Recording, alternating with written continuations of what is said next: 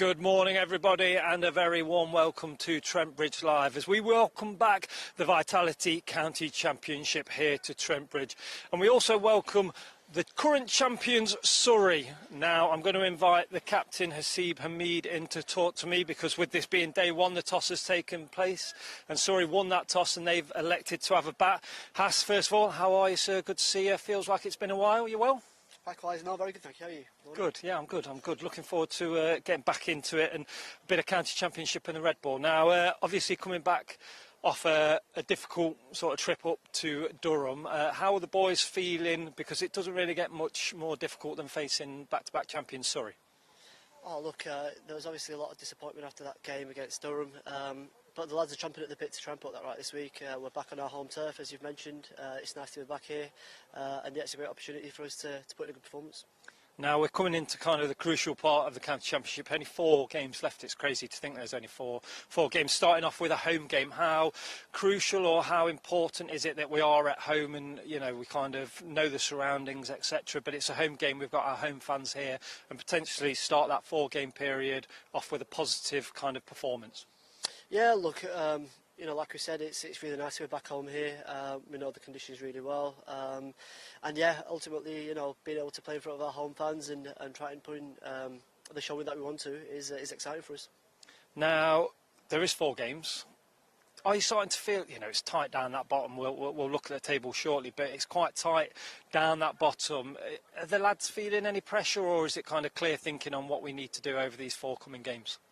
No, there's, you know, if anything, it makes it really clear on what we need to do. We need to, yeah, go back to the things that we do really well when we play at our best and give ourselves the best chance to try and get results on the board.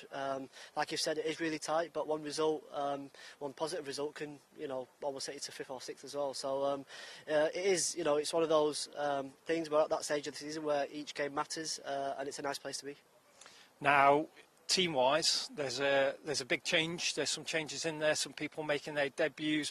Just talk us through sort of the changes and what that can bring to this team facing Surrey over the next coming days. No, look, it's obviously really exciting. We've got 3 debutants, 2 obviously young lads in Rob Lord and Farhan Ahmed making their debut. And we've also had a full cap presentation in the James this morning as well. So it's been a really exciting morning for us. Hopefully we can carry that energy into the game. And obviously an overseas signing as well that we've brought in as well. Kyle Verena, I think. Just to let you know, I asked Hass, well, how do you pronounce Kyle's surname? But obviously, what will he bring? Very experienced, obviously a wicket keeper as well, but quite a high average in the first class kind of game. Yeah, you know, obviously a lot of pedigree. I think he's got a really strong first-class record. He's currently the wicket-keeper batsman for South Africa. So, you know, he's obviously a very good player. We're really excited to have him. He landed on Tuesday, trained with us yesterday, and he seems like he's fitting really well already. So no, it's really nice for us to be able to bring someone like him in, and hopefully he can add value to the team. And just finally, obviously, bowling first after Surrey won the toss and chose to bat. Is it kind of crucial that we potentially look at this first morning session, take those 2 hours, and if we can kind of get a couple of wickets, that will gee the lads up and kind of get the momentum started for this fixture? Absolutely. Look, yeah, exactly like you've said. I think we take the first session in isolation, try and win that session. You know, a couple of wickets would be great, and take it from there. Well, wish you well. Always a pleasure talking to you. All right, good luck. Okay, Hasib Hamid there, the captain of Notts. So just to remind you that the toss has taken place, and it was Surrey that won that toss, and they have elected to bat. Now, we've mentioned the team there, but let's just bring you the whole selected 11 for you. And as you will see there, as Has mentioned, some debuts for Rob Lord, Farhan Ahmed, and obviously Kyle van der Ven there, the South African wicket-keeper batsman. But as you'll see, that is your selected 11 for this fixture against Surrey. Now, it's been a big day, as Has mentioned, a lot of cap presentations, but also it's a history-making day as well for Farhan Ahmed. Now, if you just take a look, you will literally see that he is going to be the youngest first-class player for Nottinghamshire, breaking a record that has been going back for many, many years. He is 99 days younger, than Chris Tinley, who made his debut way back in 1847. So it's a massive day really for Farhan and all his family and everything like that. But let's just remember, he is only 16 years old. He's a fantastic talent. He's already taken 23 wickets in an England shirt for the under-19s, and he made a Lions debut earlier this year as well. So massive congratulations to Farhan as well. We wish him well, obviously, this morning. As Notts will be taken to the field to bowl, we potentially might even see him later on today as well. But hopefully he enjoys it.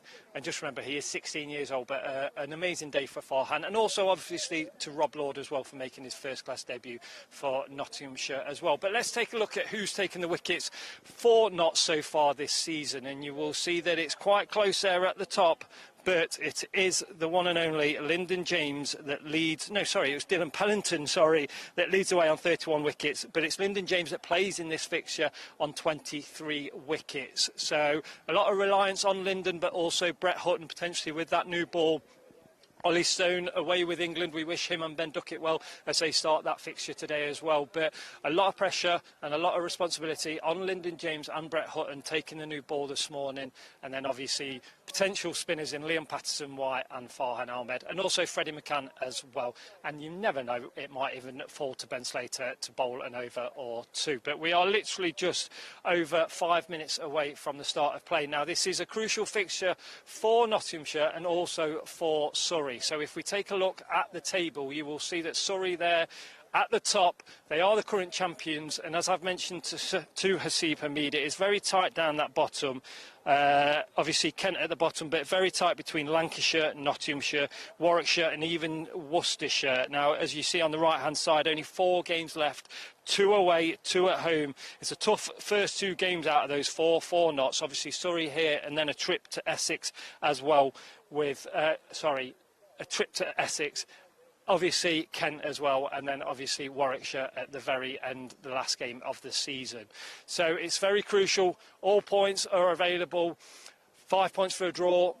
There's 5 bonus points available as well for batting, 3 for bowling. So obviously Notts will be looking to get those first 3 bonus points over the next day or so by bowling Surrey out and taking 9 wickets, and then hopefully bowling them out as well. But the bell is about to ring, which means that the players will be making their way down the pavilion steps very, very shortly. So as we get ready for gameplay, the next voice you will hear will be the one and only Dave Bracegirdle.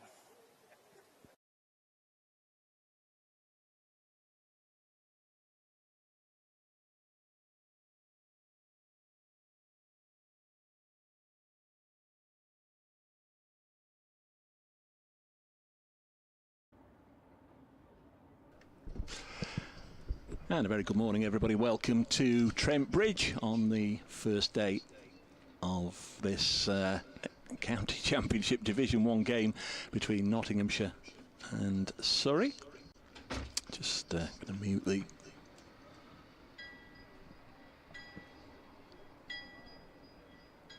There we go, the monitors in our commentary box are just spitting out a little bit of feed. There we go.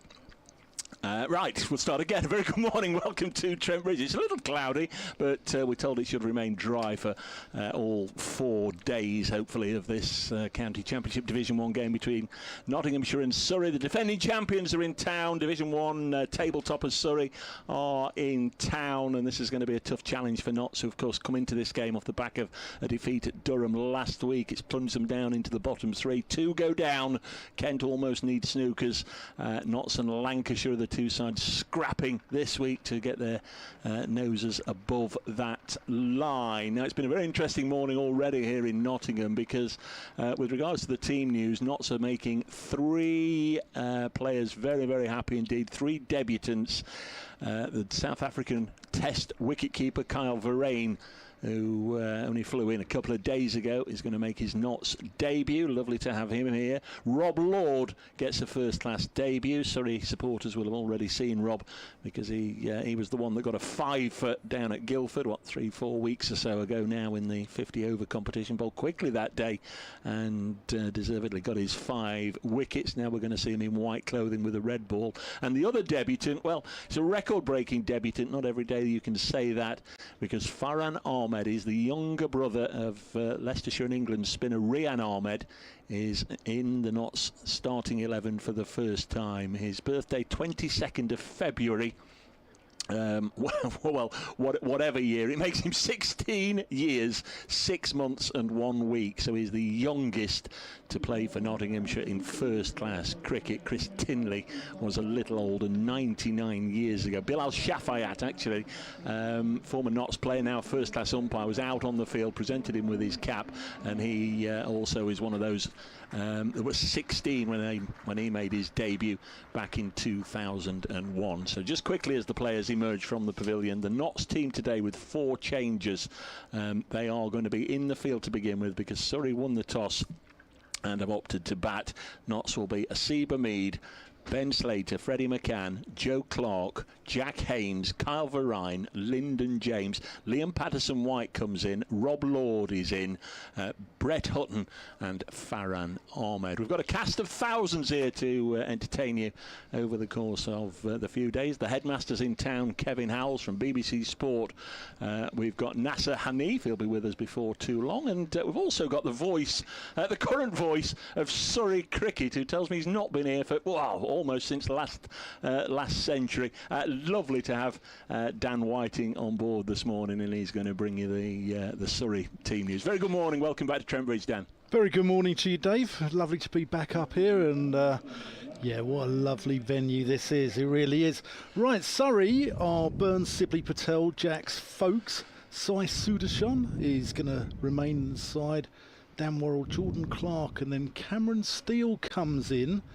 Connor McCurr, who bowled so quickly last Sunday, and Tom Laws. So Kemar Roach, although he's here for the last 4 games, has been left out of this one. Jamie Overton as well has been left out, so it'll be interesting to see. I think Surrey thinks this might turn later in the game, hence why they've gone with Jacks and Steele.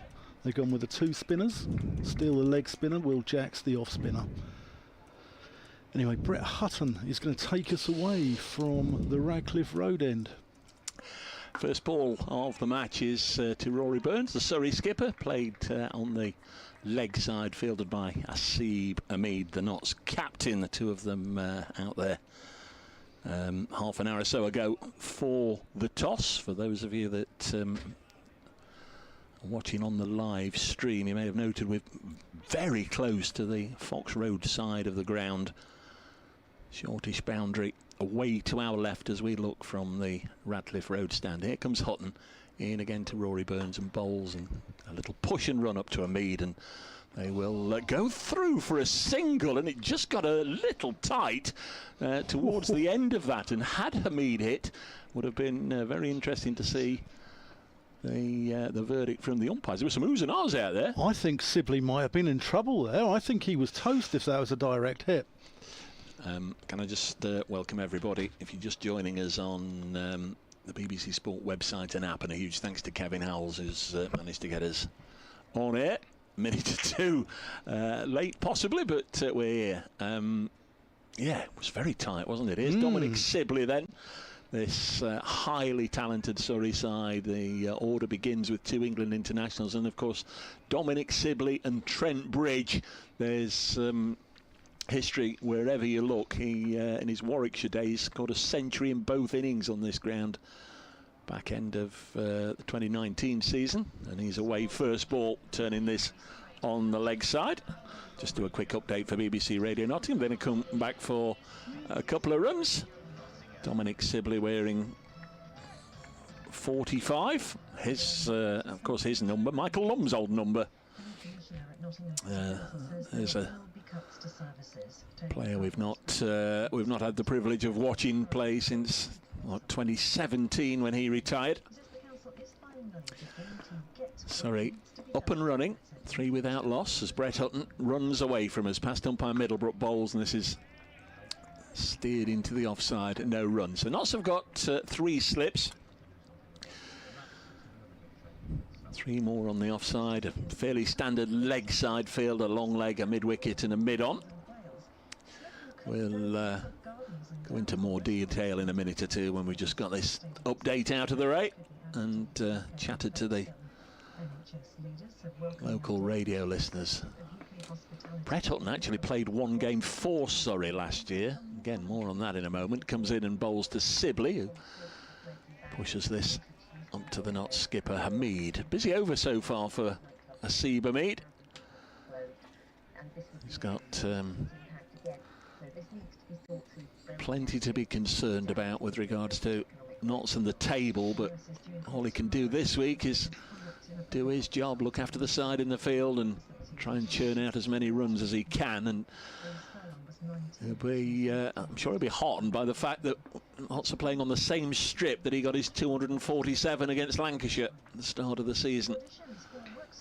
It's Dominic Sibley pushing this final ball of the opening over to point, and we're up and running here at Trent Bridge. 3 without loss on BBC London, BBC Radio Nottingham, and on the club's live stream. Still waiting for that cue to speak to radio, and then we'll hear more from Dan. It is going to be Rob Lord, so this is a proud moment for Rob and his family, all the coaches that have helped get him this far in his career. Went through the Lancashire Academy and was then released. Start of the season, he turned in some very impressive performances for Cheshire. Was recommended to Notts, and hey-ho, here he is, making his first-class debut. Cricketers are back in action in this season's county championship at Trent Bridge for a 4-day game against Surrey. Dave Bracegirdle is there for us. And Notts are in the field. They lost the toss this morning, so Surrey opting to bat, the Division 1 champions. Lots of interesting team news for Nottinghamshire. A debut to the South African keeper Carl Verreyn. Rob Lord, who only joined the side a month or so ago, is also making his debut. And into the side for the first time comes the 16-year-old spinner Rian Ahmed. Surrey are batting, 3 without loss after 1 over. Yeah. Lord will be coming in from the Stuart Broad end. Nice approach to the crease, and Burns just plays that out through point. Umpires today are James Middlebrook and Paul Pollard, who spent quite a bit of time in this parish, didn't he, as a player? He did indeed, yeah. Churned out a lot of runs back in the day. Oh, it's not that long ago, 90s. yeah. Late 80s and up to the mid-90s. Played a little bit for Worcestershire, Derbyshire towards the back end of his career. Here's Law. He's got a nice approach, actually. Short, and Burns doesn't get a hold of that. Just gave him the hurry up a little bit. Hitting the splice, and the ball dribbles out to Farhan Ahmed. Surrey seem to be playing these 16-year-olds. We had Rocky Flintoff last week and Farhan Ahmed this week. So, but I think it's great. I think it's great to see them coming through. And I also think the One-Day Cup has also played a part in, sort of putting them in the shop window a little bit. It's certainly with Rob Lord here, was given an opportunity in that and bowled with genuine pace. And of course, down at Guildford, he really did impress. Notts won there, big century from Ben Slater, and then Surrey chasing a lot of runs. They tried to take the attack to Lord, and he just picked them off one by one, ended up with a 5-foot. Here he is. Sibley leaves that one alone. Sibley batting on off stump. Is this it's a fresh pitch, this, isn't it? It's not a used pitch. It was used right at the start of the season, back in April. Okay. Kookaburra ball for this one as well, which we'll see how that plays. There was a little bit of debate going around early season about the merits of the Kookaburra ball on the slow pitches. Now the pitches have quickened up a little bit. Let's see how it plays. It'll be interesting to find out. Anyway, here's Lord. Sibley gets up on his toes and plays it to Ahmed in the gully. Those that like to collect players' numbers will be aware. The debutants, Rob Lord bowling at the moment, he's got number 4. James Pattinson had 4. I'm trying to think if anybody since James had that, but there's a fine player. And of course another James Taylor, I think, before him. Not had too many number 4s recently. I'll go through the other debutants in a moment. Lord in, and Sibley plays that out to mid-on. Now there's an couple of interesting tales here. Farhan Ahmed is wearing number 97. That was the number he was given, his academy number. So obviously he's stuck with that. Now Kyle Verine, the South African keeper's come, and he was asked, "What's your number? What's your number?" 97. Always have 97. I was born in 1997. Always have 97. You can't have it. He's gone for number 7. Chris Reed's number. Chris Reed's number. Here's Lord. Oh, just pulls out of his run-up. 3 slips in place. Joe Clark at first, Freddie McCann at second, and Lyndon James at third. Ahmed in the gully. We've got an extra cover. Hasib Hamid is at mid-off. Mid-on. Square leg, and quite a square, fine leg. As Sibley drives handsomely out to Hamid. He's so square because it's a very short boundary over towards the Fox Road side today, isn't he? And he's got to sort of cover both bases a little bit. So we're through 2 overs. Surrey 4 without loss. If you'd like to get in touch, we'd love to hear from you at Brace Cricket at the middle stump. Of course. Yeah. At Nasser Hanif. Is there a number on the back? No, there isn't. We'll hear from Nas in a wee while. At Nasser Hanif. And the headmaster's here. I'm not sure what Kevin Howes is going under at the moment. At Kevin Howes, you'll find him. You know how to get in touch with the headmaster. We'll hear from him a little later on. Brett Hutton went to bowl the 3rd over. Last year, Surrey played a match at Guildford. It was a first-class fixture against the Sri Lankan Development 11. Yeah. As I said, it did have first-class status. As Hutton bowls nicely timed by Rory Burns, who, if memory serves, has scored a lot of runs in the past on this ground. Works this to the short side. Hamid does the fielding. 2 more to Burns.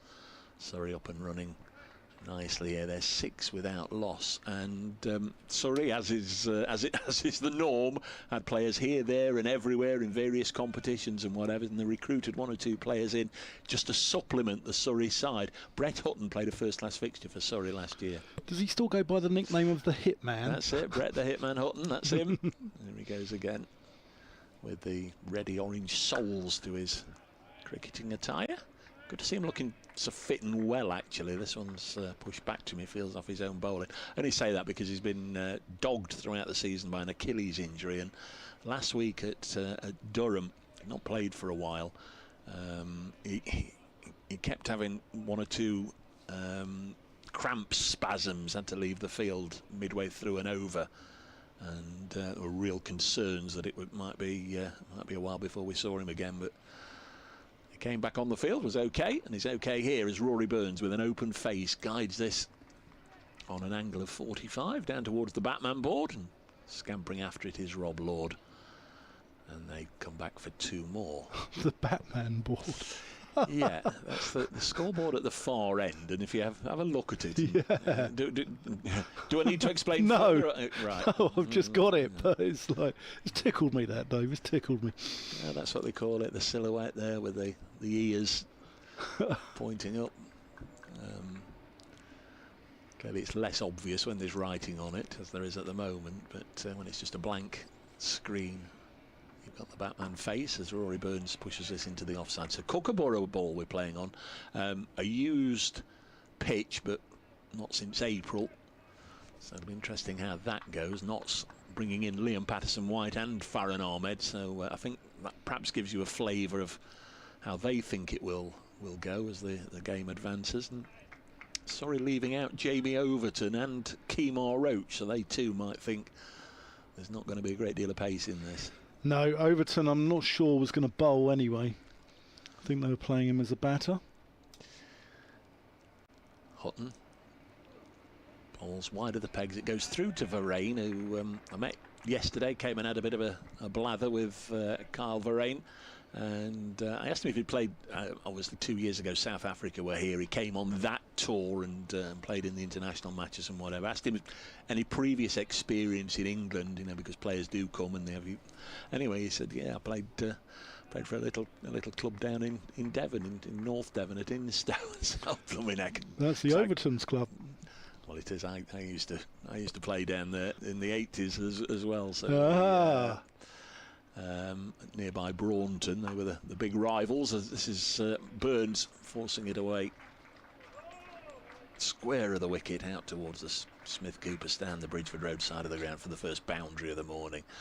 So we talked about Jamie and Craig. Hoped that Jamie would be in the squad. By then we didn't know the Surrey travelling party, and I'm sure they've had a catch up. Spoke to Jamie this morning, and I used to play with his dad, Mark. Mark not coming up, but if you're listening, Mark, all the best, and I'm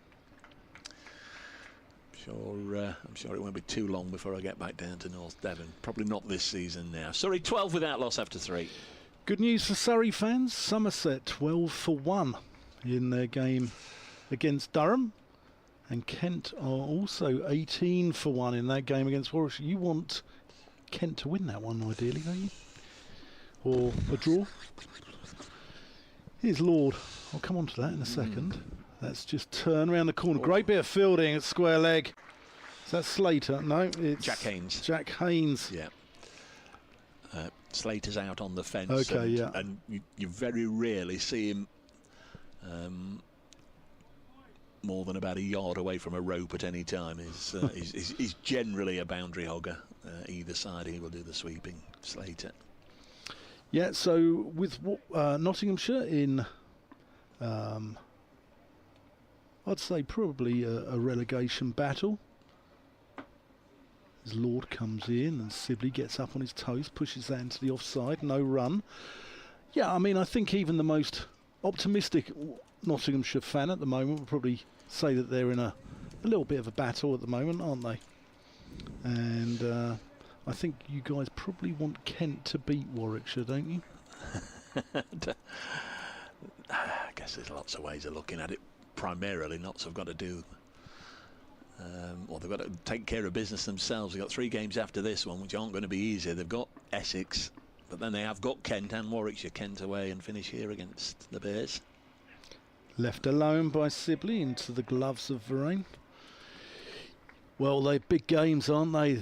It's throwing up some huge games now, the county championship. At the top of Division 2 as well, there's some interesting ones. Middlesex are at Yorkshire today. Yeah, they're second and third, of course, hot on the heels of Sussex. But quite simply, Surrey, the table says it, common sense says it, this is going to be the toughest challenge for Notts. Lord. Oh, that's a good delivery. Goes past the outside edge of Dominic Sibley's bat. Angling it in and just holding its line. Good delivery. And then Essex at Chelmsford in a fortnight where Notts have often been hammered in the past. Get through those 2 and then have a look and see what needs to be done against Kent. Kent might be needing snookers by then, and Warwickshire might be clear by the time they come here end of the season. But the next 2, get as many points as you can, I think, out of those 2 and see where you are. Yeah, I think Kent are gone. I think they're toast. Sibley leaves that one alone, but I think the other remaining place is obviously between Nottinghamshire, Lancashire, Worcestershire and Warwickshire. Yeah. Yes, if any of those have a really poor run of results over the last 4, they're going to be in trouble. I probably agree with you that Kent, they're just too far adrift now. They've maybe got to win 3 out of 4. Credit to Worcestershire though, because they were everyone's favourites at the start of the season, weren't they, to go straight back down. As Lord comes in, Sibley leaves that one alone again. Sibley 2 off 14 balls. The Sheriff of Nottingham. Yeah, with a surname like Lord, there's lots of scope for for expansion when he gets the wicket. I think there was one or two lordies and that sort of stuff when he got his 5 for good lord and all the rest of it. Well, I'm sure you'll be giving him praise, Dave. He started okay. He's bowled 2 overs, 1 maiden, none for 1, so he's keeping them nice and honest. Yes, praise be to the Lord. Yes, I got that eventually. Yeah, yeah. Hutton to continue. Still to come. Well, there's star names wherever you look. Ryan Patel, Will Jacks, Ben Folkes. There's Hutton, nice and full, pitched up, driven down the ground, just to the offside of straight. Farhan Ahmed loses his brand new Nottinghamshire first team cap as he chases after it and flicks it back for Hasiba Mead. And then the return comes in, 14 without loss. I'm sure we're disappointed with Lord in the side that there's no Pope in the Surrey side, or Abbott for that matter. Very much so, yeah. Yes, when you think of the players that are here, and I think we could put another side out, of course, which 14 without loss in terms of international appearances, probably even stronger. The 4 with the England side, Jamie Overton here but not playing, both Currans, Abbott. Crikey. Is there? Oh, yeah, Dan Lawrence. I keep forgetting about Dan Lawrence going away. Yeah, there's Lawrence Atkinson, Pope, and Jamie Smith. Jamie Smith. Yeah. Yeah.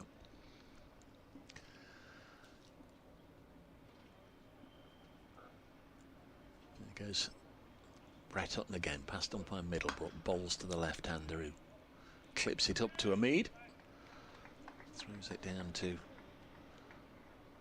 Verine.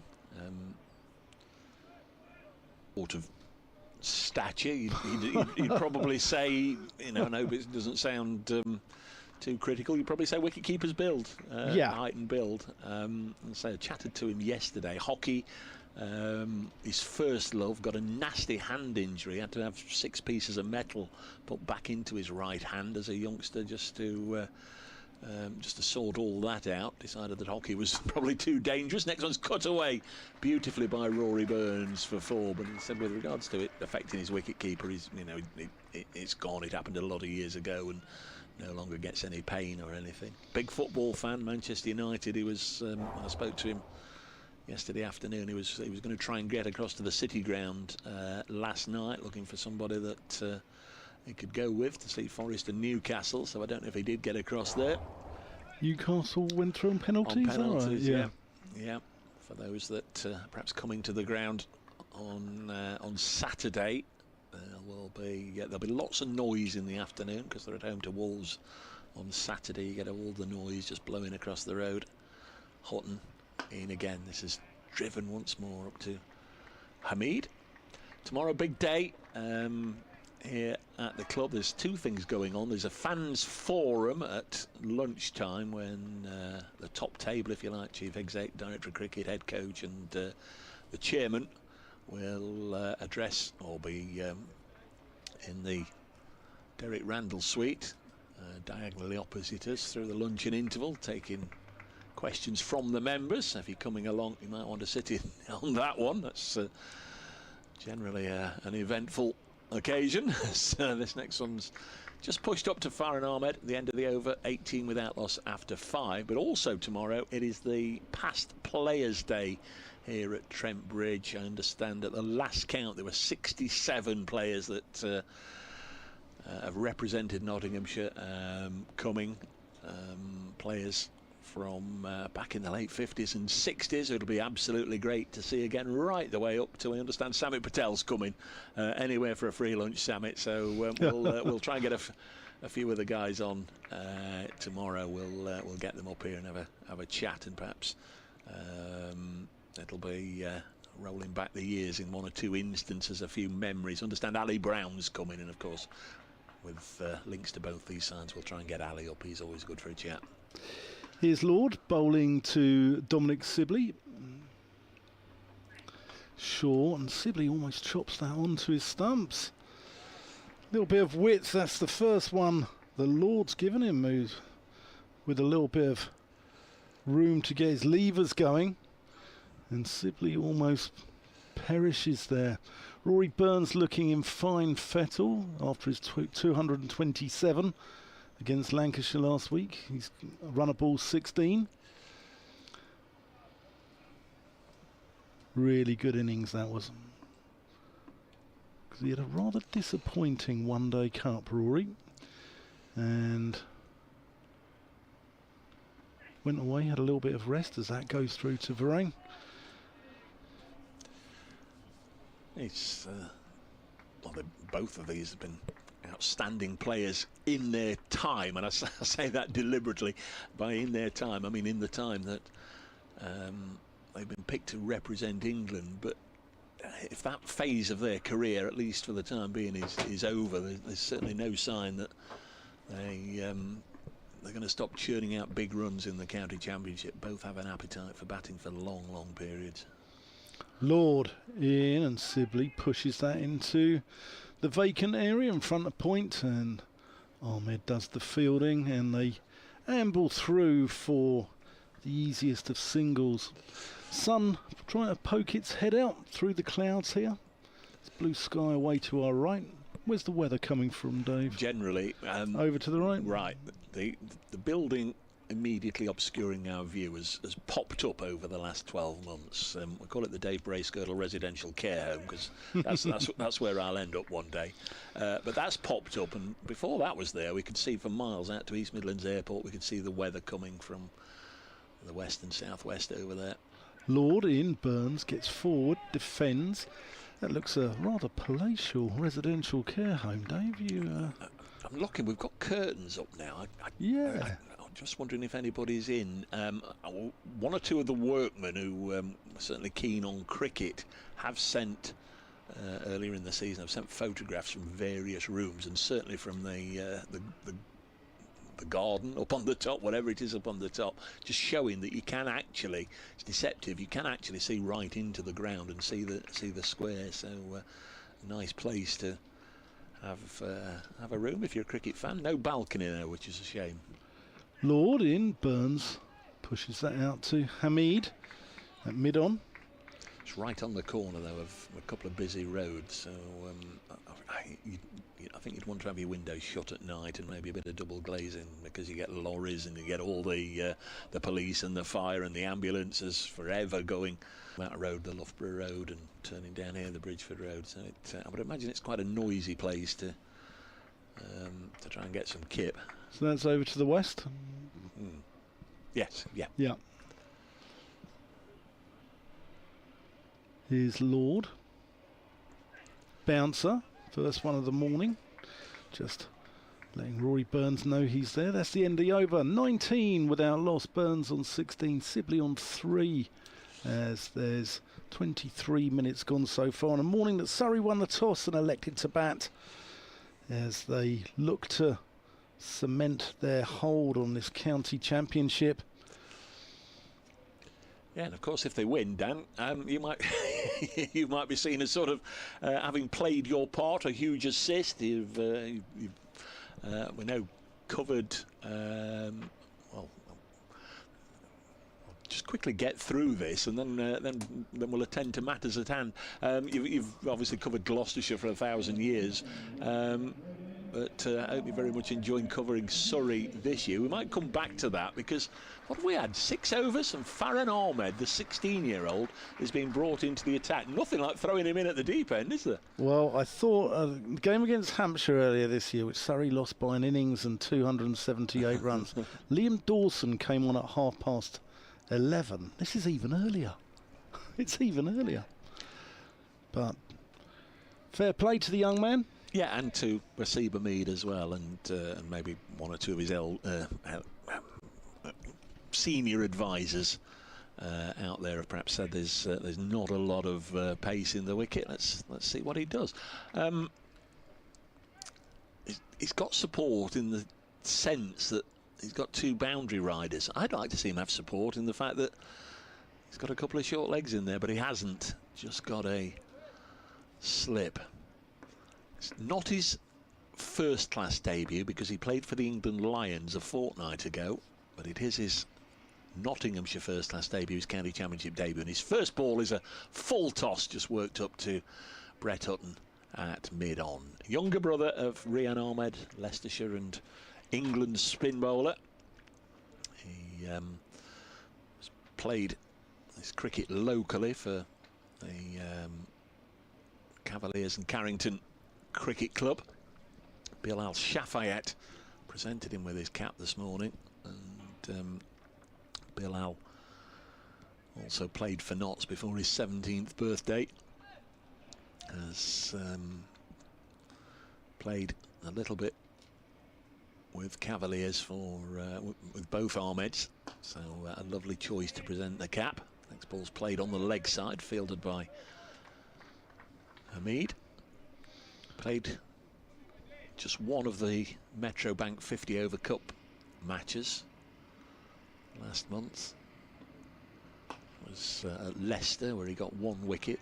Again, it's turned to mid-wicket, fielded by Hasib Hamid. Quite a tidy action, pushes it through a little bit. He'll be nervous though, won't he? He will, yeah. First ball gave that away, a full toss, but it's just dropped nicely into his rhythm now. Fields off his own bowling, 20 without loss. Burns off to a flyer on 16. Dominic Sibley a little more cautious, as 4 from 18 deliveries faced. In comes Farhan Ahmed, bowls and getting all the respect in the world at the moment from Rory Burns, who helps it out to Liam Patterson-White. Good to have LPW back in the side as well. Calvin Harrison's got a bit of a niggle, so he's not playing in this one, the leg spinner. Ahmed stands very deliberately at the end of his mark and then comes in and bowls, and a single off the first ball, then 5 dots. Good start from Farhan Ahmed, and warmly appreciated by the crowd. A little handshake from Brett Hutton and Freddie McCann. 20 without loss. Just very quickly, Dan, for any of you coming to the game either today and you're listening in the ground, or for the remainder, there are going to be talks, presentations in the lunch and tea interval in this, the Radcliffe Road stand, all about Nottinghamshire and Surrey cricketers who lost their lives in World War One. So if you like the history side of things, there's been a lot of work unearthed by the heritage team over the last few years. There's going to be presentations all through the course of this game. I believe we've got a Surrey gentleman coming up tomorrow to give a presentation as well. I'll dig that out and plug that. But if you want to take your sandwiches and go into on the first floor of the Radcliffe Road stand at lunchtime, there's going to be presentations every day, different presentations every day by the heritage team. Like I say, I'll dig out more information and give it as we go on. Just a bit of a reminder. Lord bowling to Dominic Sibley, who gets up on his toes and plays that into the covers. I've got some good news for Nottinghamshire fans. Worcestershire are 18 for 4. Good grief. Yeah. Now, where are they at today? Essex. Porter and Cook, funnily enough. Yeah. Yeah. But you say that with some trepidation. Well, Notts go there next. Yeah. Harmer hasn't had a bowl yet. Lord coming in past Paul Pollard, left alone, goes through to the gloves of Varane. Yeah, it's interesting. You were saying that, I've worked for Gloucestershire for the last few years. We finished 18th in the county championship, and now I've covered Surrey, who look like they're going to finish first. So Surrey looking to become the first side since Yorkshire in 1968 to win the county championship 3 years in a row. Gentleman just can't decide which of those empty seats at the far end he wants to sit down in, and he's told to quickly sit down by the steward. Lord strays onto the pads of Dominic Sibley, and that's one person you don't bowl to around leg stump, and he works it to the short boundary for 4. Not the largest crowd we've seen here this season. I sometimes have to just have a little bit of a look. Certainly to my left here on the Radcliffe Road stand, the middle tier, which is a really great spot to be in at the moment, just to our left. They've got a vantage point looking right behind the arm. That's pretty packed. There'll be a lot downstairs as well, but as we look around the ground, obviously for understandable reasons, because they're a mile away from the cricket, the Smith Cooper and the William Clark stand relatively empty. Lord to Sibley, plays that to mid-on. Yeah, I covered a game, first game of the season, at Warwickshire, where they were right over towards the family stand at Edgbaston, and there's a chap in there who sits in the same seat in the Hollies. That's right. With his, yeah. I think his dad used to take him there, and he's always sat in that seat. And you know, I reckon he was looking at about 120 yards to the wicket. Well, when we went, we had a day that was rained off, and it wasn't called off till tea or just after tea, and he still sat there all day in the pouring rain. Oh, fair play. Lord in, Sibley gets right forward. Looks a good batting track, this. Looks pretty flat. Kookaburra ball as well. There could be runs in this. Half an hour gone. I'm going to make way at the end of the over for NASA.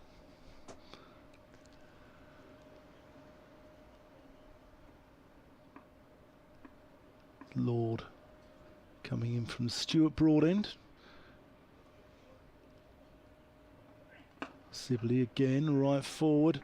That completes the over. And Surrey, good start, good half hour. 24 without loss. Burns on 16, Sibley on 8. Listening to Dan Whiting, Dave Bracegirdle, and I'm going to make way for NASA. Thank you, Dan. More from Dan at the top of the hour. 24 without loss. We've got through 8 overs. 29th of August.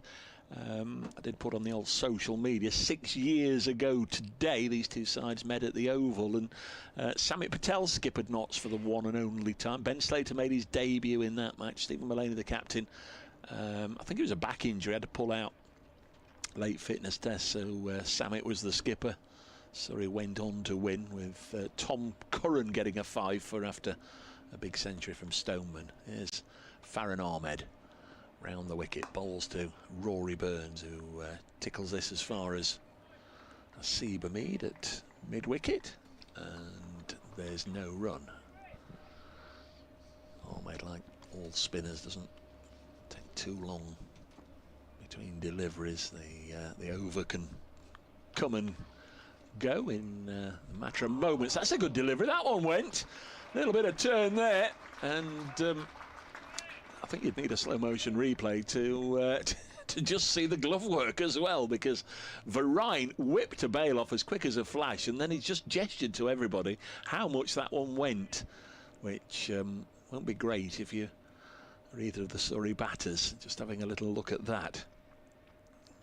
Encouragement for Farron Ahmed. This is played up to mid-on, fielded by Lyndon James. 24 without loss, Surrey. Rory Burns won the toss, had no real delay in saying to Hasib Hamid, we'll have a bat please. Ahmed round the wicket again, bowls. This one's cut away to backward point, partially stopped by Rob Lord, and they'll go through for a single, so they're going to have to swap over for the right-handed Sibley. And while they're doing that, we can welcome for the first time this morning, I think the last time he was here, we decided we're going to call you a man that was named after 2 Test captains. Very good morning from BBC Sport, Nasser Hanif. A very good morning to you, Dave. Yeah, it's good to be back here at Trent Bridge. Yeah, I think you did, didn't you? It's, after Hanif Mohammed and Nasser Hussain. I'll take that. I think you would as well. Next delivery on its way now to the right-handed Sibley, and a single taken. It's good, this, isn't it? Get a 16-year-old involved. Oh God, I was looking at some of his sort of his bios this morning. Actually, there's another brother as well. There's apparently 3 brothers, isn't there? Yeah. I'm not sure if the other one plays cricket, but obviously 2 of them. Yes, he also plays for the local club, Cavaliers and Carrington. Farron Ahmed round the wicket to Burns, clips this with good degree of certainty up to Lyndon James at mid-on, and that's the end of the over. Just 2 from it, 26 without loss.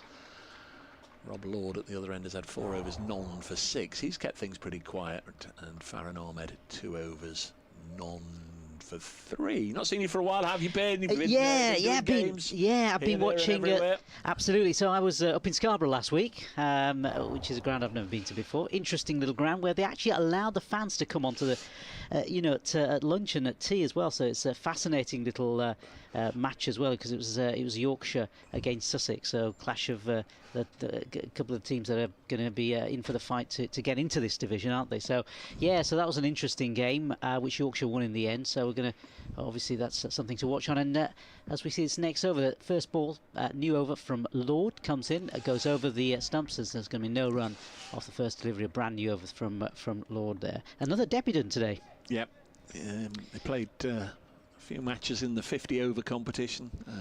Recommended to Notts after impressing for Cheshire in the national counties this year, having been released by Lancashire, worked his way through their academy. Nice to see somebody who perhaps initially might have thought all his dreams were being crushed and now getting another chance. Yeah, it happens like that sometimes, doesn't it? He's bowling in from the Stewart Broad end. This second delivery comes in, bowls. This next one's pushed out in front of him by Dom Sibley. So yeah, no further runs there. I guess the only downside against playing against Surrey, he might feel, psychologically this is great, but the downside of that is Surrey have had a look at him. The Surrey dressing room know all about him, because he got a 5 for against them at Guildford. Yeah. There will be sides that haven't seen Rob Lord yet, of course, and they might be in for an interesting surprise. He can bowl quickly. I'm not saying this is the quickest strip that he's going to find on the county circuit, and certainly with the Kookaburra ball, that's going to hold him back a little bit as well. He comes in, bowls this next delivery, that goes straight over the stumps. No further runs there. Yeah, it's interesting. 3 more games now for Nottinghamshire. Well, 3 more games for all these teams. 3 important games, certainly if Nottinghamshire are going to survive, and that's, I guess, would be their key aim, stay in this division. 29th of August, I was mentioning, 1842, Alf Shaw was born on this day. Who's Alf Shaw? You say, well, he was a Nottinghamshire player, bowled the very first ball in Test cricket history, and also got the very first wicket in Test cricket. Alf Shaw, former Nottinghamshire great. As in comes Lord again. This next delivery pushed just out in front of him towards the leg side. No further runs to the total. Bringing it more up to date, 1999, last man to get a hat-trick in one-day cricket for Notts, and it was actually 4 in 4, the West Indian Vasbert Drakes against Derbyshire, who began the final over of a Sunday league game, I think needing 6, and they ended up losing by 4 as Vasbert Drakes took 4 in 4, an astonishing turnaround at the end of that game. As Lord comes in again, and he bowls from the Stewart Broad end. This next delivery, quite a bouncy one, and has it got the edge of the bat as it's gone through? It's flicked the bat of Sibley and gone through to what, second, third slip? Let me just Freddie McCann's taken the catch, and I think Sibley's walked there. I'm not sure Paul Pollard he certainly didn't raise the finger from there. He might have just said, yeah, that's out or something. No obvious sign of the umpire giving him out, but certainly plenty of sign of Dominic Sibley walking, and it's Rob Lord getting his maiden first-class wicket, so many congratulations to him, caught by McCann, 26 for 1. Yeah, big wicket this, a big wicket early. Sibley strikes me as one of those players, from having watched him in the past. He's a sort of like a rock on one side, and maybe some of the other players can bat around him, almost like a Chris Tavray from days of old, for players who remember that type of batsman. Takes his time, gets himself in and takes plenty of balls before he, gets on with it. So certainly a big loss for Surrey early on, and just the sort of start that Nottinghamshire wanted, as they hope to get a few wickets as the sun comes out here at Trent Bridge. And it looks like it's going to be Ryan Patel who's going to be the new batsman who is coming out for Surrey. So yeah, Ryan Patel, he's going to join Rory Burns on the other side. So they're going to be the 2 batsmen who are going to face the Nottinghamshire bowling, as the sun now definitely comes out. Bright sunshine here at Trent Bridge. Do you think he was trying to leave that? It looked as though he tried to leave it, didn't he? That's that. I thought that, and maybe it just flicked the edge of the bat as it went through. Certainly looked that way. But yeah, bizarre circumstances, but that won't mind a jot, I am guessing. No. Good catch as well by Freddie McCann. Not so bad to have a bit of a reshuffle with neither Matthew Montgomery or Calvin Harrison playing. They were pretty much first and second slip throughout the Durham match last week. Of course, Joe Clark's in at first slip. He was for last week, so it's all change in there. It's a new keeper, a new first slip, and a new second slip with Freddie McCann, but he hung on to that one nicely low down. Good celebrations, good wicket. Notts up and running. Surrey 26 for 1. Yeah, and it's going to be Patel who's going to be facing up to Lord. Successful first wickets in this game. As he comes in, Lord comes in, this next delivery, final delivery of the over, and just pushed out in front of him. A successful over for Nottinghamshire. The score 26 for 1. Applause around the ground here at Trent Bridge. Rory Burns, he's still there, of course, on 17, and the new batsman yet to get off the mark. Yeah, Rob Lord, 5 overs, 2 maidens, 1 for 6. Very, very quietly. I know we've been talking about this, that, and the other, and the focus on Farhan Ahmed at the other end. But you know, I'll say that again: 5 overs, 2 maidens, 1 for 6. That's a terrific way to announce yourself on the first-class stage. And sometimes that happens, all the attention being on one side, on Farhan Ahmed, and it's the other side, or the bowler on the other side, who will, take the wickets. It's Farhan Ahmed now. 26 for 1. Rory Burns has 17. Can Farhan get his maiden first-class wicket as the sun just gets a little stronger here in Nottingham? Ahmed fields off his own bowling as Burns flat bats it straight back to him. Just the one slip. Joe Clark. Next ball worked up to mid-on where Lyndon James does the fielding. These sides last met at the Oval last summer. It was the first game that Hasib Hamid had skippered Notts with Stephen Mullaney out injured.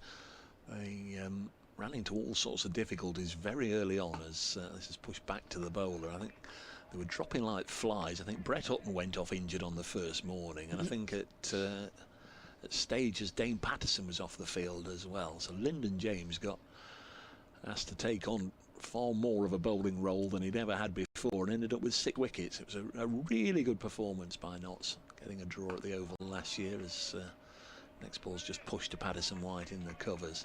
And of course it was the first game that Will Young, the New Zealand international, had played for Notts, and he got a century, adding his name to a list which I think is now 14 players big of Nottinghamshire players who've scored a century on their first-class debut.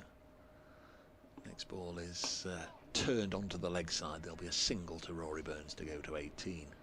27 for 1. Should we have a lull in the action? We've got all the stats in the world which have kindly been sent us. I was initially a little impressed by Dan's homework last night, because we had tons and tons and tons, reams of paperwork sent through. Here you are, Dave, some homework for you. A little light reading, he said, but I should have known better. It was our old friend Marcus Hook who's been a great supplier to the commentators over the years of lots of really important stats as Ahmed fields off his own bowling, and he's quietly just turning in some decent figures here. 3 overs, none for 4. So thanks to Marcus. I'm sure you're following the game. Probably at a game yourself somewhere, but I'm sure you're following this one as well. Many thanks for all the stats, and obviously we've got 4 days to squeeze them all in. I'm sure we will at some stage. 27 for 1. Dave Bracegirdler and Nasser Hanif here. Dan Whiting will be back before too long. We'll hear from the headmaster as well. Kevin Howell's with us. Also keeping half an eye on the test match as well, which started today. Ollie Stone back in the England side. Yeah, it's going to be Rob Lord now to continue from the Stuart Broad end.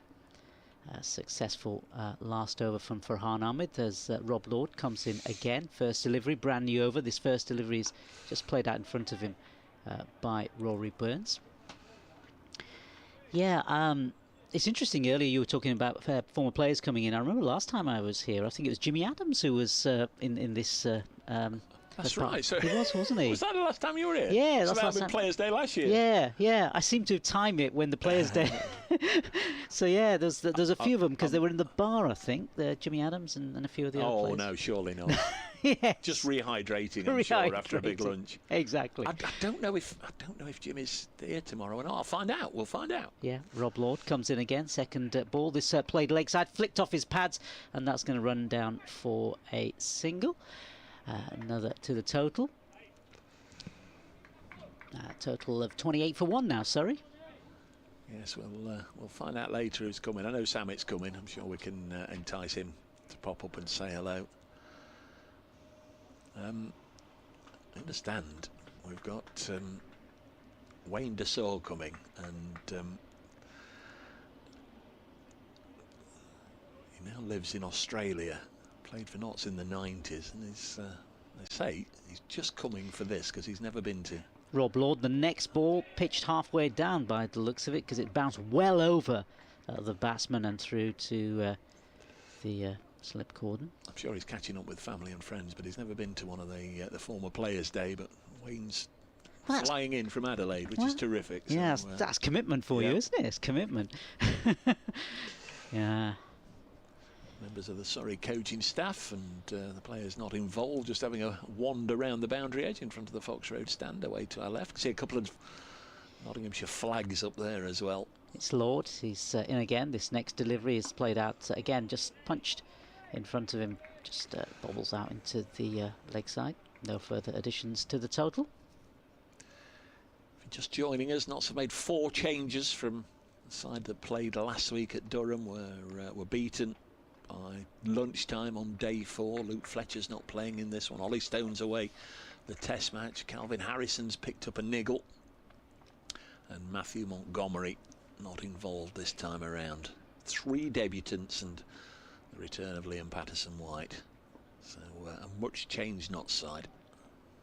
It's going to be Lord again, bowling from the Stoop Broad end. He comes in.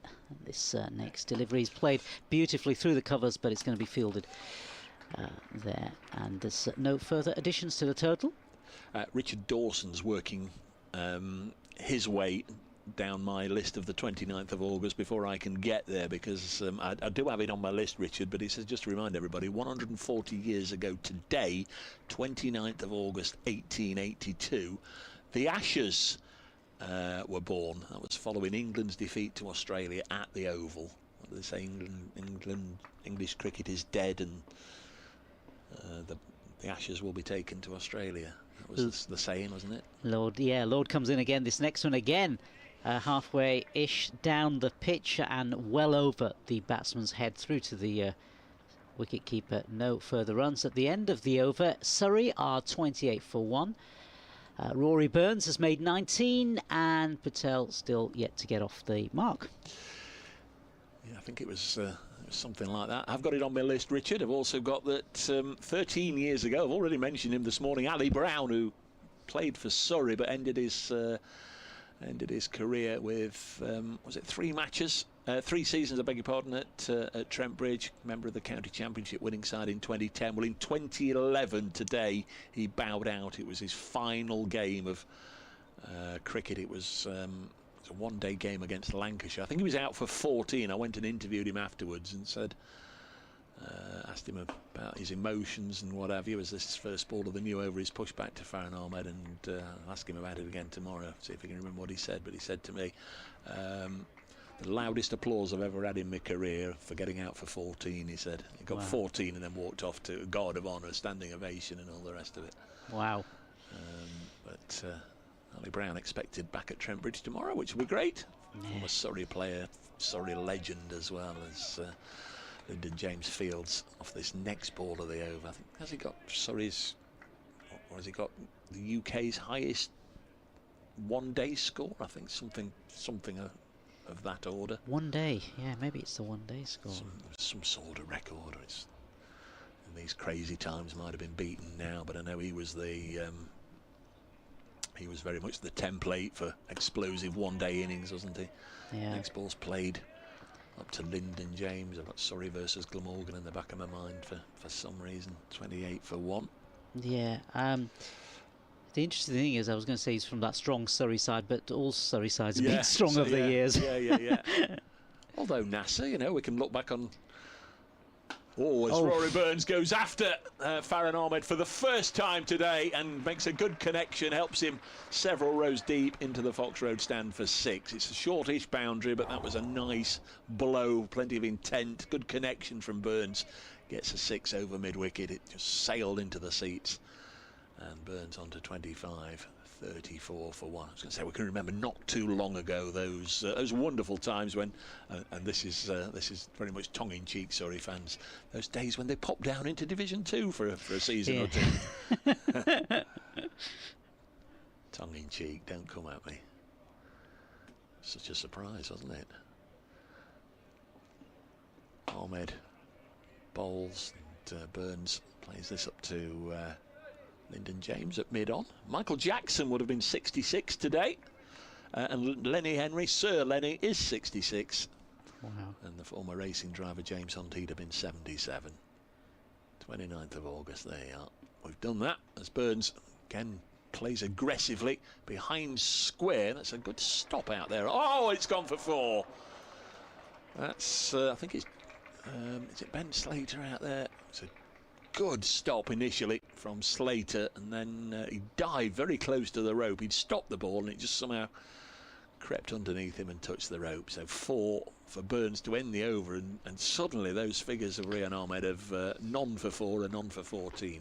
38 for 1. Yeah, the sort of shackles loosened a little bit, but prior to that he's been bowling really, really tightly, and certainly with a lot of control. Certainly after Hasiba's put him in fairly early-ish for a spinner. Normally you'd see the spinner maybe coming in, 5, 10, 15 minutes before the lunch interval. But yeah, early in the first hour, spinner getting a go. England have lost 2 wickets, 2 Surrey wickets. Dan Lawrence out for 9 and Ollie Pope out for 1. I heard Ollie Pope's presser yesterday where he was saying, yeah, it was nice to start his captaincy reign last week with a victory, but felt he needed to contribute more with the bat. A couple of low scores there, and it's gone for 1 today. And it's going to be Rob Lord to continue, and first ball, brand new over. This first delivery is left outside the off stump by Patel. Division 1, Somerset 56 for 2 against Durham. Kent 47 for 3 at Edgbaston. Worcestershire recovering a little bit, 45 for 4 at Chelmsford. Hampshire, the away team at Old Trafford, 28 for 1. And obviously the other Division 1 score, which I was going to read out and I might as well, is Surrey 38 for 1 at Trent Bridge. Give you Division 2 after this ball. Yeah, it's going to be Rob Lord, and he's bowling in from the Stuart Broad end. This next delivery is played through, attempted to play through the covers, straight to the field and no further run. Good looking shot. In Division 2, Dan's glorious Gloucesters are 31 for 3 at home to Northants. Sussex have made a fine start. They're 60 without loss at home to Derbyshire. Yorkshire 52 with the openers still together at home to Middlesex. And Leicestershire 36 for 2 in Cardiff. There you are, all the scores, all the updates, all the wickets as they go down on the BBC Sport website and app. Yeah, it's crunch time for a lot of teams at the bottom of Division 1 and top of Division 2 as Lord comes in again. This next delivery left outside by Patel again. Yet to score in this game. Oh, called a wide actually, a little belatedly by umpire Pollard. He had a good look at it and considered there was no way that that could be played, so it's been called a wide. It's certainly been bowling well in his 6th over now. 1 for 8. Of course, that early wicket, Dom Sibley, England batsman, of course. Early alarm bells are ringing in the ears for later in the game, because seeing Ryan Patel batting is a reminder that Surrey are one of the sides that where the cable knit woolly pulleys. So you've got to go back to the old-fashioned. Lord comes in again. This next one flicked squarish by Patel. No further run there. Nothing doing. You've got to go back to the old-fashioned method of just trying to recognise players as to what they look like rather than reading their names and numbers. Yeah, he's one of those that he hasn't got his, well, he wouldn't have his number on his back, I suppose, if he's wearing that pullover. Don't have numbers on the back of pullovers, do they? No. Although you can get a sort of a fleecy one, can't you? A fleecy top that doubles up. It's Lord, and he's bowling again from the Stuart Broad end. This next one, attempted pull, and straight through to the wicket-keeper. Yeah, interesting shot early on. I guess he wants to get off the mark and, you know, get some runs on the board, but not really connecting at all, and the ball going through to the wicket-keeper there. So another good delivery from Lord, who's been bowling well this morning. And the weather sort of cloudy now a bit more than it was before. Sun's gone back in again. And it's Lord. And he comes in again, this next delivery. And again, flicked just outside in front of him, just slightly to the offside. So it's 4th of August at Guildford when Notts got the better of Surrey, and Rob Lord, 10 overs, no maidens, 5 for 45. And his 5 victims were Dominic Sibley, who is dismissed today, Ben Geddes, Ben Folkes, Cameron Steele, and Blake, the keeper, Josh Blake. Josh Blake, the wicket-keeper. 5 for 45. So in legal terms, there's previous. So yeah, he comes in again, and he'll be hoping to add to his solitary wicket as he comes in this next delivery. Now this time he has connected, and he's pulled it for 4 runs, has Patel. Ryan Patel, 4 glorious runs. He was attempting to do that earlier in the over, didn't connect. This time he has. It's gone squarish, pulled it to the boundary there, and a good 4 runs.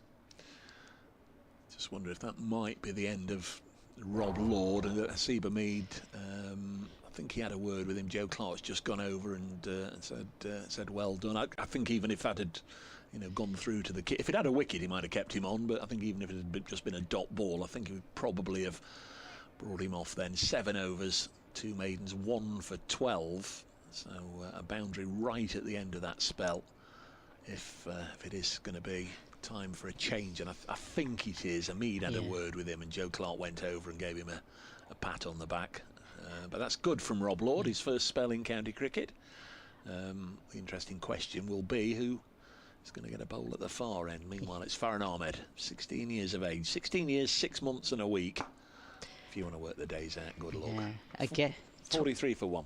Yeah, 22nd of February 2008 is when he was born. 2008, yeah. As they say, I've got socks older than that. Genuinely. 43 for 1. Comes in to Rory Burns, who's on 29. And it's interesting because they were playing the 2 debut bowlers, weren't they? And so maybe it's time for the experienced hand to come in at this stage. Well, it's whether he goes all spin with Liam Patterson-White or Brett Hutton only had 3 overs. There's Farhan Ahmed in once more and pushed into the offside. The other option would be I was going to say it would be Lyndon James, and the more you look, the more you see. I kept just flicking from one to the other to see who was starting to limber up, and my silver shilling might be on Lyndon James to get the next over. Next ball sees Burns advance down the track, plays it up to Lyndon James and takes an easy single. 44 for 1 in the 15th over as we inch ever closer to midday here on BBC Radio Nottingham, BBC London, and online. We're on the club's live stream, Trent Bridge Live. We're also on your smart speaker as well. You can ask BBC Sounds to play Notts versus Surrey Day 1. Ahmed to Patel. Pushes this one back to Ahmed, and he needs 2 attempts before grasping the ball. I guess with him being so young as well, perhaps Rory Burns is trying to get under his skin, you know, advancing down the wicket a little bit, maybe. Off he sets, number 97, and bowls. Next one's played up to Lyndon James at mid-on, end of the over. 15 gone, 44 for 1. Didn't think Farhan Ahmed, I beg your pardon, nearly called him Rian there. I didn't think Farhan was going to play today, simply because I just popped into Trent Bridge yesterday and I saw them having a bit of a net, and Farhan was he was almost the ball boy in, you know, he was like when you've got a terrier or a spaniel and you keep throwing the ball to fetch.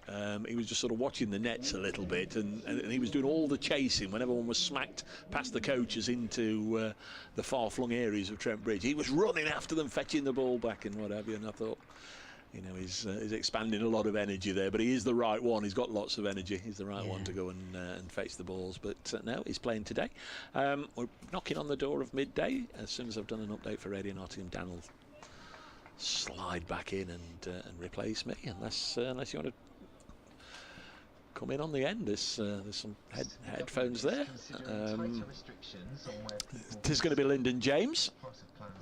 It's going to begin by bowling round the wicket. Pub gardens and outdoor restaurants, outside hospitals and sports grounds. The measures are expected. First ball goes through to the keeper. What are you doing? What are you doing? Talk to us, Nasser. So I thought I was waiting for a bulletin. There, I got a bit confused. So yeah, they've started in our ears. Yeah. There'll be a couple of minutes before they come to us. They're attending to the matters of state. I see. Because I was listening to Radio Nottingham in the background, and I thought you were going to go on air there. So that's why I was keeping silent. At some point, if we're lucky, Nass, they might just give me 10 seconds. Okay, Lyndon Johnson comes in. Lyndon Johnson, and he said that's pulled square, in fact, and it's James. What president was he? LBJ. LB James. He was back in the day, wasn't he? Back in the day. Yeah, it's Rory Burns who's facing. He's on 30, and Ryan Patel on the other side. He's made 4, and Surrey is 44 for 1. And he's been charged in connection to the death of a next delivery. 19-year-old woman at a mental health facility. Coming in. It's going to be James again. It's bowling from the Stuart Broadend. Comes in. It's next delivery. It's Rory Burns faces up, and this goes outside the off stump through to the wicket keeper. And there's no further addition to the total. The Nottinghamshire accent has been going viral on social media thanks to the BBC's drama series Sherwood. After the first 2 episodes came out, some fans turned to... Going to be James again, going back to his spot. NASA, they're talking about the Nottinghamshire accent on the local news. What accent? We haven't got accents. Well, isn't duck the word that's... Oh, we don't? Well, that's yeah, not that's an a very accent. common... That's just a colloquial saying. And in comes James again. This one is crashed, in fact, squarish, and it's going to be picked up by the fielder there. And picked up by White. LPW, Liam Patterson White. Yeah, Patterson White. And hey, up me duck. It's more of a phrase, isn't it, rather than a... It is, yeah. We'll just do an update for Radio Nottingham. Cricket game against Surrey. Dave Briscoe is there for us. Very entertaining opening hour of this Division 1 game between Notts and Surrey. The visitors won the toss. They're batting their 44 for 1, and a big moment for Rob Lord, the young pace bowler making his debut. He dismissed the former England player Dominic Sibley for 9. Surrey 44 for 1. And that was last delivery, went for no further additions. Surrey 45 for 1. Burns is there with 31. Ryan Patel has made 4. As we've just gone past the first hour of play, just over the hour mark. It's been a good watch, hasn't it? It certainly has been. Rehan kept things tight. As Dan comes back to join us. Very good. Well, good afternoon now, isn't it? Yeah. And it's going to be James again. This next delivery is played out in front of him by Patel. No further additions to the total. Surrey 45 for 1. That's the end of the over. Patel 4, and on the other side it's Rory Burns, who's made 31. I'm wondering if Lyndon Johnson's bowling from the Stuart Broadend. If Herbert Hoover's going to have a little trundle from this end, I don't know. I've got Lyndon in my head for some reason. I think there was somebody called Lyndon last week at Yorkshire, I'm convinced, who played. As long as there's no trumping. That's, no, there's no... I always want to call him Leighton James. The old Burnley. Yeah. Wales guy. Yeah. Left winger, wasn't he? Welsh international. Yeah. Yeah. What have you made of this, Dan? Then a 16-year-old bowling in the first hour. You like the look of him. Really like the look of him. I think he's been fantastic. I think he's giving it a little bit more air now as well. He's got his line and length, and now he's giving it a little bit more air as Burns plays him out to mid-on. Lord has been very impressive as well. Dave Sweet Lord. I thought he's bowled very well. He's not bowled much rubbish really, has he? He's bowled good areas. Good line, good lengths. That's Yorker there, fired in by Ahmed. He's got a nice action, Ahmed. Gets over that front leg, and that's where the spin's imparted. Everyone thinks spinners, it all comes out the fingers. A lot of it's out the action as well. Fired in, quicker ball, and Burns picks that and cuts it away for 2, down to backward point. I noticed you got in that the 2 Surrey guys have been dismissed for England there, Dave, as well. You know, whilst Ben Duckett's still not out. I just relayed the facts Well, as they were presented in front of me. Indeed. Go on, Ben. Jamie Smith's yet to come, though, so don't worry. Tossed up and just defended by Burns, who's now 33 off 55 balls. Carrying on from that wonderful 227 last week against Lancashire. He's got he eyes up the batter, doesn't he? And Burns just pushes that, sort of wiggles his derriere somewhat, doesn't he? Well, he like stands, a duck. Yeah, he stands at the end of his mark with his feet slightly apart. Flintoff used to do that, and I don't know if you've seen Big George Scrimshaw. He played for Derbyshire. Yeah. Where's he gone now? Not is it Northants? Yes, yeah. He does that a little bit, doesn't he? The big fast bowler. Yeah, good moustache. Yeah. Oh, that's got to be close. That's That's angling down in the view of umpire James Middlebrook. But it's not often you see Burns going across the line to a spinner to a straight one. But it was obviously going down the leg, wasn't it? That's the end of the over. 47 for 1. Burns 33. Patel on 4.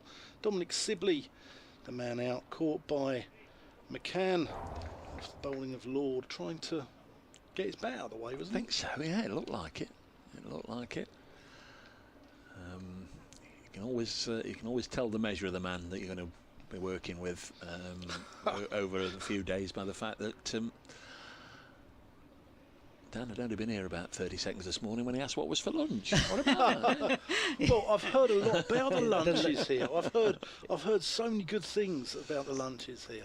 Don't tell him about the scones and the jam and cream at tea, Nas. No, I'm not going to tell him about the scones. It's going to be James again who's going to bowl. First delivery, brand new over, comes in and he bowls this one, and distance played out in front of him by Ryan Patel. No further additions. Yeah, I'm not going to tell him about the scones. Jam and scones. Was it jam?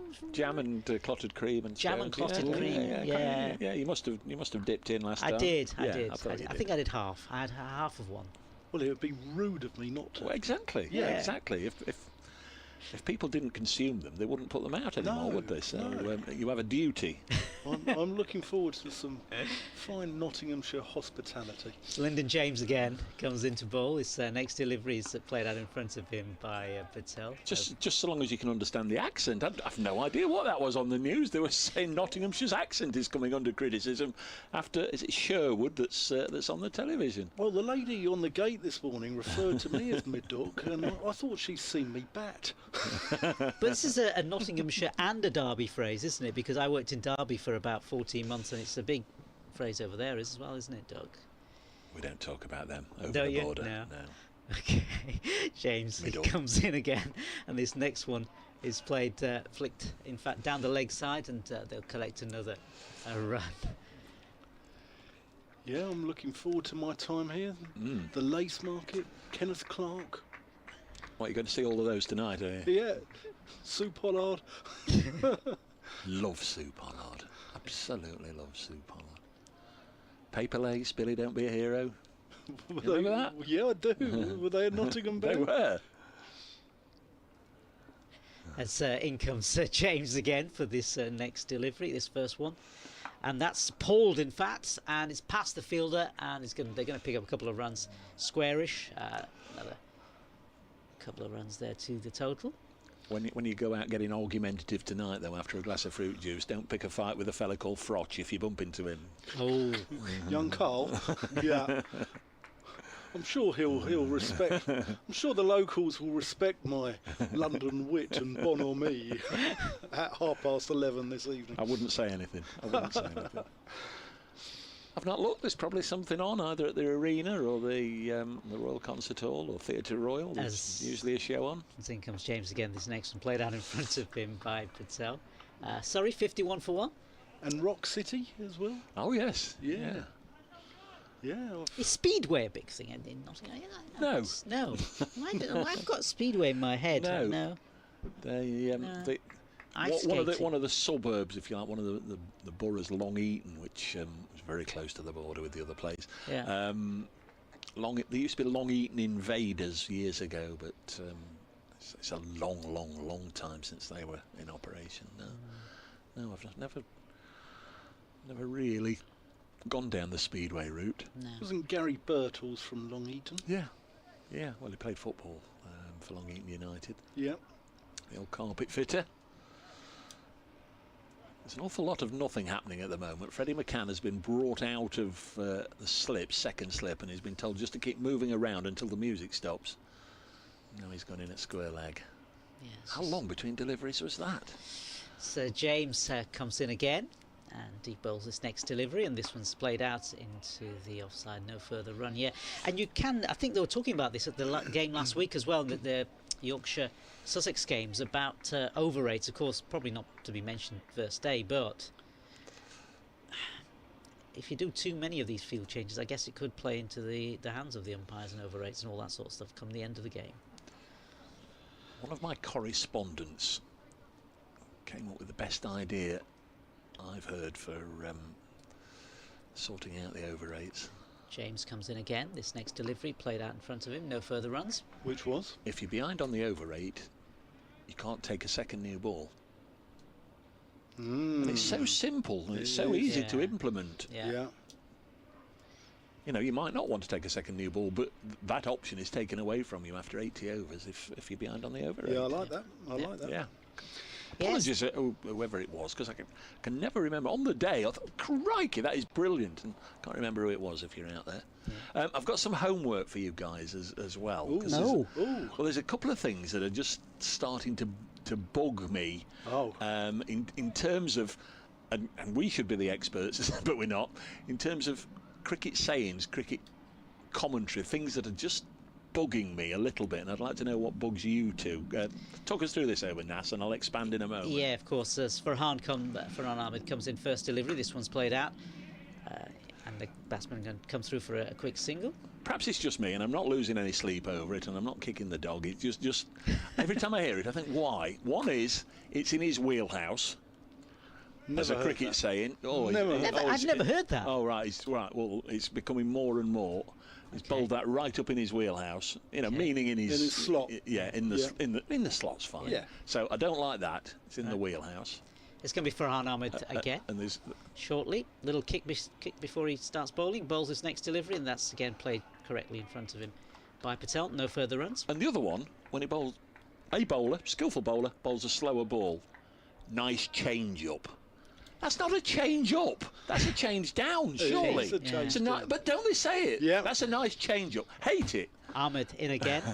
Next one played out in front of him. So there we are, folks. If there's any that you've got out there, and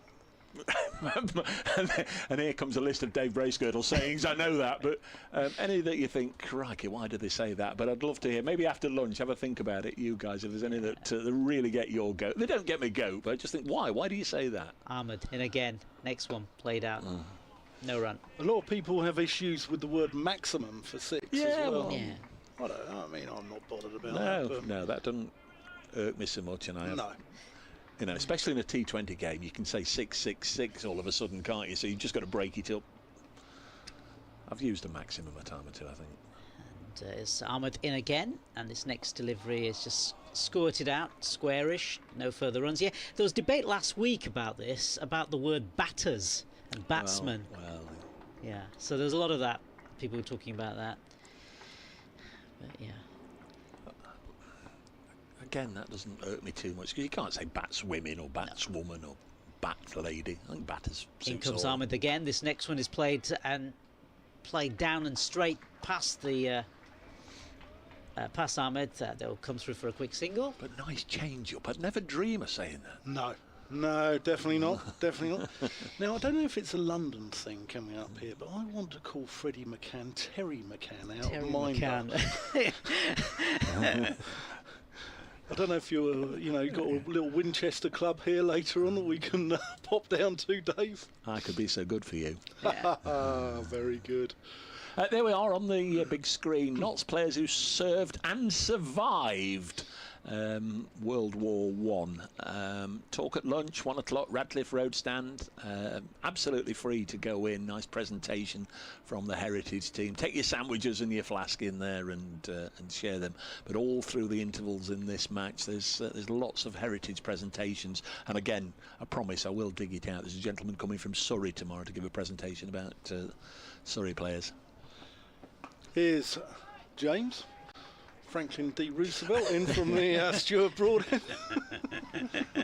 And the other thing with bowling from the Broad end is, you guys won't know, but at the end of last season, Lyndon went and asked Stuart if he could have his number 8, and he handed it over. There was a ceremonial handing over on the Broad retirement of his number 8 to Lyndon James, so it's nice that he bowls from that end.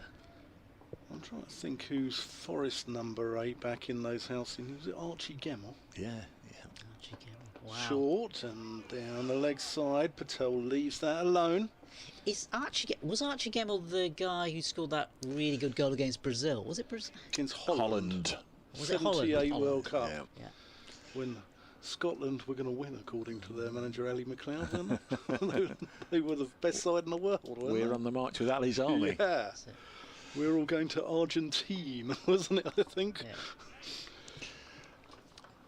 James, bustling in past Paul Pollard, and that's a gorgeous shot there from Ryan Patel. Caressed to the extra cover boundary. And very pleasant, easy on the eye. 4 runs. 1 here for our production team, our wonderful, excellent production team. Kirsty and Aaron, if you're listening. Are they awake? Russell says, coming through quiet on the live stream. Can you crank it up a little? Well, we are. I can't talk. No, we're not going to shout, but just turn it up, Russell, a little bit, surely. James, and that's another one. That's well fielded there in the covers. They scamper through for 1, but that's really good work by Liam Patterson-White.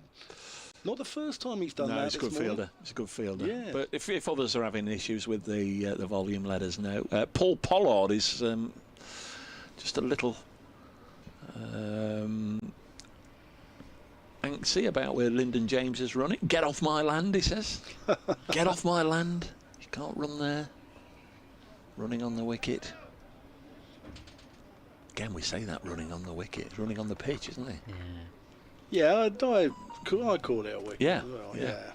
James, let go by Burns. Did that keep a little bit low, or was it me? Yeah, it scooted through a little bit, didn't it? Yeah. 58 for 1 this morning. Hour and 18 minutes gone.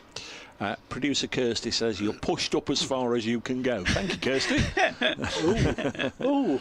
Russell says he's already at 100% though, Kirsty, but there we are. We've probably nothing interesting to say, Russell, anyway, to be fair, but I hope you can hear us. James, straying onto the legs. That's pushed into the leg side by Burns for a single. Maybe it's like, whispering Ted Lowe voice coming on. In the over, 59 for 1. Yeah, we're keeping it current this morning. Whispering Ted Lowe. Now, who have we got here? Those of you looking at the live stream, members of the Surrey squad, just Keybar Roach taking the afternoon air. Dan Worrell. Can't see who that is lying down. And I wonder what would be the reason behind Roach not playing today. Was it just a... it's Cameron Steele. He's just arrived, so I don't know how much game time he's actually had, but when you bring him in for the 4 games at the end, there was quite a big fanfare about his arrival. I was. It's going to be Farhan Ahmed, and he's going to bowl his first delivery, brand new over.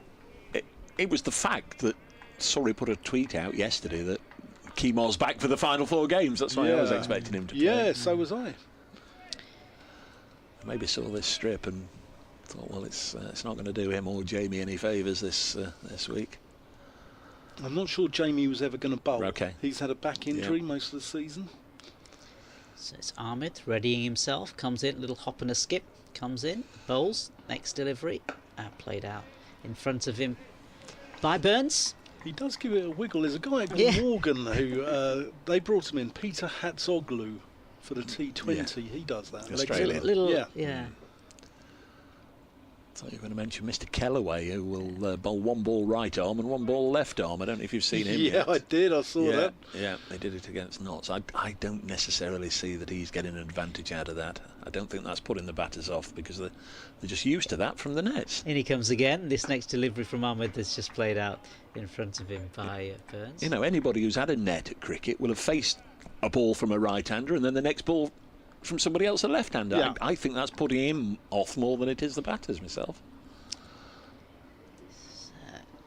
Fair play to him, though. Yeah, oh yeah, hugely gifted. Ahmed comes in again. Next one, and this is played leg side by Burns. Attempted to hoik it actually over the fielder, but didn't really connect at all, did he? Went straight to the fielder. I thought that was going to get wet. I thought he was hitting that to the River Trent. Yeah, he certainly gave it loads, didn't he? It went about 12 yards. Yeah, didn't go anywhere really. So a nice controlled over from Ahmed comes in again. This next one is played towards the offside, to mid-off. No further runs there. They're looking to attack him, aren't they? They're looking to sort of put him off. Tried it earlier. There was one shot that did go in the direction. Was pulled by a batsman. I think it was Kent. And this next one is played out in front of him by Burns. No run. End of the over. Surrey 59 for 1. An applause for Farhan Ahmed, who's keeping things tight here. His 8 overs costing 19 runs. One maiden in there as well. Just wonder the way Joe Clark ran to him and shook his hand. I wonder if he's just been said, just have a little blow for now. We are going to get the 5th bowler to be used. Lyndon James was only on for a couple of overs. Maybe that Lyndon's coming to this end, but we're going to get LPW on Liam Patterson-White, the slow left-arm spinner. England 68 for 2. Nottinghamshire's Ben Duckett is 37 not out after Surrey's Dan Lawrence and Ollie Pope got out. In Division 1, Somerset 81 for 3 against Durham. Kent 70 for 3 against the Bears. Worcestershire 71 for 5 against Essex. Hampshire 48 for 1 against Lancashire. All the games underway on a bright sunny day here in the East Midlands, and clearly a bright sunny day around the rest of the country.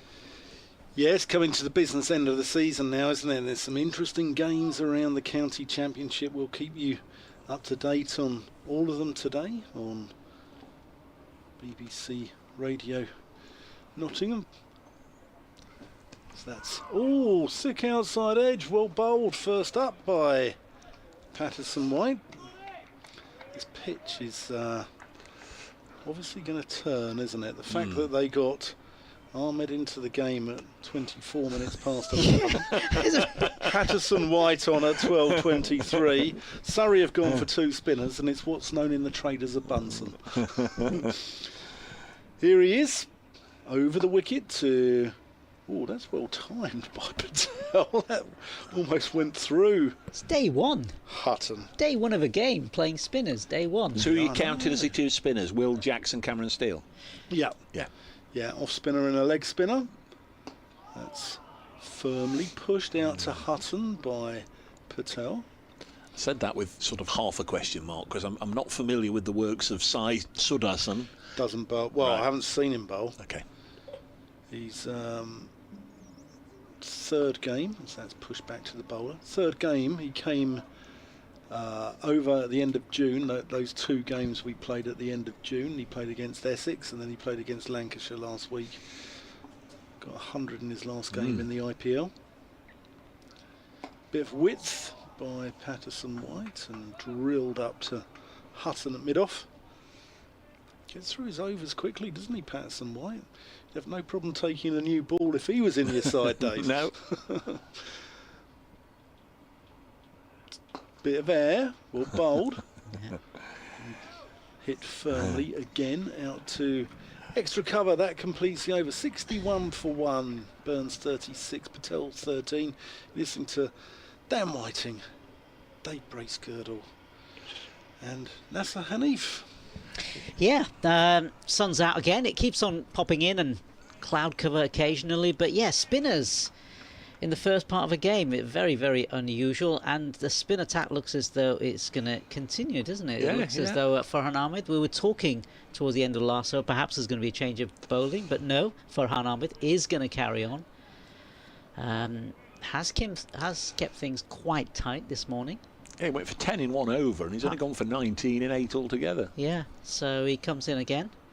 First delivery, brand new over, and this one, oh, it's played up, it's just past the outside of the bat and through first slip and through, and they'll collect a couple of singles past first slip, and they'll pick up 3 in fact off that delivery. It went past first slip and towards the boundary area, and they picked up 3 valuable runs. Yeah, really well bowled, just tossing it up there, getting it above the eye line of Rory Burns and tempting him into the booming drive and finding the edge. As Farhan Ahmed comes in again, this next delivery is played in front of him more carefully, more correctly. No runs. Think at any stage it was catchable from Joe Clarke. I think it scurried along the ground past him, but as you say, as Dan said, genuine edge. Yeah, Ahmed looking to maintain his control. Comes in again. This next ball is again played out in front of him. Dave, the wicket here, does it tend to get slower and lower? Yes. Yeah. I mean, it looks a good deck, but not a lot of bounce. It's a front footer, isn't it? Yeah. Yeah, run rate of 2.84 at the moment for Surrey as Ahmed comes in again. This next delivery is played leg side. No runs. Surrey have been leaving a little bit of extra grass on the oval. It's been good carry. I mean, there's always good carry at the oval, but especially good carry this year. And it's Ryan Patel who's going to be facing who's going to be facing Ahmed, I beg your pardon, as he comes in again, and no further runs. Yeah, keeping things really, really tight. As Dave said, just the 1 over that went for quite a few. But apart from that, he's kept things really, really in control for Nottinghamshire. As he comes in again, sun out now, and he bowls. And this one again played past the bowler, and in fact picked up by the fielder. No run there, and it's the end of the over. And Surrey are 64 for 1. Rory Burns 39, Ryan Patel 13, and applause from the crowd here actually, because I think they recognise the role that's been played by Ahmed here, keeping things tight. 16 years of age. It's ridiculous, isn't it? Really crazy. Crikey. I can't remember what I was doing at 16. No. You're not doing a paper round. Yeah. Yes, yeah, definitely. Yeah. Joined the Air Force soon as I was 17, but yeah, been a paper round at 16. Crikey. But you're still fresh-faced, Dave. You obviously had an easier paper round than I did. I think I was working on the markets. Of course, not many markets these days, but yeah, I remember working on the markets a long time ago. Here's Patterson White. Oh, that's turn, big appeal. Patterson White fancies it. No shot by Burns. Is that the oil markets, the stock No, money it was. markets? So back in the day, there was a lot of markets, certainly in Yorkshire around mining towns, so places like Pontefract and stuff like that. So I used to work on a market stall. Patterson White in, Burns sweeps out to the fielder. The deep mid wicket, who is Jack Haynes. The trouble with that previous ball was Liam Patterson-White, the bowler, he would have known where the ball was going to go. Burns wasn't playing a shot. Paul Pollard obviously had a little bit of doubt. Didn't play a shot, though. Here is Patterson-White. He's bowling quite wide of off stump, isn't he? As if he's expecting quite a bit of turn.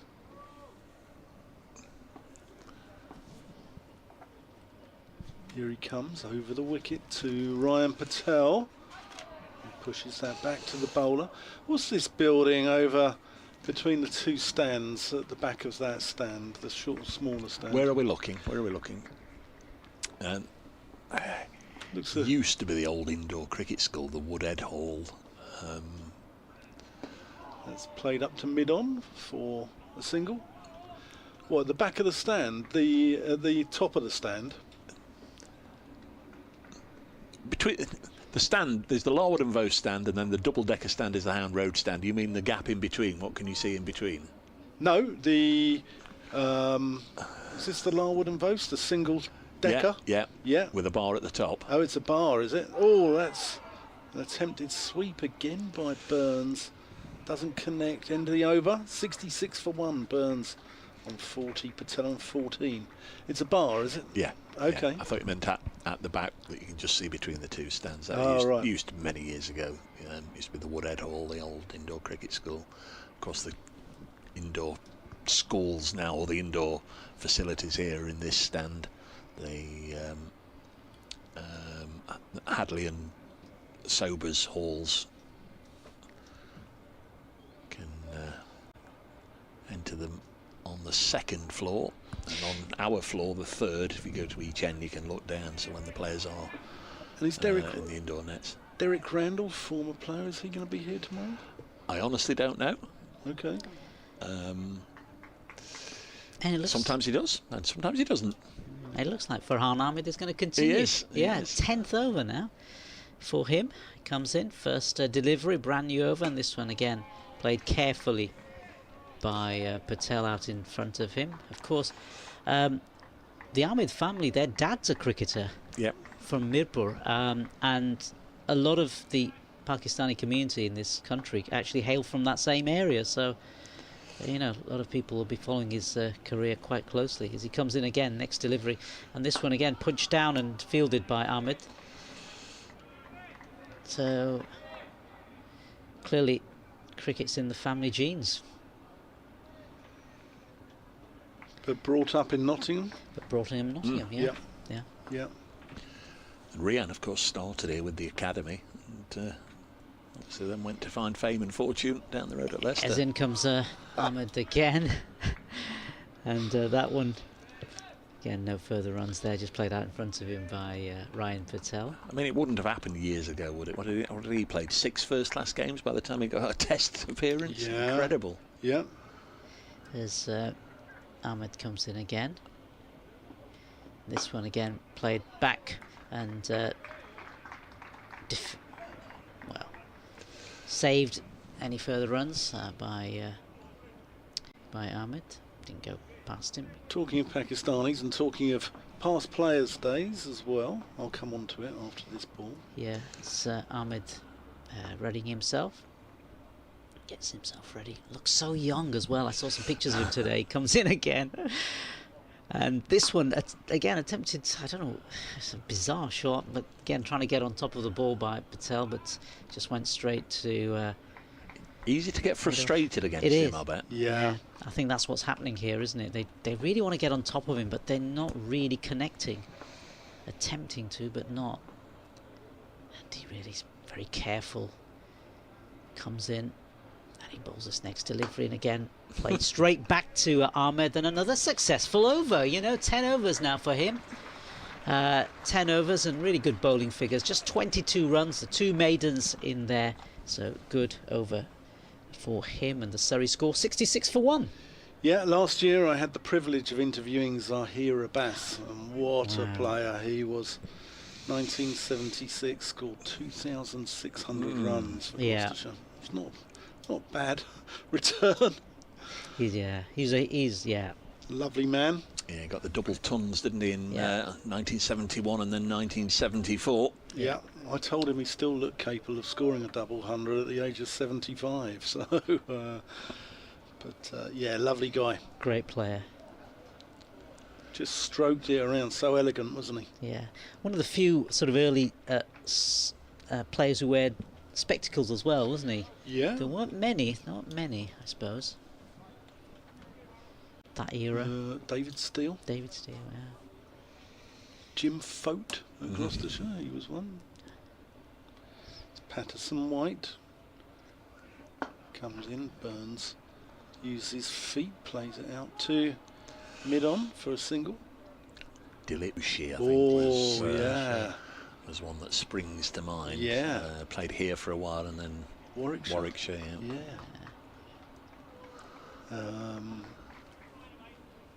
That's got us thinking. I'm sure there's a few. Contributions are welcome at Brace Cricket.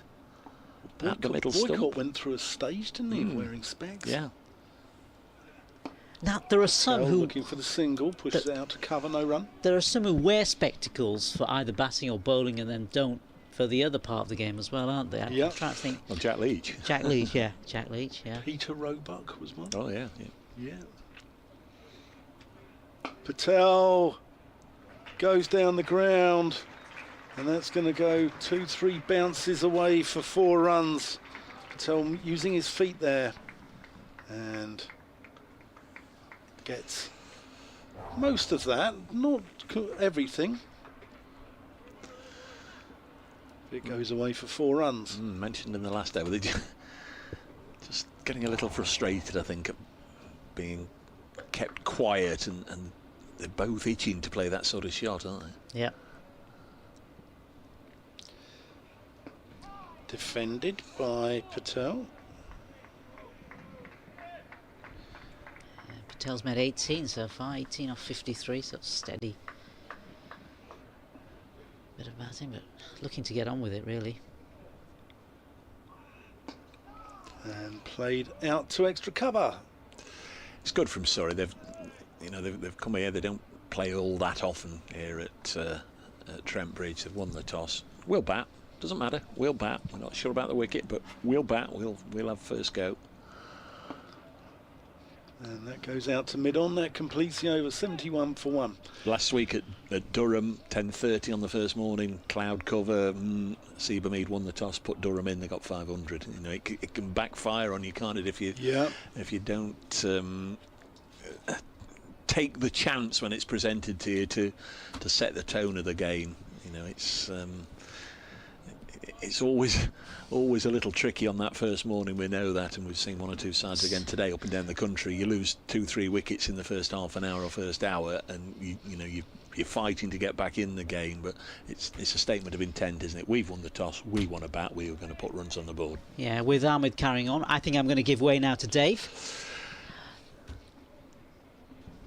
He's going to begin his 11th over, and comes round the wicket. These 2 left-handers have so far added 45 for this second wicket, thanks to Nas. He'll be back after lunch. We'll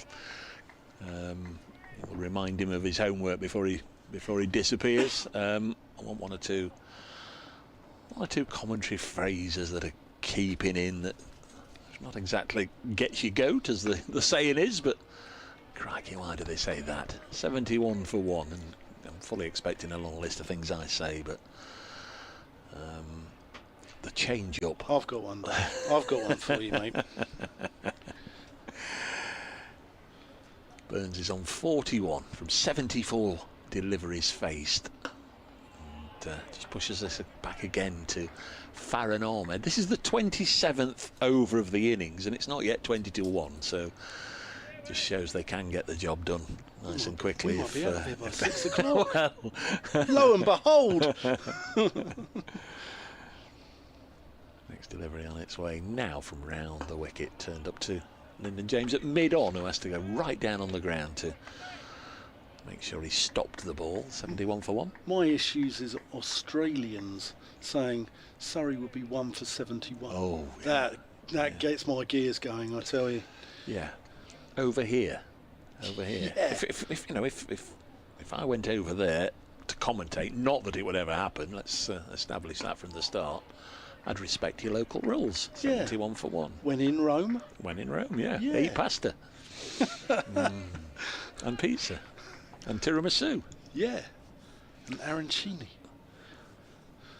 There's no day that can't be made better without some pasta and tiramisu. Next ball getting played up to Brett Hutton. And there's no run. Again, another very tidy over from Farhan Ahmed. It's just lovely to see, lovely to enjoy. 11 overs, 3 maidens, none for 22. We'll have a bit of Kevin Howells, I think, this afternoon. Hopefully he'll come and share his thoughts, and I'm sure he's enjoying watching this 16-year-old. It loves to see a young'un. Speaking of young'uns, Luke Fletcher just wandering around the boundary edge. Somebody, of course, who's played for both these sides. Looks as if he's on drinks duty. Luke was in the Notts squad of 13 yesterday, but didn't make the cut. He's an interesting character, isn't he? That's the word. We've had him on our podcast before, and great value, absolutely superb value.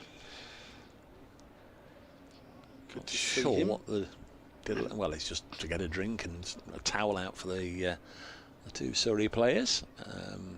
Yeah, Luke's just brought a drink out for Farron Ahmed. And where's he going? He's not going to walk near those Surrey players. Look where he's going. Might be able to get him up at some point, but it looks very much like he's on 12th today. 71 for 1. So a little break between overs there. Yeah, lovely day now. The cloud of earlier has given way to blue skies, and the ground bathed in sunshine as Patterson White comes in to Patel and pushes that back to him. No run. England have lost a third wicket, 82 for 3, and it is Ben Duckett who's out for 40. Not Nottinghamshire's Ben Duckett. It is indeed. Patel, oh, that wasn't a million miles away from mid-on. It's gone for 4, but it was in the air and wasn't that far away from Lyndon James patrolling out there. He's about probably halfway back, isn't he? Yeah. And that's there for that one, but Patel just about keeping it straight enough to keep it away from Lyndon James, and it goes for 4. 75 for 1. Patterson White to Patel, who drives but not with any timing.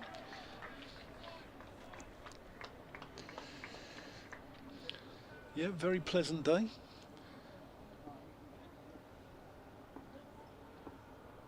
Always enjoy a trip to Nottingham. Oh, that's half a shout. Every 25 years or so. Yeah, I think I came here twice in 2001 actually. I came and watched my beloved Barnet at Notts County.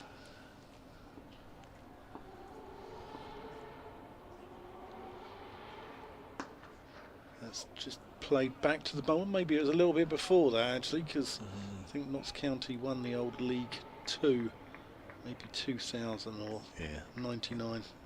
98, 99. 98, 99 was it? So it's 1999. Last time I was here for football.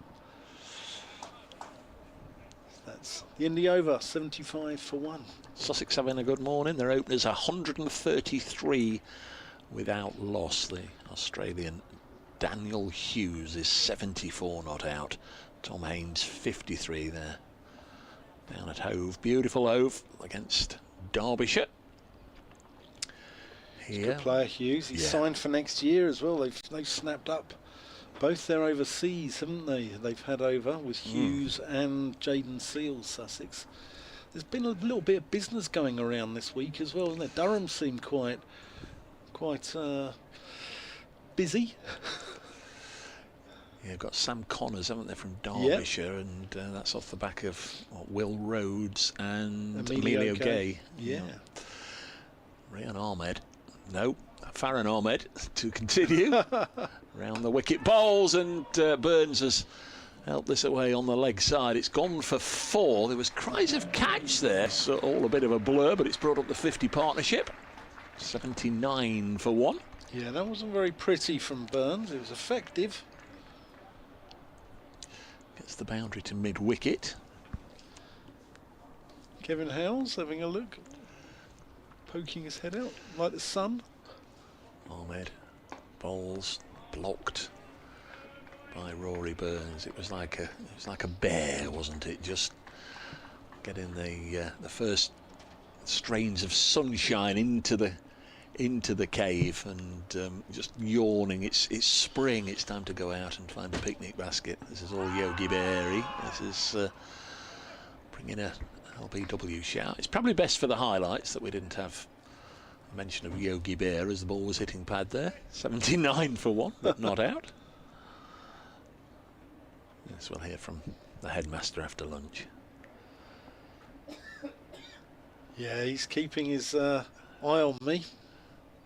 Next ball tossed up and played back to the bowler. If you're listening in the ground, a reminder, there's a talk by the Heritage team at lunchtime, indeed all the intervals this week here on the Radcliffe Road Stand first floor, about the First World War and Nottinghamshire and Surrey cricketers.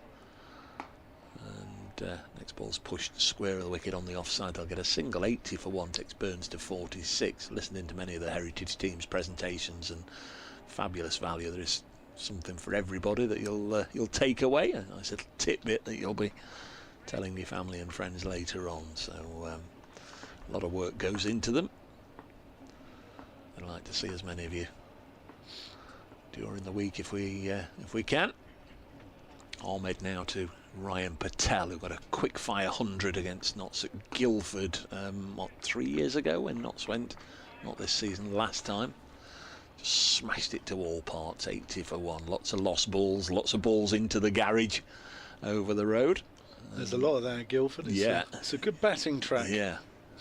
22 for Patel, 46 for Burns, 80 for 1, and we're now within about 15 minutes of lunch, and we've already had 29 overs.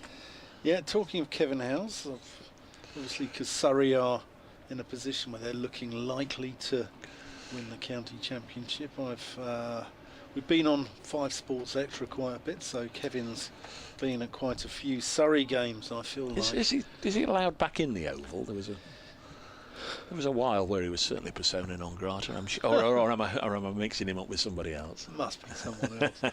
He's. I feel like I'm on Headmaster's Report, though. Yeah, you know? yeah. I feel like a naughty schoolboy. Patson White coming around the wicket now, changing the angle to Rory Burns. Short leg in. Yeah. Clark at slip. Jack Haynes, who's popped the protective gear on. Lyndon James has dropped a bit deeper at mid-on as well. Here is Patterson White. As Burns watchfully defends that into the offside. It was made the headlines, didn't it? Monday, Tuesday. There was a club game where somebody at the weekend, what did he bat? 137 balls for naught. Now he is the Good sheriff going, of yeah. Nottingham. Defended, no run. Yeah, I mean, how? Good effort.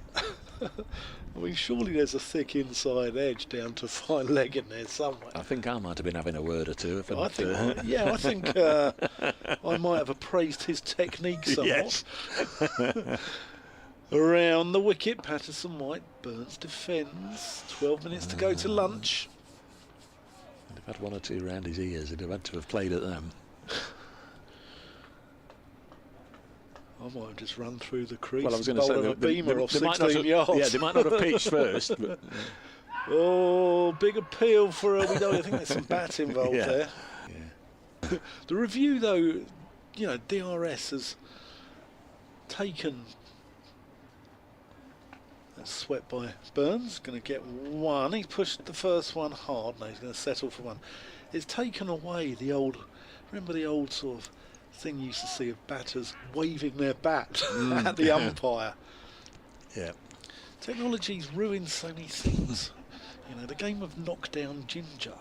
Of running. Game of what? Knockdown ginger. Don't know that one. Ringing people's doorbells and running Oh, away. I mean, right. you know, all these doorbells, CCTV has just ruined it for me.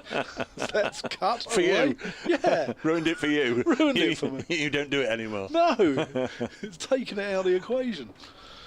End of the over, 82 for 1, Burns 47, Patel 23. Listen to Dan Whiting, Dave Bracegirdle here from Trent Bridge.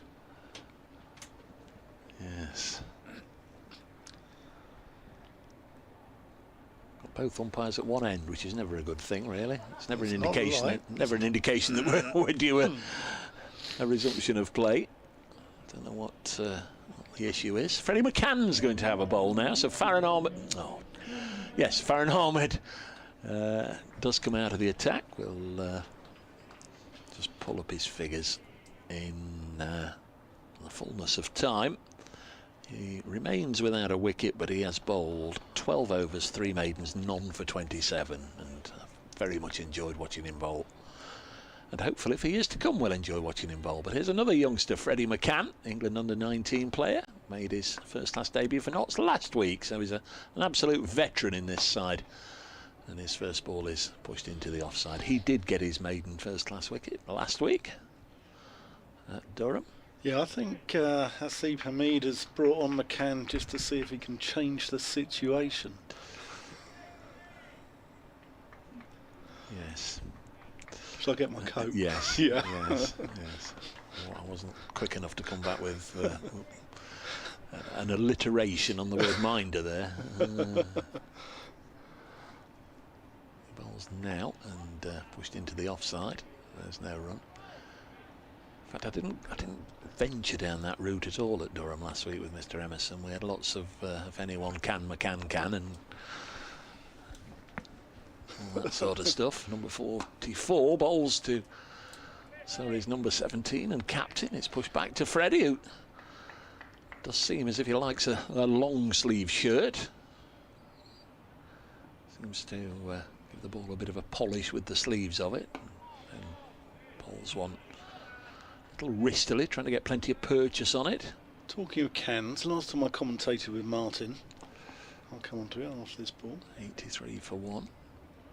Balls again and pushed out by Burns. We were talking about foods you can get in cans, and there's, you know, all-day breakfast, Christmas dinner in a tin. That's right.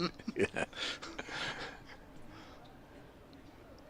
Next ball is again defended by Rory Burns, who's on 47. So fine. That's okay from Freddie McCann. 0 for 1. Yeah, you're right. That all-day breakfast. Okay, there's one or two things in there that you need to get your magnifying glass just to try and identify what exactly they're supposed to be. And the story came from, it was back in the 80s up the road at Derby, where the food wasn't the greatest. They used to serve stew in cans, and they used to send 12ers off up to the fish and chip shop at lunchtime. That was part of his duties because the food was so bad. And then one year they got in a new chef. Patterson White comes in over the wicket to Patel. One year they got in a new chef, and he was serving them racks of ribs of lamb and all sorts, and John Morris put on 4 stone over the season. Played here, of course. Animal. Played out to mid-wicket by Patel. Did he show off his pilot skills with Mr. Gower at all? Whilst here? I would have thought he would be here tomorrow, Johnny Morris. Patel off the back foot punches that out to, well, Brett Hutton. Hutton. He's a Former Surrey player. Yeah, he's a short mid-off there. I was thinking, is he extra? But he's trying to do both, isn't he? Yeah, he's in between mid-off and extra. That's played with a little bit of bottom hand by Patel out to mid-on, where James is the president. Yeah. Yeah.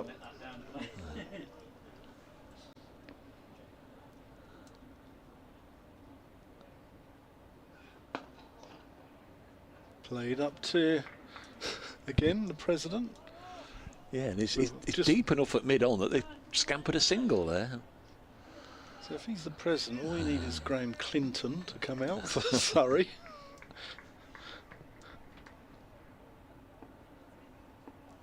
Ollie Carter at Sussex, he can make a guest appearance.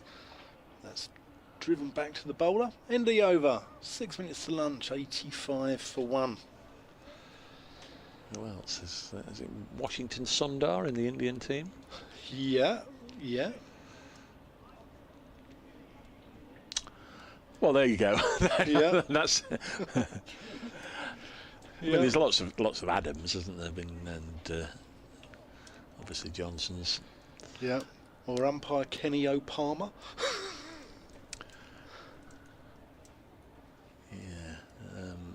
Andrew Kennedy. Now he fits in the bespectacled as well. Remember him, the Lancashire opener? Yeah, I do. Spectacled Lancashire opener. Here's McCann bowling to Burns, who's on 48. Pushes this out into the deep, fielded by Jack Haynes. Just a single. Good throw in from the former Worcestershire man. 86 for 1. Lot of Notts' hopes of getting a draw at Durham last weekend, I think, dissolved when Haynes, who was 50 odd not out overnight, just added a handful more. Once he'd gone, it was very tough indeed for those that followed. Next ball's work to Mead at mid-wicket, no run. Can Notts go in to lunch with a spring in their step, getting a second wicket in the session? McCann bowls blocked again by Ryan Patel. Surrey won the toss. I think there'd be more pressure on Notts to pick up a second and indeed a third wicket before lunch had they stuck Surrey in, but I think they'll be relatively content. They've kept Surrey nice and honest in this first session, as this is played up to Lyndon James, no run. The one wicket to fall, that of Dominic Sibley, was caught at slip by Freddie McCann from the bowling of Rob Lord for 9. A maiden first class wicket for Rob Lord. It looked very much as if Sibley either meant to leave it or had a little dab at it as an afterthought, but it certainly wasn't a shot of any conviction. A lovely bit of bowling here from Freddie McCann. Goes through to Kyle Verheyen, who we've not really mentioned at all this morning, so tidy as he's been his glove work. Whips off a bail again. That was delightful, wasn't it? Bit purchase. Averages just a whisker under 50, so he's very much a dual-pronged threat. Kyle Verheyen, very good wicket keeper, but very good bat as well. 87 for 1. As the final ball is just dotted away, and McCann 2 overs and on for 3. When was the last time you saw 3 spinners on before lunch? On day one, yeah. It's a good question, isn't it? Well, here, Yeah. you can't imagine. You can't imagine that would have happened.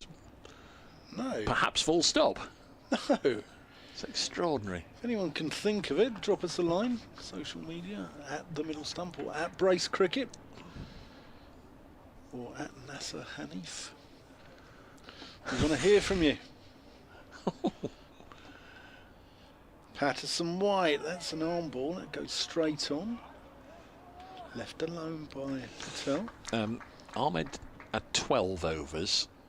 McCann has had 2, that's 14, and this is Patterson White's 7th, that's 21. 21 out of the 34 overs. 34 overs as well, morning session. That's turned a little on Patel.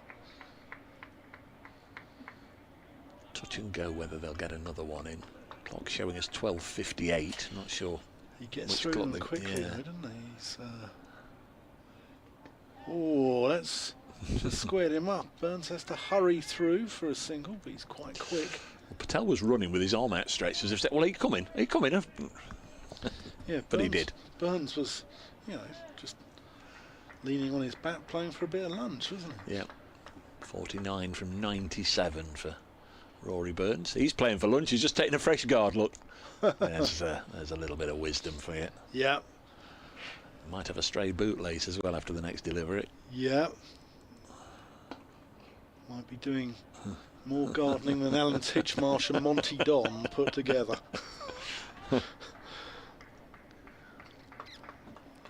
This time it's Hasib Hamid who's slowing it up, who brings up Ahmed from...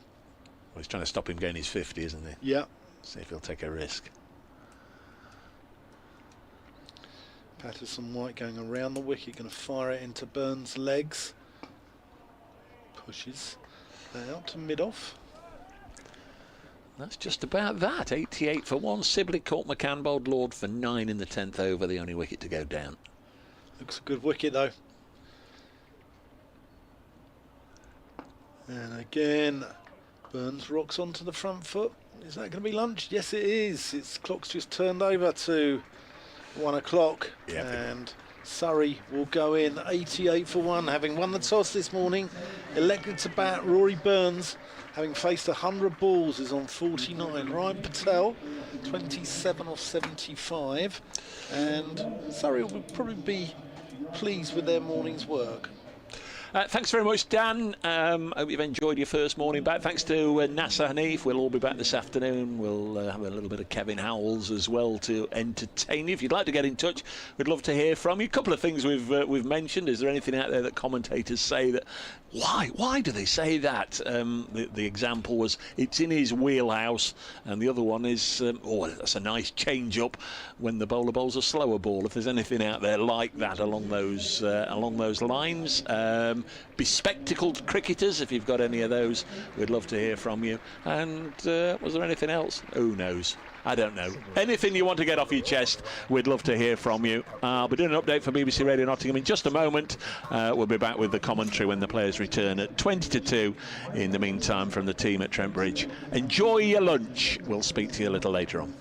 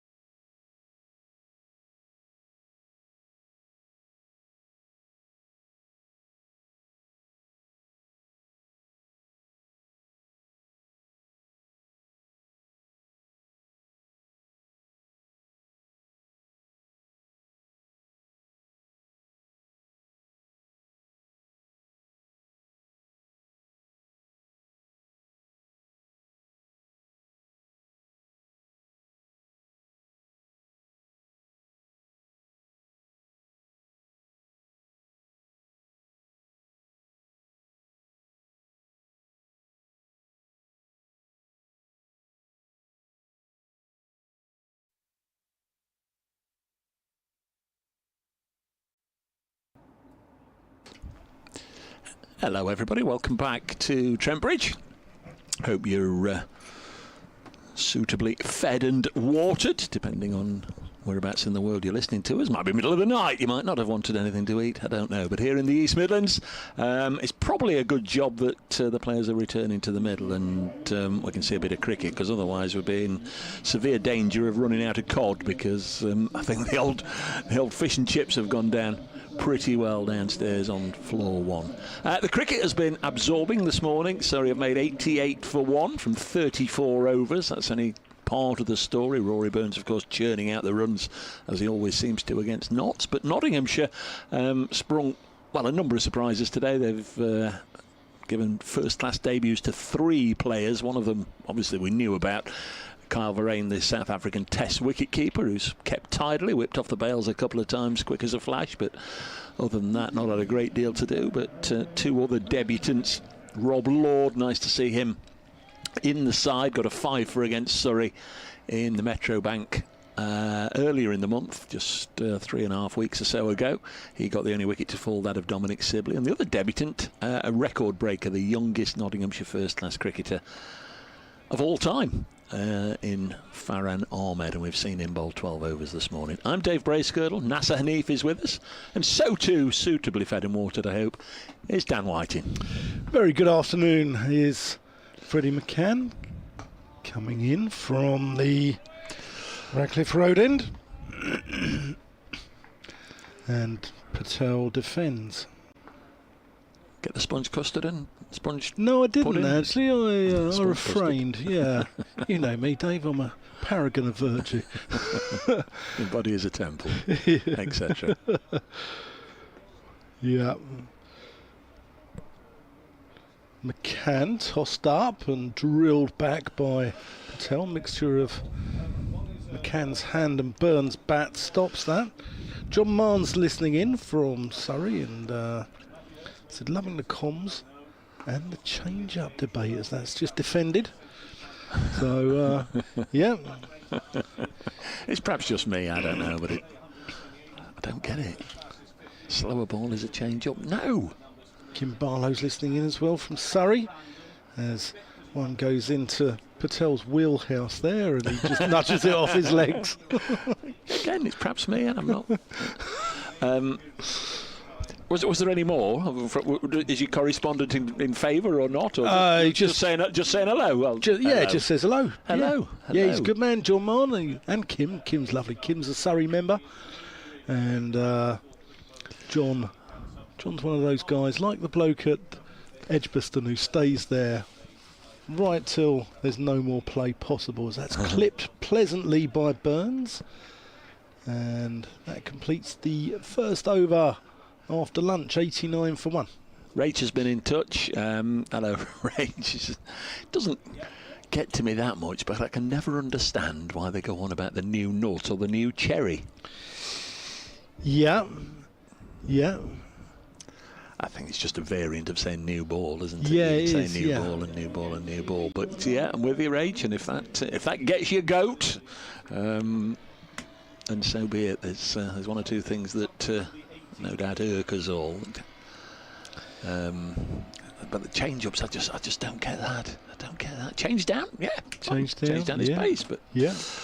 Anyhow, changing up and changing down, no doubt, during the course of the next over will be Lyndon James, going to bowl the second over of the afternoon. We had 34 overs in the morning session, 21 of which were bowled by 3 different spinners, and as Dan quite rightly pointed out just before we went to lunch, that's not going to have happened at Trent Bridge much on the first morning of a county championship game ever. 3 different spinners bowling 21 overs. Lyndon James then bowls this down the leg side. That's a 1 day wide, but of course we don't play those regs in this. Nottinghamshire's over rate at the moment is +4. How are you with your storms? My storms? With your storms. Well, What do you want to know about Right. that? Well, like Beaufort scale. 89 for 1 is the score. Says he going off on yet another tandem. Lyndon James round the wicket and bowls. This is pulled away on the leg side. That's going to bisect the two fielders out there. That's very nice indeed from Ryan Patel. It was a lovely, clean connection, whippy, wristily. Square of the wicket on the leg side, but not only the timing, the placement to get it just between the two fielders out there, Jack Haynes and Farhan Ahmed, and away for 4, 93 for 1. Just towards the back end of last season, it got a bit rainy, and we were all introduced to Storm Agnes and Storm Babette. Can you remember Storm Agnes and Storm Babette? 93 for 1, as Lyndon James comes past umpire Pollard and bowls, and this is played up to the leg side. And for many of us, including me, I'm a simple man with simple knowledge. It was the first time I was sort of became aware what are you looking at? That's the effects microphone, that one. I think we're on. Yeah, I think we're on, can you? Is that on? Oh. There we go. Which headphones have you got? Have you got... I'm in we can here. hear you, Dan. We can hear I'm you. in here. We can hear you. Next to Lyndon James Bott, we can hear you. We can hear him. Get him off.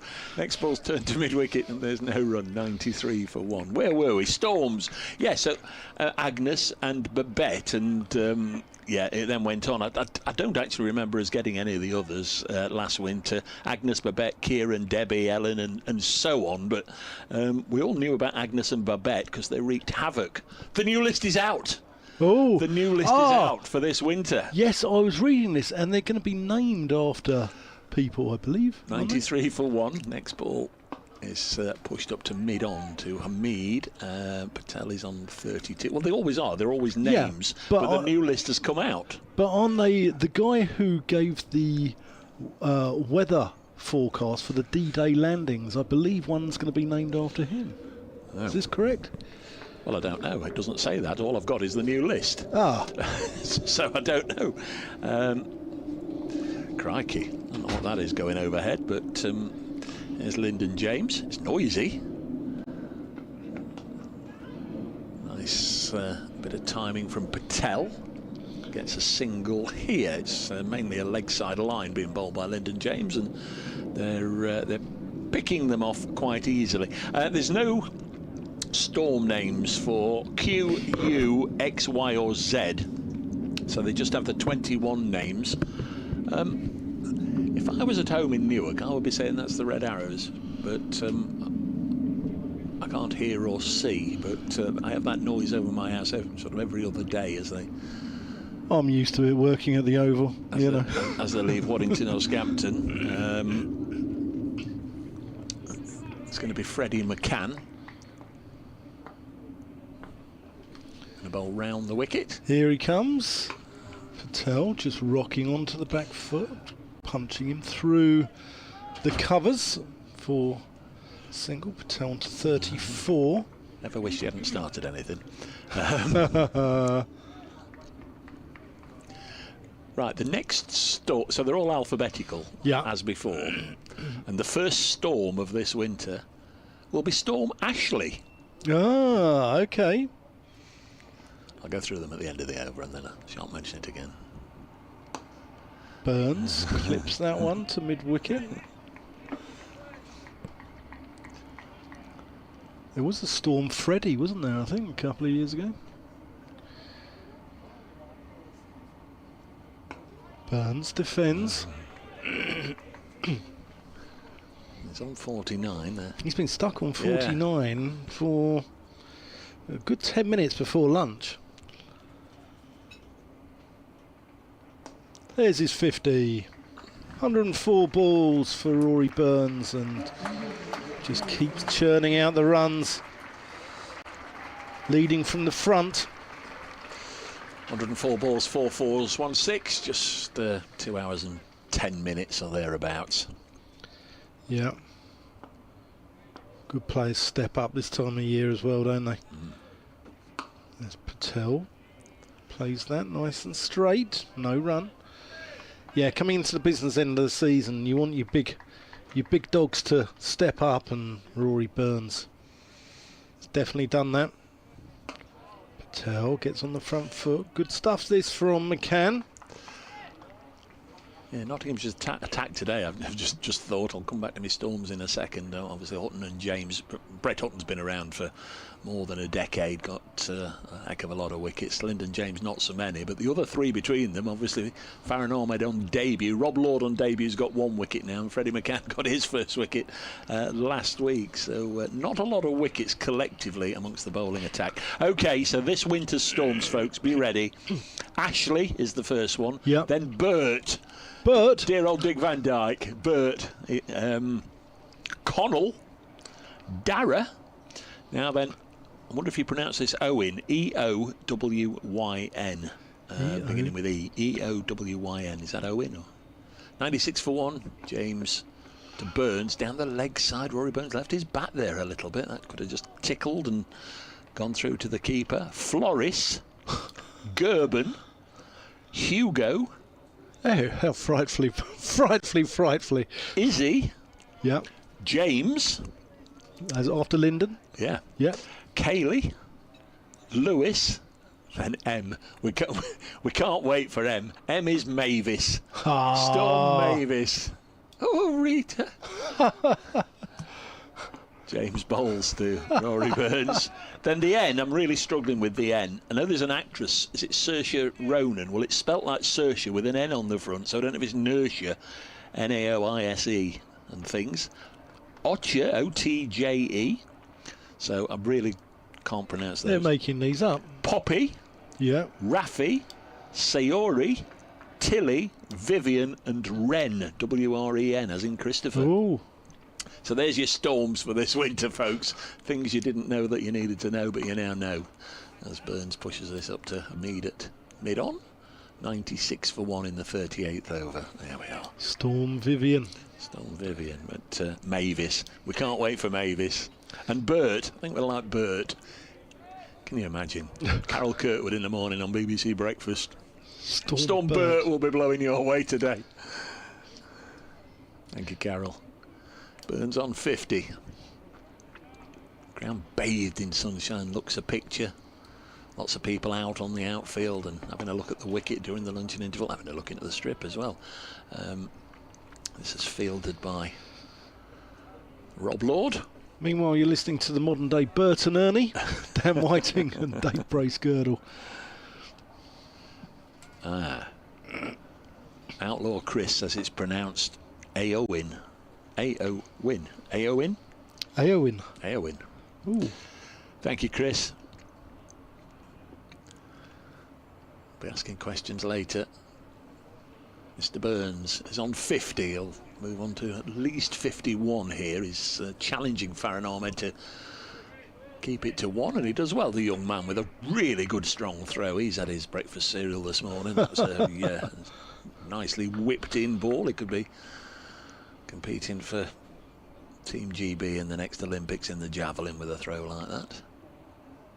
The old Paralympics started last night, didn't it? The opening ceremony. Yeah. I think we did about an hour and a half of it before we ventured on and had a little look at the footy instead. 97 for 1. What else did we watch as it's turned on the leg side? Oh, the trip around the world thing, malarkey. 38 overs gone, 97 for 1. Isn't Brazil a big country? Says he, stating the obvious. I don't know if you've seen that programme. They're 3 episodes in, all of an hour, and they haven't left Brazil yet. Crikey. James Bracey's been run out at the non-strikers end this morning. Never mind, eh? Having had 2 back-to-back double hundreds in his last 2 county championship games. That's one way of getting him out. Yeah.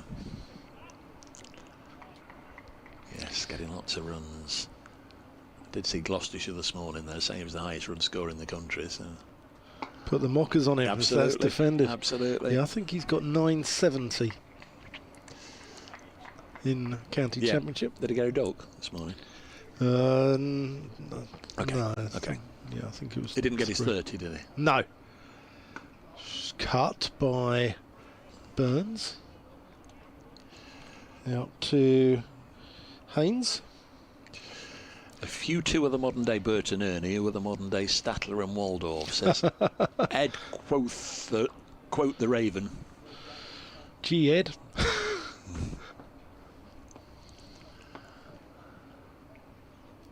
McCann. Oh, that's nearly a corn bowled. Patel pushing that a little bit too firmly back to the bowler. Not far from McCann. Again, squares Patel up a little bit. Oh. Well, either we're in a different time zone to BBC Radio Nottingham, or they've come to me about 10 minutes early for the 2 o'clock news, because we've got the programme in my ears. Here's McCann, as that's played back to the bowler. This is nice. It's loud, but it's nice. Who's this? Oh.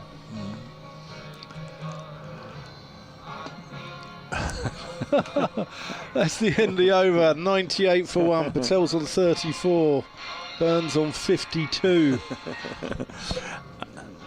I don't know who it is. I can't remember. If you could just blather on for a little moment, Dan, I will see if we can get it removed from our ears. Yeah. Patel there. Looking to make McCann. Looking to be the scourge of McCann. A bit like Charlie Chisholm, the detective, was back in the Minder days. Oh, it's got very sort of jazzy, hasn't it, here on BBC Radio Nottingham? It's got a little bit of swing music, perhaps. Sort of. Yes, it's now swung away. Like a cabaret bar in the 70s. Yeah, it's annoying because I know the song. 98 for 1. I know them all till I'm asked to identify them. As Lyndon James bowls to Burns down the leg side, flicked away, work for Ahmed to do down below us, and nearly topple out of the window here, just trying to see the young man. But good work. He did well. He's done everything really well. Everything that's been asked of him this morning, Ahmed, he's done really well. He looks at home. I've nearly rigged my back trying to lean out of the window, trying to see him stop it, when all in front of me there's a monitor which would have shown the same thing perfectly well. 100 up, 100 for 1 to complete indifference inside Trent Bridge by the home support. As Burns plays this to a Mead at mid-on. Helicopter in the sky, heading out the direction of East Midlands Airport. It'll be one of those see Nottingham from the air jobs, I would imagine. Do you think? Do you think so? I might get it later on in my tourist run. Meadow Lane. Lyndon James in his 6th over. None for 19. Bowls now to Burns, and again he's played it on his leg side. Favoured scoring area, of course. He gets it past the inner ring, past the diving McCann, but Jack Ames out there on the rope in front of the Smith Cooper stand, does the fielding. So straight ahead, we're looking towards over the pavilion. Where's that towards? Well, West Bridgeford. Okay, and further beyond that? The trees the other side of West Bridgeford. Next ball. I asked for that, really. Didn't I? I did ask for that. How far do you want to go? I mean, there's Grantham in that sort of area. But, okay. So you're going towards Lincolnshire? Well, yeah. Yeah. Yeah. Essentially, the Royal Kingdom of Newark is away to our left. And that's your neck of the woods? That's my neck of the woods, yeah. Okay. I had fish and chips there once. Did you? I did. Just had it now, but I also had it in Newark one evening. Lyndon James passed on by Pollard's right shoulder again, just sits up and is pulled away to leg, this time by Patel. Moves on to 35. Not a lot happening for Nottinghamshire, and it looks as if it's going to be a hard day's work. It doesn't look as if it's going to be a long day's work, courtesy of the fact that we rattled through 34 overs in the morning session, so we're already ahead of where we should be. So 6 o'clock finish already being penciled in, but highly unlikely, I would imagine, that Notts will be batting by then, unless There's a change to the equilibrium as James bowls, and this is driven past the bowler, past the umpire, down the ground, and there's maybe just enough no, there isn't, because Hasib Hamid is like a whippet and he's got down there. I just wonder if this is a no ball, because umpire Pollard has been, there he is, yeah, he is holding his arm out. I felt at the time that he just wanted to say something but couldn't get out of the way in time to say it. But he has now called a no ball, so an extra couple of runs. You've got to pick your angles here at Trent Bridge, haven't you? Straight drives down the ground there. That's a long boundary down there. 106 for 1, Surrey winning the toss, batting first. This is played out to mid-wicket. There comes Jack Haynes again at Rugby School in the Metro Bank against Warwickshire. He picked one up that sort of distance away on the boundary and fizzed it in and ran Will Rhodes out by an inch, coming back for a second. It was a direct hit from about 70 yards. You don't get those all day long. 107 for 1 after 40. It's lovely there. We had the privilege of going there as well this year. Yeah. Saw absolute corker. Warwickshire got 311. Surrey responded with 308. Rained a lot of the time that us were there. Sadly, our temporary accommodation, our gazebo. Bijou gazebo was well, next door to useless, really. Oh, not great, but it's one to tick off, isn't it? It's, very much so. McCann in from Radcliffe Road End, as that's just dropped into the offside by Burns, and they come through for a single. Yeah, it's very, very pleasant. I'm not sure about the plug sockets being out in the open when it's raining. Especially when you're plugged into electrical equipment. I did comment on that a time or two from 100 yards away. Yeah, but hey, that's just angled down the leg side. Burns calls Patel through for a leg by. Again, it was one of those grounds where I often say it, and BBC Radio Nottingham listeners will have heard me say it a lot. It's one of those grounds where I regret not knowing more about the different types of trees, species of trees, because we reckon we could see about 12 different varieties, but don't know what they were. Played out to Hamid, no run. Yeah, it's I thought it was lovely, but when it rains, it's quite open, and as I said, that's swept quite fine. I think it's only going to be one. Well, it's where, of course, Master Webb Ellis should have had a clip round the ear and told to put the ball back on the ground and kick it like everybody else. Yeah, the town milks the facts somewhat, having posters from all the lampposts in there and saying the pub, the William Webb Ellis. Yeah, it's been 200 years. Yeah. But no, very pleasant, very nice time up there. But again, I wouldn't fancy it when it's wet with plug sockets out in the open, not unless I have a penchant for my hair standing on end. As that's tickled around the corner by Patel, moves on to 36. 111 now for 1. We had a voucher, I'm sure you had the same, a voucher for lunch. Yeah. And you could either go to the burger stall, which had a queue a mile long, or baguettes. And I went with Mike Taylor, who was doing the commentary for the local radio stations. And who's the most Midlands Midlands Mike I've ever known. We had a baguette apiece, and they would have been £9.50 had we had to purchase them. £9.50. Anyway, Brett Hutton's coming back, 3 overs, no maidens, none for 17. I know, like you said earlier, when in Rome you do as the Romans do, but I'm sure in certain parts of Warwickshire you don't normally pay £9.50 for a simple cheese and tomato baguette, but that's what they were going for. Shakespeare would be turning in his grave. Yeah. Nelson on the board. Well, that strike for Surrey, who are closing in on a century partnership for the second wicket. 85 they've added. I'm sure in last night's homework that you did, Dan, there is a Surrey record second wicket partnership I've not read all the pages. Just Nor have I. Full-day game against Surrey. Dave Bracegirdle is there for us. Lovely conditions today here at Trent Bridge, and Surrey making the most of it with the bat. They're 111 for 1 with their captain Rory Burns 60 not out. Notts have fielded 3 debutants in this game, including 16-year-old Farhan Ahmed, another debutant Rob Lord with the only wicket to fall. Surrey 111 for 1. And there's a new way of listening to ball-by-ball commentary on the map. Right, let's go around the country with some scores. At Lords, England 120 for 3. Hutton bowling to Ryan Patel with the grunt, the familiar Hutton grunt as it's pushed into the covers, no run. Represents a little bit of a recovery, actually, considering they were 10 for 4. Was it that bad? Yeah, yeah, it was that bad. Hampshire against Lancashire.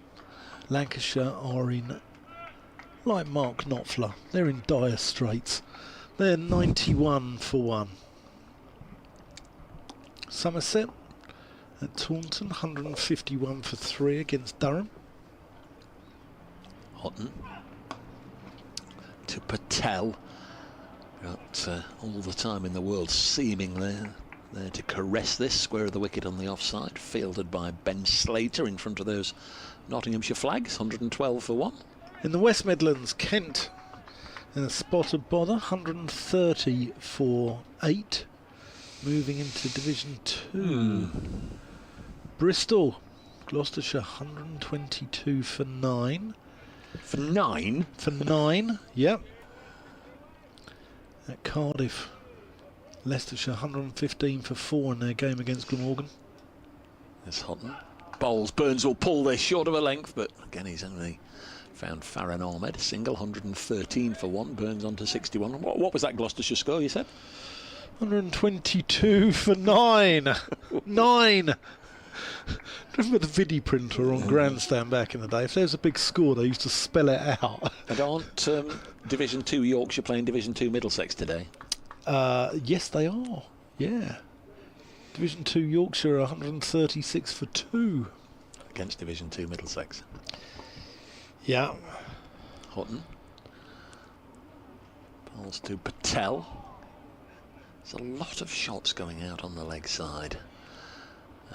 Effectively, one more. I think he was looking to drive in the V, but gets it square of the wicket out to Haynes. 114 for 1. Mind you, this time next year I might be saying there's nothing wrong with Division 2. No.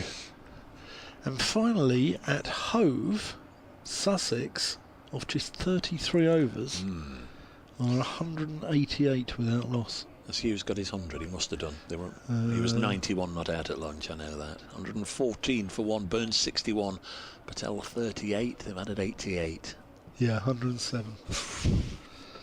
Both have faced 100 balls. Hughes 107, Tom Haynes 71. Brett Hutton to complete his first over after lunch, just his 4th in all. It's pushed to mid-off, no run. And he's bowled those 4 overs for 20 runs. Patel 38, Burns 61. Freddie McCann is to continue. He's bowled 6 overs. 1 for 10. There's not been any great element of control really for Notts, I don't think, in the half an hour lead up to lunch or since lunch. You know, you look at the 2 figures on the board, 10 overs between McCann and Hutton, not a maiden between them. Here is McCann. Starts with a dot ball, probably 6 dot balls now, I've said that, but it just seemed a little easy, hasn't it? Yeah, yeah, it's sort of quite pedestrian. Nothing McCann's done so far apart from 1 ball. You know, it's been really out of the ordinary. Nothing that would make Arthur say, oh my good God. Yeah, he just... don't know how long you're going to keep flogging that very tired pony. But here is McCann. Just pushed into the offside there by Burns. Just going about his business. They're almost waiting for a mistake, aren't they, the bowlers? Yeah. It looks, although it's a flat pitch, it's not really coming on. I think that's why we're seeing a lot go into the leg side with sort of mistimed shots. Mark the Mod says, good afternoon, gents, from sunny Sevenoaks in Kent. Lovely day. Is this one of the youngest Notts teams you can remember, Dave? Got to be, Mark. Yeah, got to be. Burns pushes that into mid-wicket. Mead does well. Cuts off the single.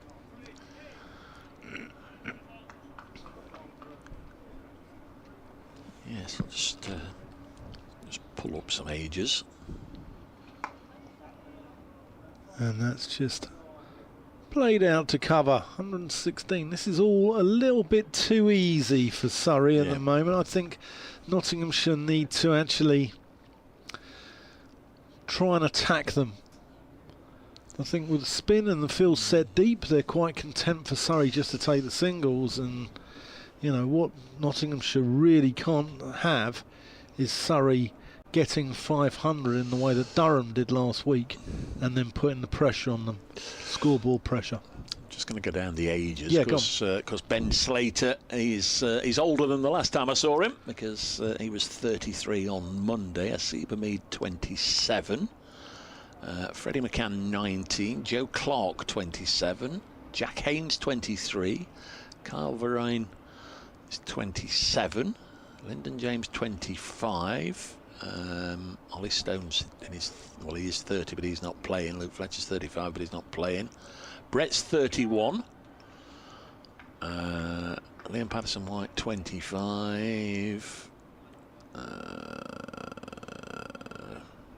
Is that about them all? I think Rob Lord's about 25 and of course Farron's 16, so only two in their 30s, one of whom is Hutton. Bowls now. There's the grunt, and turned away by Burns for another single out to Jack Haynes, 116 for one. What's happened to Josh Tongue? Been injured all season. Got injured with England during the winter, and we've not seen him yet. He signed for Notts last August. Yeah. I've not met him yet. Oh. He didn't have the best of injury records at Worcestershire, did he? Oh, he's out injured. Dylan Pennington's done for the season as well. And Ollie Stone's away with England, so Notts fast bowling resources a little limited as Patel plays this to mid-on and Mead, the captain, does the fielding. What do you think of Dylan? I quite like him. Yes, he's got a little bit about him. Yeah, very much so, and you know, I could understand why he was selected for England. I just thought it was a little bit of a nonsense that in those three matches against the West Indies, because he was called in, and then at the first one was all the Jimmy Anderson fanfare, and Dylan was there. Fully expected him, especially with the second test being here, for Dylan to come in and make his debut here. Yeah, to be 12-man for all three tests. Nobody learned anything in doing that, as the next one's turned to mid-wicket, no run. Which surely in a summer when you've got West Indies and Sri Lanka, it's about looking to the future, i.e. England have had a look at Jamie Smith and he's taken his opportunity. Well, having gone down that decision that we'll give Anderson sort of a farewell testimonial type game, and then we'll put somebody else in, to have Pennington in the squad for the first game as sort of the backup, the 12th man, and especially on his home ground. Yeah. Hutton again with the grunt, and Patel works it into the offside. But hey, they see it differently to what I do. They see things generally very different to how I gauge them. I covered a game last season at Cheltenham College, which was Gloucestershire versus Worcestershire, and Pennington, 20 minutes to go. Worcestershire needed 2 wickets to win the game, and Pennington threw the ball at Jack Taylor, 5 penalty runs given away, and then has bowled him next ball and gone round the ground with aeroplane celebrations. Oh, crikey. Clipped slightly uppishly to mid-wicket by Patel. Yeah, they've got 2 short mid-wickets in there now. Ryan Patel goes quite hard at that shot. And they've got McCann and Patterson-White in there. 22 and 44 on their backs. 2 little ducks and 4 little ducks. Houghton from a position in front of the committee balcony. I would imagine the committee have been relocated to down below us for this game. 117 for 1. Played up to Lyndon James at mid-off, no run. Did find that Surrey, the name of the Surrey gentleman who's coming tomorrow, Philip Payne. He'll be made very welcome. A Surrey historian. He's coming tomorrow to talk both during lunch and during tea about Surrey players, members and staff that made the ultimate sacrifice during the First World War. Lots of interesting stories, we understand. So if you come into the ground tomorrow, if you go to the members meeting, it'll be repeated at tea time. But should be very interested as well, and I hope Philip Payne enjoys his visit to Trent Bridge. I'm going to make way for NASA. Here's Freddie McCann bowling, and this one's just helped out to point on the offside. 117 for 1. More from Dan a little later. Welcome back, Nas. Yeah, good afternoon, Dave. Yeah, Surrey certainly getting on with it. We're testing you on those storm names a little later. Yeah. McCann bowls to the Surrey captain. One more to Rory Burns. 117 for 1. Started on time at 11 o'clock. It'll be 11 o'clock tomorrow. But what time we're going to start on Saturday after you've been queuing all morning to get your Oasis tickets? Can we start without you, or do you think you'll have got them by then? I'm going to say something terrible now. You've no idea what I'm talking about. No. Another dot ball. No, I'm not an Oasis fan. I'm not an Oasis fan. So you turn around then. Don't look back in anger. No, no. Yeah, that's about it. It's not. No. Not for me, unfortunately. Not Oasis fan. 118 for 1. McCann bowls. Worked up to mid-on. I know. It's probably against the grain, isn't it? Over the last couple of days, it's almost like it's Oasis fever, isn't it? I can't imagine anything worse than actually being there. I know it was his big build-up, wasn't it? It was either you were Oasis or you were Blur in the 70s, 90s. Yeah.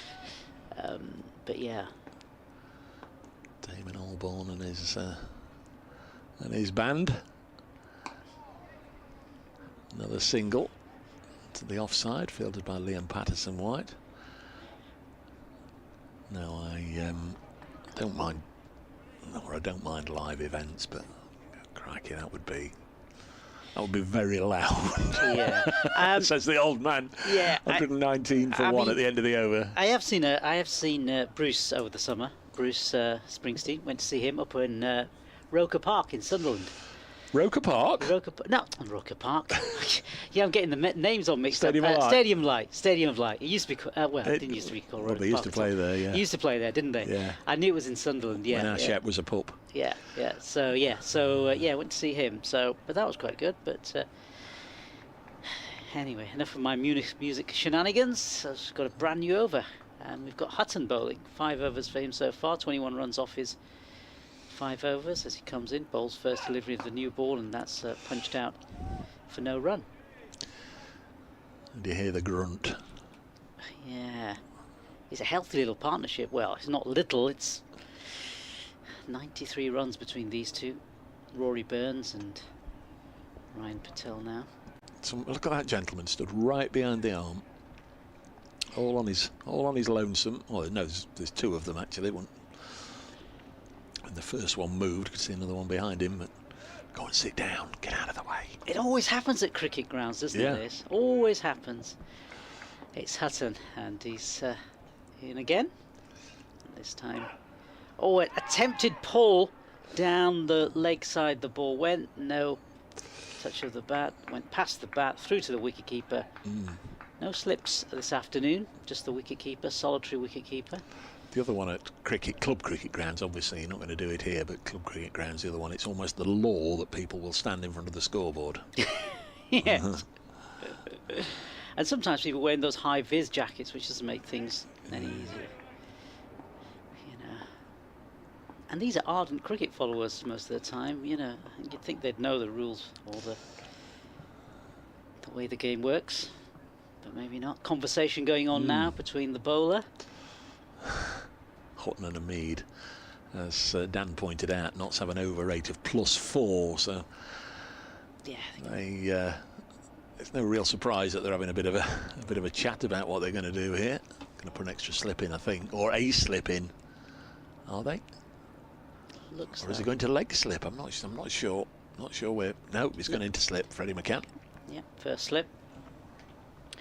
As Hutton readies himself. So that's the plan. See if we can get an outside edge. Here he comes in again. Hutton, this next delivery. Again, it's played through the covers, but fielded well. And there'll be no run. Sun attempts to get out this afternoon.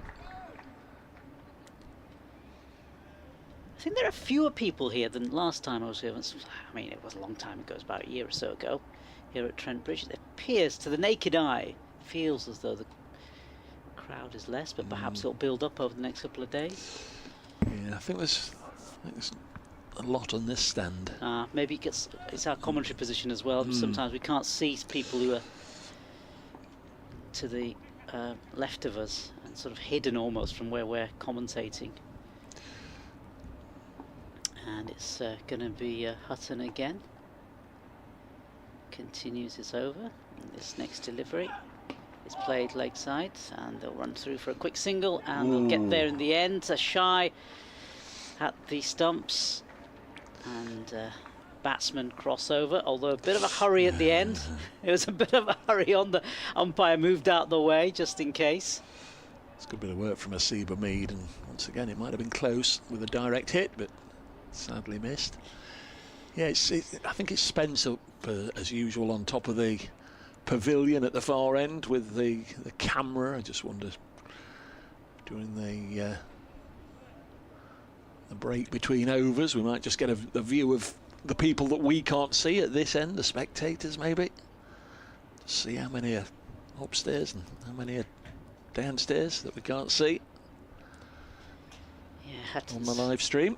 Hutton's going to carry on. Another field change by the looks of things after another conversation, and this so two fielders now in that sort of just sort of short mid-on position as Hutton comes in. Bowls this next delivery, and this played actually through the it played through for 4 runs actually. It's played through the sort of gully region and goes through into the boundary, and 4 more runs there for Rory Burns. Yeah, just too much width offered, and if you've got no fielders there, no protection, it was just very easy for a player of the calibre of Burns just to run it away. Got 5 fielders on the leg side, so there's not much margin for error outside the off stump. Yeah, Hutton's going to come in to complete the over, and he's coming in, bowling from the Stuart Broad end, and this one played safely out by Burns, taking him on to 68. Ryan Patel's on the other side, he's on 41. Partnership of 98 between these two, and Surrey are 124 for 1. Yeah, Brett Hutton, 6 overs, none for 26. There's a shot. Oh, well, on the other side, there's not too many. Big stand this, of course. But these now, those of you watching on the live stream, they're the bods behind the bowler's arm. So yeah, a decent number have come along today just to have a look, and we're up there somewhere. There we are. Yeah, you're right, Dave. I think they're sort of hidden away from us, aren't they? They're sort of, as I said, to the left of us. So Farron Ahmed's coming back into the attack. That's an interesting move. 12 overs, 3 maidens, none for 27. This morning he was in the attack as early as the 7th over. There was 1 over where Rory Burns went after him, hit a 6 and a 4, and he wondered if that was going to be a case of Burns trying to take him down, but then it just settled down again. He Only went for a single or two over his next 3 or 4 overs. So good figures, 12 overs, none for 27. He's going to bowl to Ryan Patel, who plays this to mid-off. Brett Hutton with a dive to his right, threw himself to the ground to prevent any likelihood of the ball squeaking under him and away for 4. They get a single, 125 for 1. And the partnership is now 99. Dominic Sibley out for 9 when the score was on 26. There's Farron. Ahmed bowls, and this is played straight to Hutton, so they don't get a run this time. 125 for 1, Surrey. They won the toss, opted to bat first, and they're no doubt looking to go big in this first innings, get lots of batting points, put the pressure on Notts. We're desperate to break this partnership, and it now does reach 3 figures with this cut into the offside by Rory Burns, who goes to 70. Century partnership from 222 deliveries, and Rory Burns has monopolised it with 52 runs. Ryan Patel's faced rather more deliveries than his partner, and he's only scored 42 of that century partnership. But collectively and combined, they're doing very well indeed. As Ahmed bowls to Patel. Little push out to Liam Patterson-White. He's also had a bowl this morning. 5 bowlers used by Asib Hamid. Rob Lord, the only wicket taker. Farron Ahmed to Patel. Again, played out and picked up one-handed, left-handed by Patterson-White. Back in the championship team for the first time in a while. And a little loan spell with Northants earlier in the season. This is drilled back at Farron Ahmed, and it's the first real show of any emotion we've had from him at all today, because I think that one stung his fingers. It was leathered back at him, and he made a good stop, and then you could almost tell from here that, ouch, that hurt. He wasn't too thrilled about that. Yeah, he's certainly, I mean, at the age of 16, he's still developing, isn't he? So, still pretty early in his career, and really keeping things very, very tight on one side for Nottingham, but they need wickets this afternoon. England are 4 down in the Test match, 138 for 4. Harry Brook has just been dismissed for 33. Joe Root's 41 not out. 138 for 4. That's at Lords, of course. And it's going to be Hutton. He's going to continue. 6 overs for 26 runs so far for him. Just some more conversations. 1 slip for Nottinghamshire. Dan's in mourning at the back of the box. Gloucestershire all out for 125 in their home match against Northants, and Kenton 9 down in Division 1, 146 for 9 at Edgbaston against the Bears. So it's going to be Hutton to continue as he comes in from the Stewart Broad end and bowls his first delivery, and that outside the in fact, yeah, a wide. It looked wide to the naked eye, and it in fact was a wide down the leg side. So 1 further run to Surrey's total, and yeah, not a great line to say the least. Lucky it didn't go all the way for 4 byes, but in the end, probably the best of the results as Hutton comes in again. This next ball is played out in front of him by Burns, and he's still on 69. Patel is on the other side, he's on 42, Ryan Patel. And he's come through the Surrey system, Ryan Patel, hasn't he? I believe, as I'm joined in by Dan again. Yeah, he certainly has, as has Rory Burns and Dominic Sibley. And this next delivery from Hutton is again played down leg side, and it's going to run away past the wicketkeeper, down the leg side, and there will be 4 more runs. 4 more to Rory Burns, taking him on to 73 now. So good little knock list from Rory Burns. Yeah. I'm just looking down this Surrey side. I think there's only 5 out of this lot.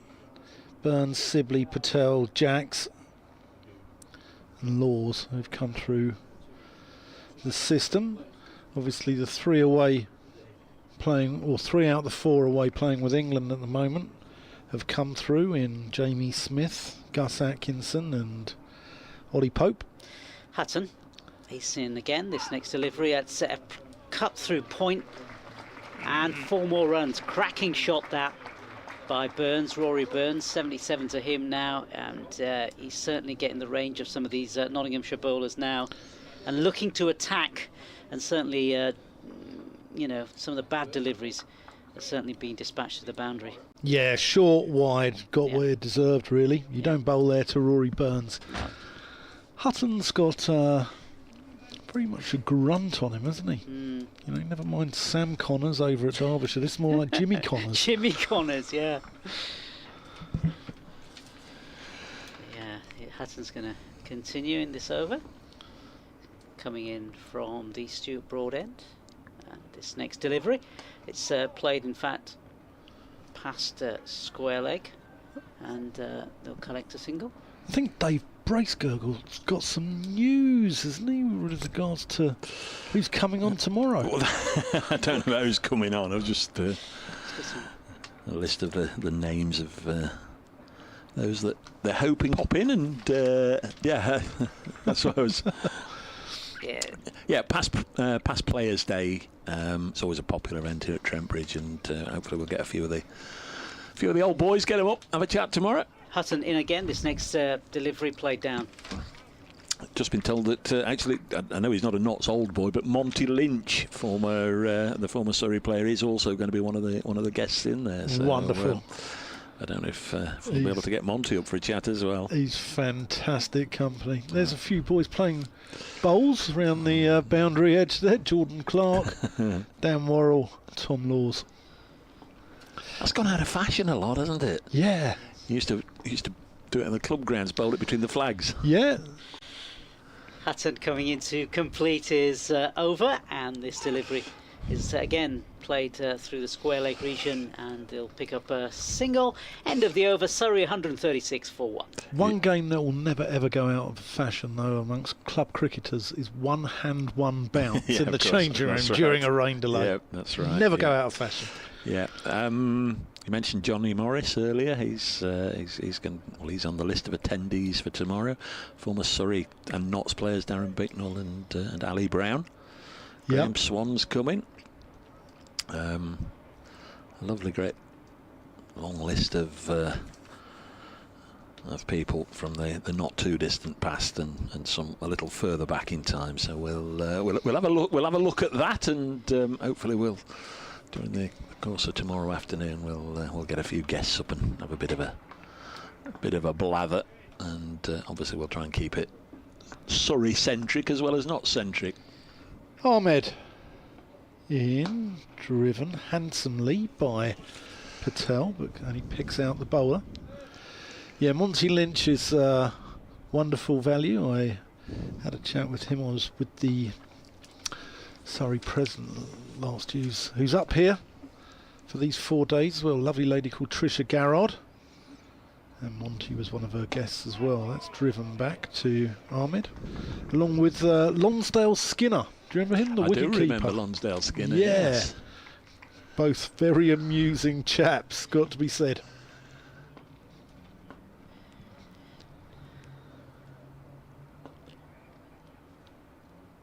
Ahmed bowls good length. Doesn't bowl much to hit, does he? The only Lonsdale I've come across is that sporting brand. Isn't Lonsdale a sporting clothing brand of some sort? Yeah. The Lonsdale belt in boxing. Yeah. That's the only Lonsdale I've come across. Here's Ahmed. Driven. They're going to take a single to Lyndon James. And they get through for one. I can remember one year, I'll try and pull it up rather than just Yeah, flan along, but I can remember one year the Not Surrey game went to Worksop when I was a youngster, and I think Lonsdale Skinner got runs in that one. Yeah, he didn't play for long. He was like understudy to Arnold Long, wasn't he? Yeah. Here's Ahmed. That's defended into the offside, no run. They used to play Yorkshire at Worksop, didn't they? Until yes, that's right. Obviously the strike in '84, the miners' strike, caused a few issues at that game. They used to come down in thousands, didn't they? It's nearer to Sheffield, isn't it, than Nottingham? That's right. I was born in Worksop. Oh, that's a good shout. Burns playing around that front pad, but not out. Not given, and that's probably the most important call of the day, the call from the umpire. So yeah, unlucky not to get his wicket there, perhaps, on reflection. But we'll have to have another look at it to get a better idea. Yeah, I'll want another look at this. 138 for one. Get another look at it, but the wicketkeeper with doing the old teapot. Oh no, sorry, that's Ahmed who's doing the teapot. There we go. We might just on the live stream be. Let's have another look at this. Trouble is, he hasn't got ball tracking. Yeah, that's all we really need. Here it comes, and it's probably going down. Not really doing enough. No. From around the wicket, he's got to be pitching that middle and straightening it. Straightening it. Yep, it looked as though it's going down leg. Yeah, just going on with the arm. So yeah, as Nottinghamshire try see if they can break this partnership. It's 1973, the only time this game was taken away from Trent Bridge. 28th, 30th and 31st of July, so that would have been Saturday, Monday, Tuesday, of course, 3-day match. Nottinghamshire won the toss. It was drawn. Notts made 327 on the Saturday, centuries for Mike Pasty Harris and skipper Mike Smedley. Oh, that's a name. Oh, hang on. Surrey 10 for 1 on the Monday, and then there was no more play either the rest of Monday or day 2. But I'm sure I got Lonsdale Skinner's autograph. The Surrey teams: Lonsdale Skinner, Jeff Howarth, New Zealander, of course, brother of Headley, Dudley, Owen Thomas, Eunice Ahmed, MJ Edwards, Stuart Story, Arnold Long, Intercab, Robin Jackman, Pip Pocock and R.P. Baker. Yeah. R.P. Baker. So it's Lord. Ray. He's in again for a new over, first ball of the brand new over, and it's punched through the covers. 4 more runs for Ryan Patel, and a beautiful shot. That's gorgeous from Ryan shot. Patel. Beautiful shot. Yeah, so he's certainly edging ever closer to a half century. Was Bashar Hassan playing in that? Oh, got to come back to that. I'm being threatened with violence.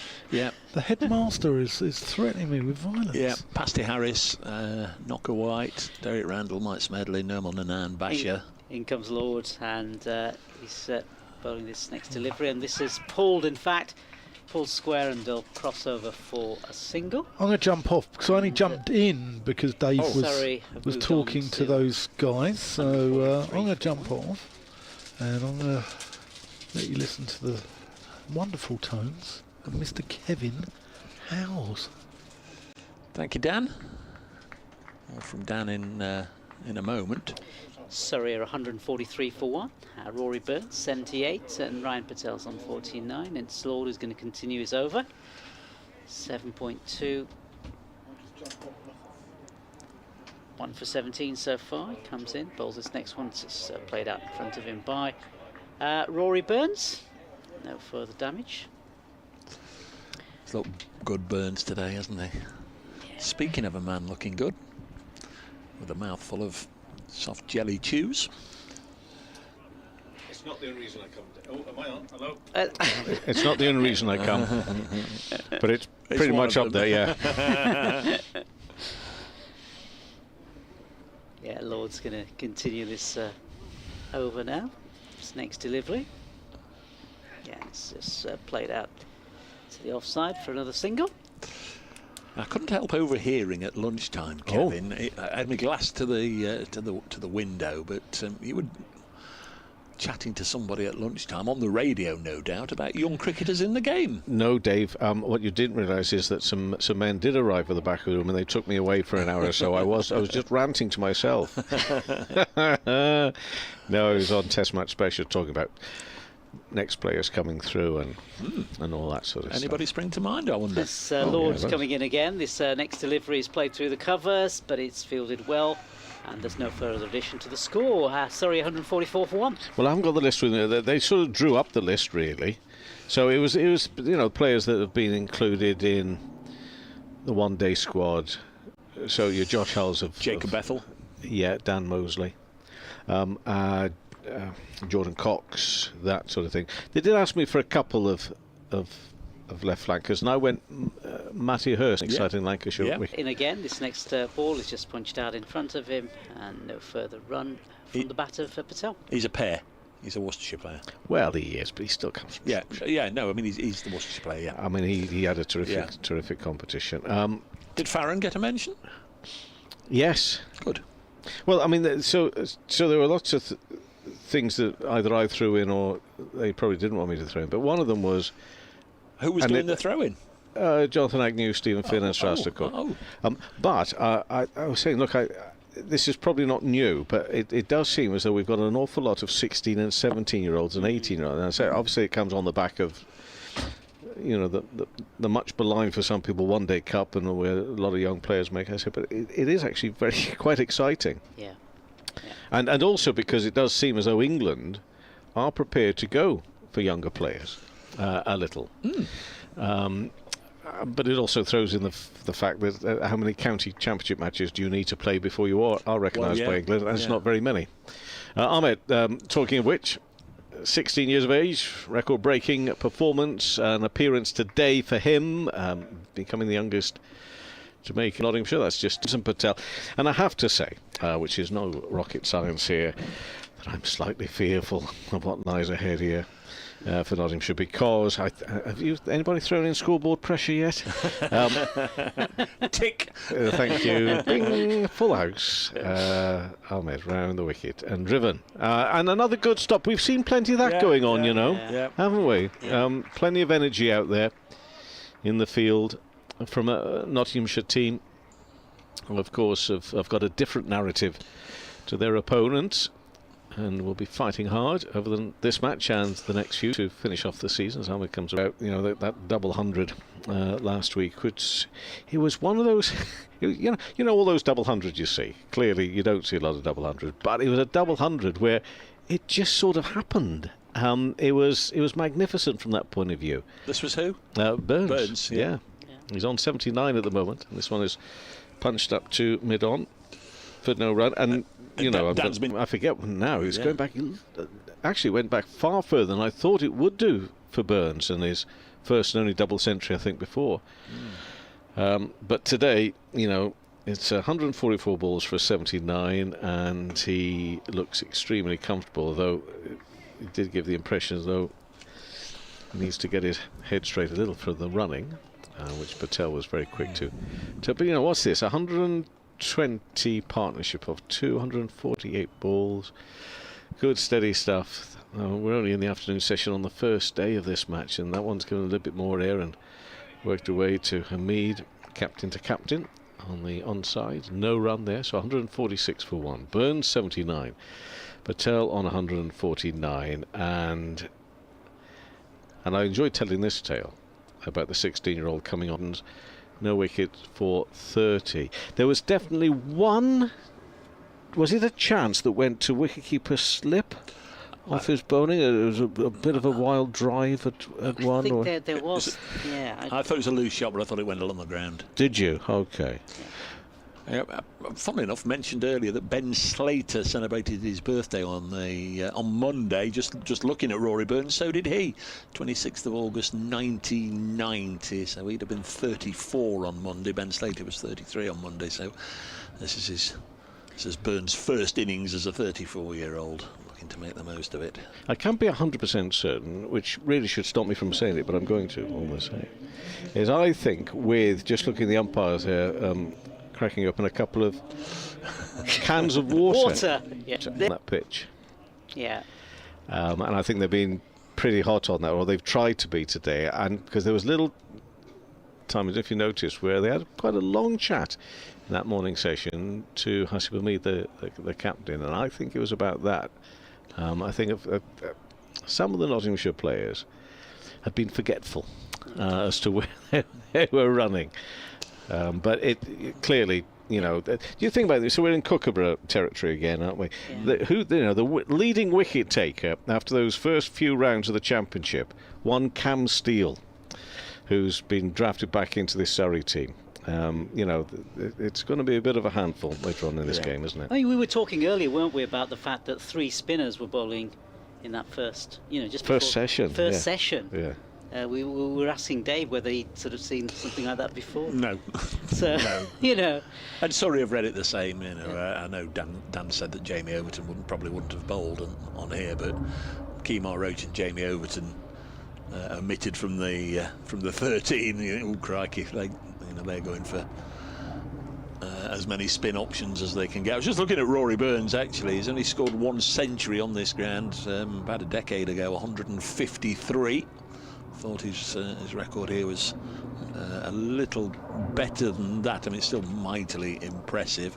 And against Notts in all, Rory Burns only averages 32 with that 1 century. This is his 11th match against Notts. Well, we've got helicopters flying in a bit early for your pickup, Dave. must be picking somebody else up on the way and taking you back. There's an aeroplane somewhere that it's over there. Crew have picked up. Well, the new Prime Minister's cancelled the helicopter contract, hasn't he? So. And the girdler's picked it up. he's got it at cheaper rates just to fulfil the contract until the end of December, I think it is. Yeah. Going to be Rob Lord to come back on.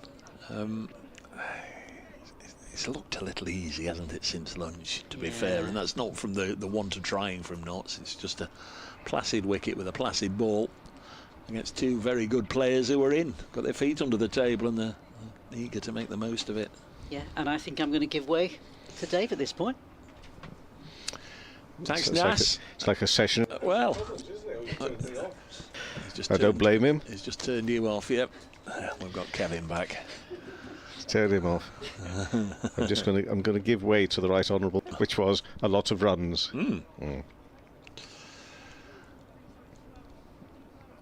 And also some lengthy delays. What's going on here? Well, at the moment I can get 6 fielders on the leg side, and umpire Middlebrook says I'm going to go over to point so I can just check and make sure that there's no more than 2 behind square, because them's the regs. But also square leg was stood right in front of him as well, whoever that is. Me again. Oh dear. Patel's on 49 and it's Lord coming in and bowling short, and that's been hooked away for the 50 brought up for Ryan Patel there for 104, getting to the rope just a yard or 2 inside. So well done to Ryan Patel. We talked about it again this did we talk about it on air or off air last week with Patel? He can often be the man who sort of misses out and then gets drafted back in and needs to perform straight away because his opportunities don't come maybe as often as some of the other players, you could argue, if they're all available and the like. And here he comes in again and puts on a really good showing. It's 50 not out of 133 balls, 147 for 1. Surrey, they won the toss, elected to bat. What a wise move that appears to be. The sun is back out at Trent Bridge as Lord is in and bowls again a shorter ball, and that's been pulled this time by Burns to deep mid wicket. He will get a single. He moves to 80 and takes Surrey up to 148 for 1. Have you been going through scores recently or not, Girdler? Because I'm going to, regardless of whether you're not. You go for it. Because it is to bang on, but it's a fact, and there's a definite talking point. This Kookaburra ball, as Patel's on 50, and this next ball from Lord again is a shorter ball, which Patel looks back at the umpire and says, What's going on there? I'm not going to have a go at that. So, busy starts, but we saw this in the first 2 rounds of Kookaburra, and then it all went very quiet again. So let's see how this all pans out over the next day or two. It wasn't a busy start, that said, at Manchester, where Hampshire 122 for 1. Lancashire, very much like Nottinghamshire. You take a look at those teams, you think, surely not relegation, but they're in the mix. They're in the battle, in the fight. Hampshire may be now out of the title race. This one has been pulled away. It's in the air, but that's going to bounce in front of the rope behind square on the leg side. It's 4 runs for Patel. He moves to 54. Takes Surrey past the 150 now, the 152 for 1. But Hampshire 137 for 1 against Lancashire. Kent and Warwickshire, well, Kent, oh dear. Kent is 56, Warwickshire 8 for no wicket in reply. Warwickshire very much battling. Somerset 204 for 3. They're nestled in behind Surrey, although it's not much of a nestling in when you're 35 points behind, but they're taking on Durham. Durham, of course, had a very big win over Nottinghamshire last week. Worcestershire, Essex, that's a big game, and a recovery from Worcestershire. They were in some bother there against Essex. Essex again, just like Somerset, trying to keep in touch with Surrey at the top of the table, and Worcestershire with a victory last week over Kent eased a little, but still a lot to do to avoid relegation. They're 160 for 7, but that is a comeback. I just want to have a look at that scorecard to remind myself just what a predicament they were in. Again, that's a short ball which has been pulled away out there to mid-wicket for another single for Patel. He moves to 55 and takes Surrey to 153 for 1. But for me, that is Worcestershire's story this year, compared with other years when they've been promoted and gone straight back down, and the same may still happen. As I say, they've still work to do, but they seem to have got a lot more spirit to them than maybe they've had in the past. But they were 4 wickets down for only 10 runs, 46 for 5 at one point, but yeah, it was 10 for 4 at one point, and they have recovered against Essex, and that one just sits up a little on Burns. But he manages, he was looking to shadow as if to work it on the leg side, doesn't get it away.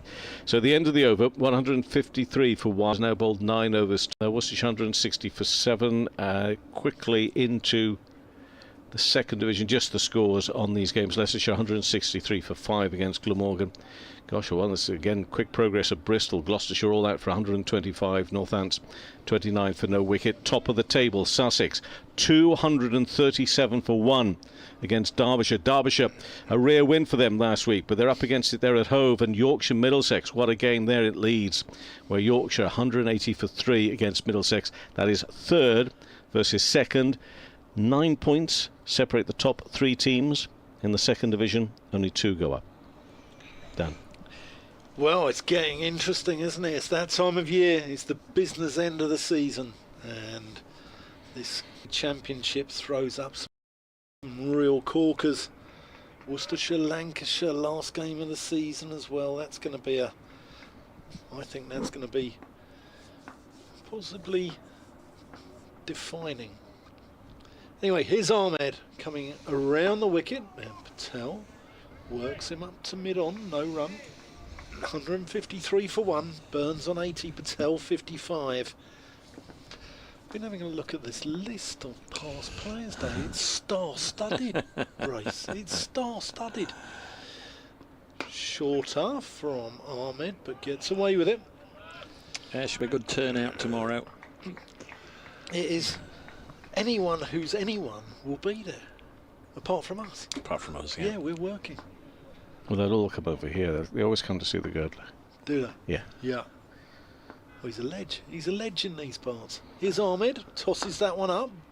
Oh. Driven beautifully by Patel. Ahmed possibly should have stopped that, but the power of the drive beat him and goes a war straight down the ground, straight. Yes, I think he feels that he should have stopped it. Yeah, be revolving door tomorrow afternoon. All these stars downstairs. Can I bring my autograph book? Of course you can. I'll be in charge of catering if that's okay. Yeah. He nearly pulled us off air then with his leads getting wrapped around. I've got all our tangle. and I missed that ball. No, it was a dot ball back to the bowler. I do like these lads playing their own little version of golf with the cricket ball. Ahmed, again driven hands. Yeah. The rope has killed that in club cricket. When it was flags, you had a marker, didn't you? There was no need to throw a jack. No, that's right. You had the flags. Here's Ahmed just weighing up his prey. Bowled very well with not much reward. That's down the leg side. Stopped as opposed to cleanly taken by Varane. But he's bowled tidily enough. He's bowled 16 overs, none for 34, without possibly being that threatening, really. But Tee on time. We certainly will if young Master Ahmed keeps bowling, because we're only 11 overs away from tee, or 20 to 4, whichever is the latter. I don't know what they're getting a little excited about here, the umpires, whether it's the ball. I think they're looking at the ball. I think they might give Notts a warning for bowling their overs too quickly. They're 4 over. What's going on? What's going off out there, Kevin Howes? We're going to get away on time. For 1. Can I just say that not every county can get a list as comprehensive as that for and old players do. Yeah, former players. Let's not call them old. His crew who have searched the net far and wide to get as many players as humanly possible here to Trent Bridge for tomorrow. Former players, as I say, Samit Patel's coming. He's not got far to come for a free lunch. Looking forward to seeing Samit. But Wayne Dessau is coming from Adelaide to attend, which is brilliant. I'm sure he's going to catch up with family and friends, but that'll be nice. There's one or two other official guests. Frank Hayes, the former Lancashire player, has got a century against the West Indies on debut for England. He's going to be here. Monty Lynch, the former Surrey player, as we say, is one of the guests tomorrow. Ian Storey-Morans from over the road, very often pop in and say hello. They're also going to be here, but we'll try and get one or two players that we haven't spoken to for a while up here. There's Rob Lord bowling, and his first ball after that lengthy hold up is pulled out to deep mid wicket. There's no run. There's 4 out, Dan, on the leg side fence. 1, 2, 3, 4. Yeah, and Nottinghamshire doing enough to attack Surrey, in your opinion, or have they gone on? I mean, I know it's 158 for 1. You do go into defensive mode, but they seem to have been in defensive mode for a long time. Yeah, I talked to these guys with the Kookaburra earlier in the season, and it's just blooming hard work and nothing happens. And just a 52-year-old has just sent a message in. He used to be called just a 51-year-old, and before that he was just a 50-year-old. So it's all gone a little flat. On 58 for 1, this one's hit up in the air, slapped down the ground for 4 by Ryan Patel. Just picked his spot. He knew there were 4 out on the leg side fence, so he hit it down the ground where there isn't anybody. 162 for 1. Kevin. If they call them 62-year-old, are they referring to the cricket or life in general? No, that's his, because I think both apply. That's his social when media. When you get to 52, it's gone a little flat. It has gone a little flat. That's his handle. Again, the ball has come back and it's been lobbed to umpire Pollard. They so want this ball to change, don't they? Oh, yeah. Every trick in the book. Can we have a brand new did something please? kick off last week in the Test again? It's happened a couple of times in Test matches recently. Well, no, actually it was last year it happened once. I think it happened in last week's Test match where there was a change of ball and immediately that resulted in wickets being taken. They're asking for the suitcase to be brought out. Yeah. Oh, this is going to make all the difference. Let's hope it's full of Duke balls. Well, have you seen the tape balls they play street cricket with in India and Pakistan, and they just go all over the place. Have you guys been watching the Andrew Flintoff series? Yeah, brilliant, absolutely brilliant, isn't it? It is his relationship with the young men, and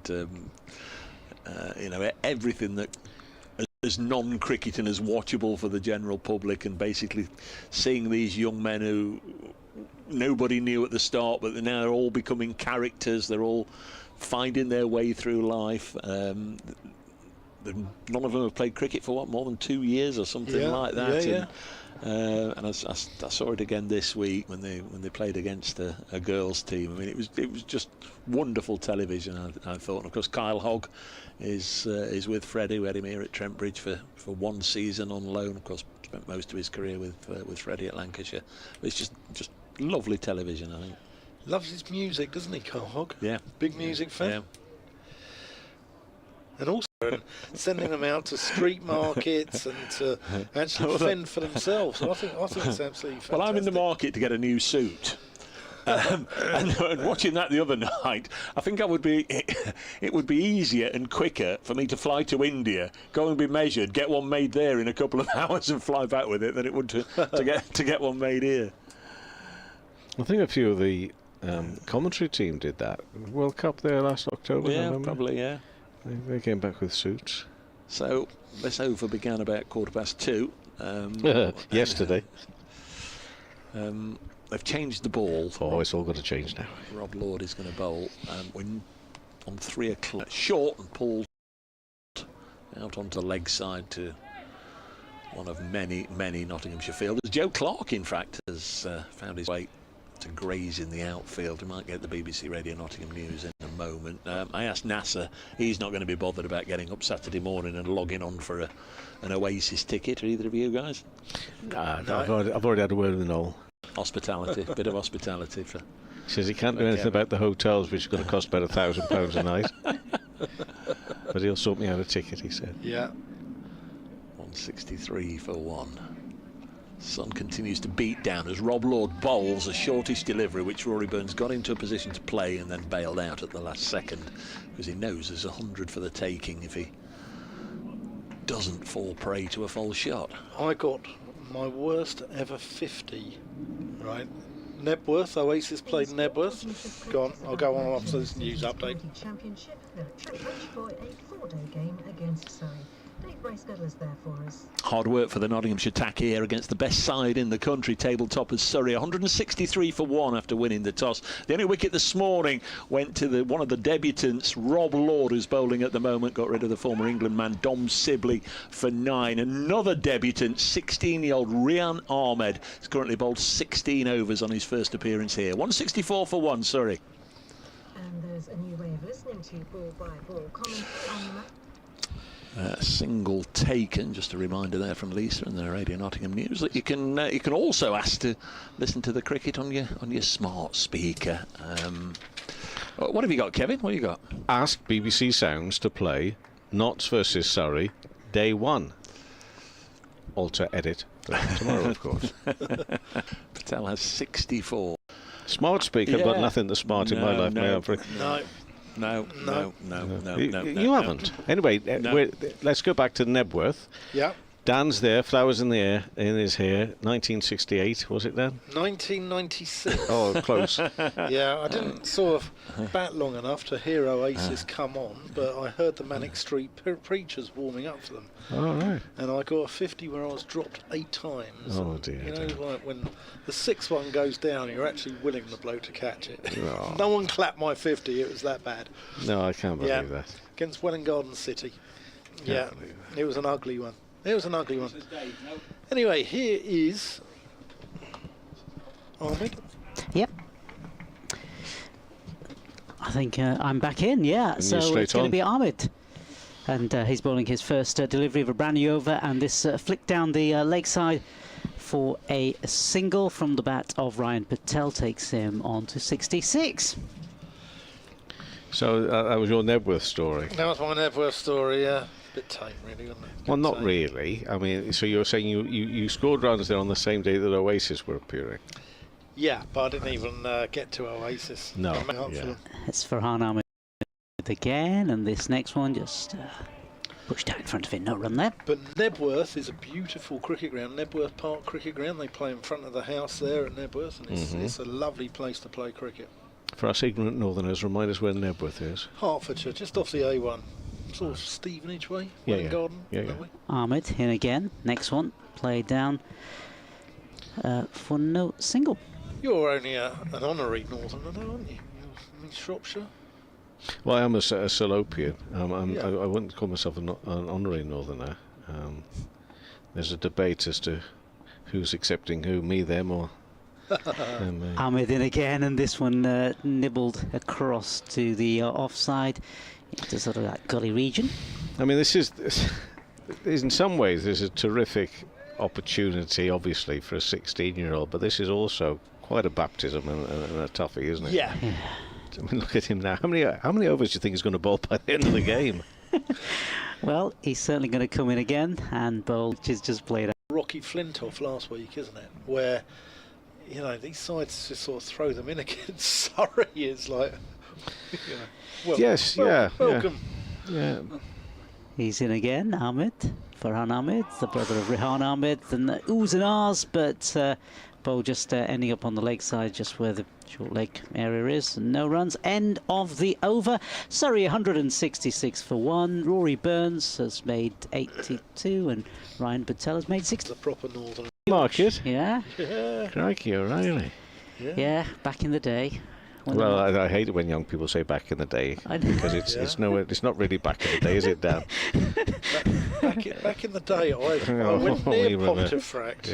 Yeah. I've been to Frickley Athletic football. Selby, Pontefract, Morley, just a few of the places. So was that proper market? We had to sort of get up at 3:30, 4 o'clock to set it all up properly? Yeah, we did. We took our own. We took our stalls there as well. Selling? Skirts. Oh, of course. Wait, no, what are you laughing at? People across the north, they always say, "Oh, where am I going to get a skirt? Oh, let's go to Pontefract Market. It's a place to get your favourite skirts." Lord comes in here and bowls, and that's short, and that's been pulled down here towards the fielder at fine leg, and they will go through for a single. I thought you were blaspheming at me there when you said the bowler's name.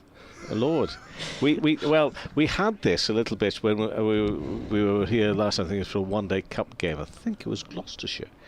So you're right. We had, and I'd like to think it was with Robert, not against him or anything. A little bit of fun with the name. It is a terrific name, isn't it? Yeah. We had Rocky last week in Flintoff. Now we've got Lord bowling in and bowls and.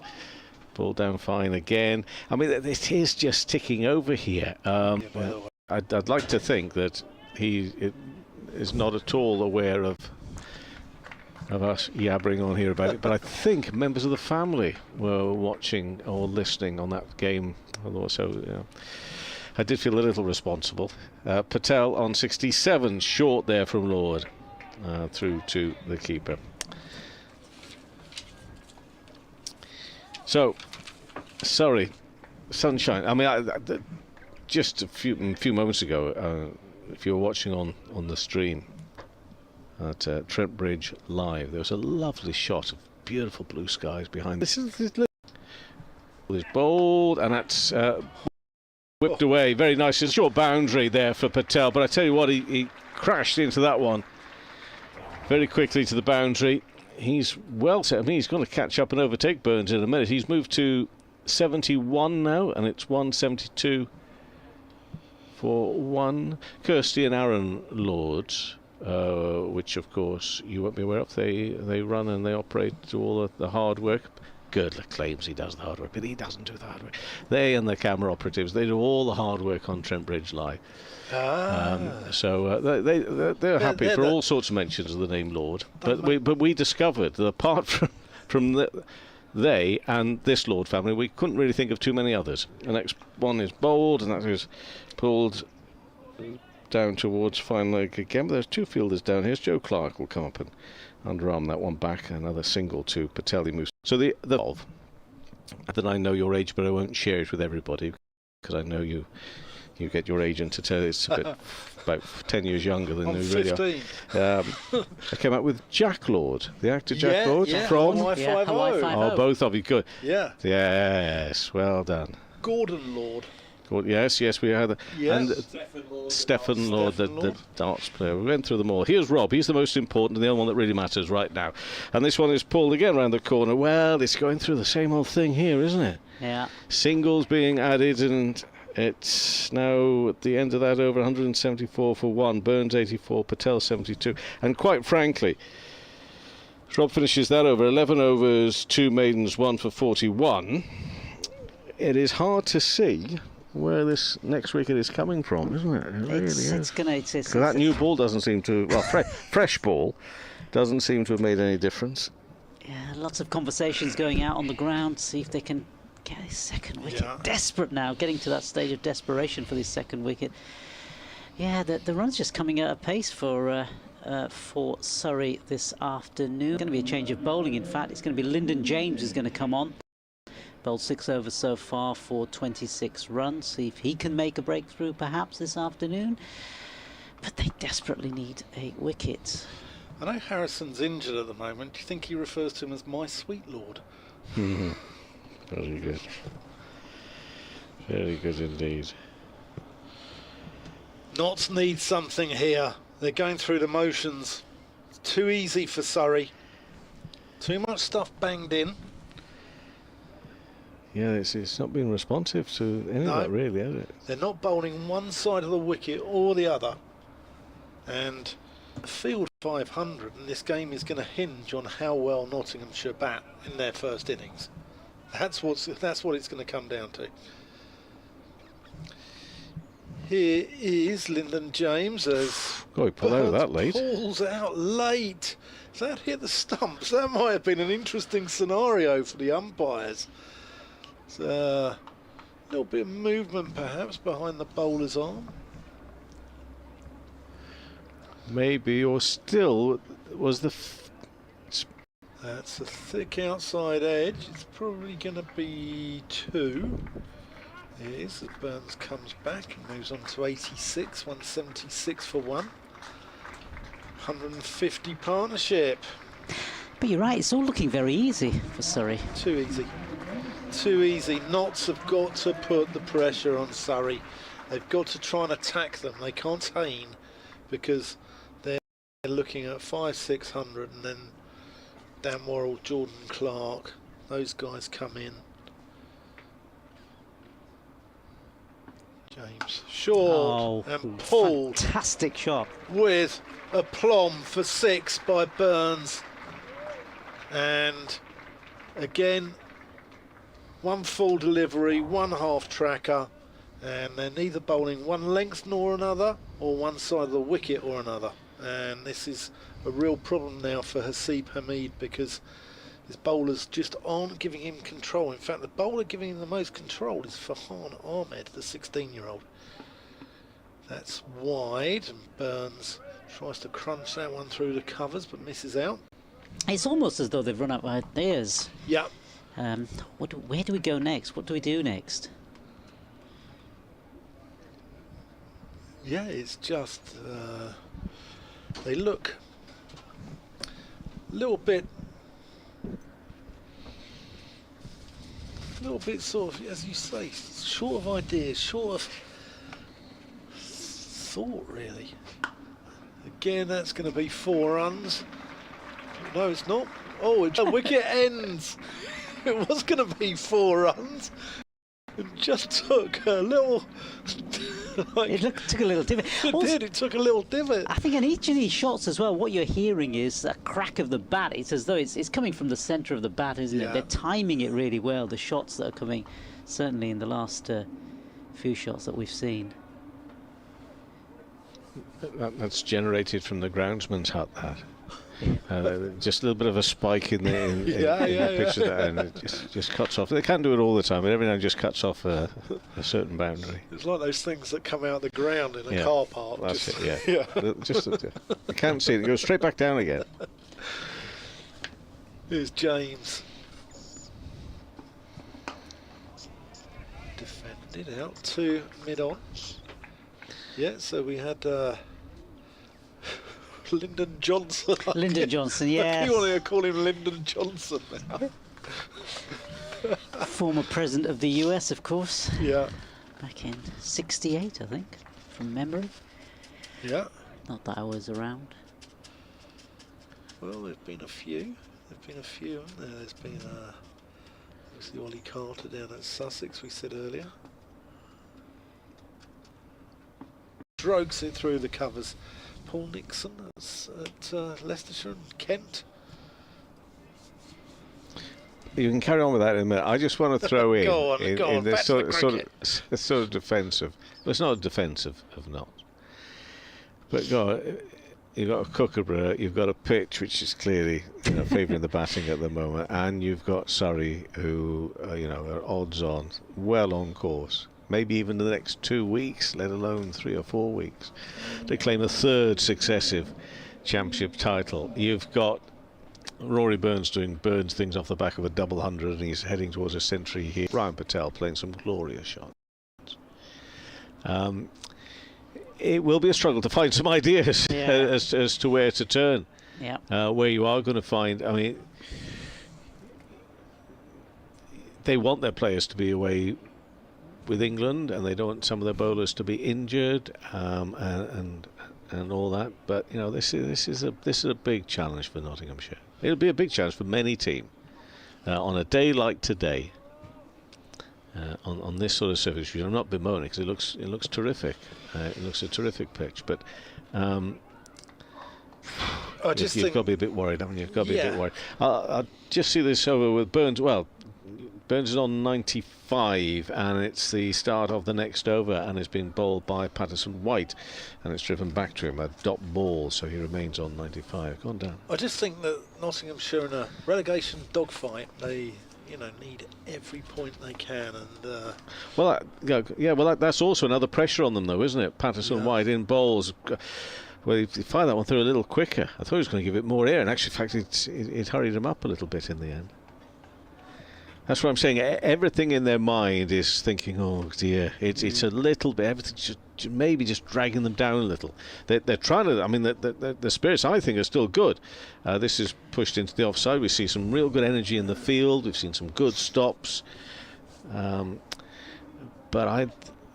if I'm showing empathy, sympathy, it's not empathy because I'm not in the relegation, but sympathy. Unfinished sympathy. Yeah, I think this is very tough challenge, and it would be for anybody. Well, that's what obviously they need a wicket, but they need something here now to give them a little extra spirit. They're trying to maintain that spirit and that energy. Patterson White bowls width, and that's pushed into the offside. See there, it's simple. It's not that extraordinary, but it's a good piece of fielding out there, extra cover, still throwing himself to the ground, still affecting a stop.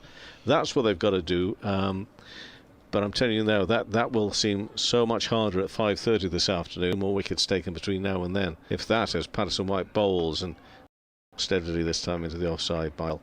So Burns has moved to 96. It's the end of that over. And it's 190 for one. Burns on 96, Patel 76. In this partnership, you see 164 runs. They've thrown most things at it, but there haven't been too many moments of jeopardy, have there? Not too many. I mean, how many times has the ball even beaten the bat? Hardly any. Yeah. It's. But did you say that you thought this to be a good pitch, but it's not got a lot of pace? No, I think it's a slow wicket, and I think it's going to get slower and lower as the game goes on. I'm expecting turn to come into it as the game goes on, and hence why. Got two in a catching position out here mid wicket now. There've been what, half a dozen of whether it be either side, but I think mainly on that leg side at mid wicket, which almost carried. We've seen again good stops, but just little things that could have gone Nottingham. Yeah, that didn't. Yeah, I think though with Burns in the 90s, I mean, let's try something different. Let's stick a man under his nose there. Let's try and get somebody in his eye line. Let's try and just unsettle him in a different way. Yeah, Hasib just had another conversation with a couple of teammates there, just see if they can get a breakthrough. Some movement of the fielders on the boundary fence on the leg side. It's going to need something like a commentator saying that's it for me now. Yeah. New over, and the first who just bowled that delivery, first delivery, brand new over for him. But yeah, these Nottinghamshire bowlers have got a job on their hands this afternoon.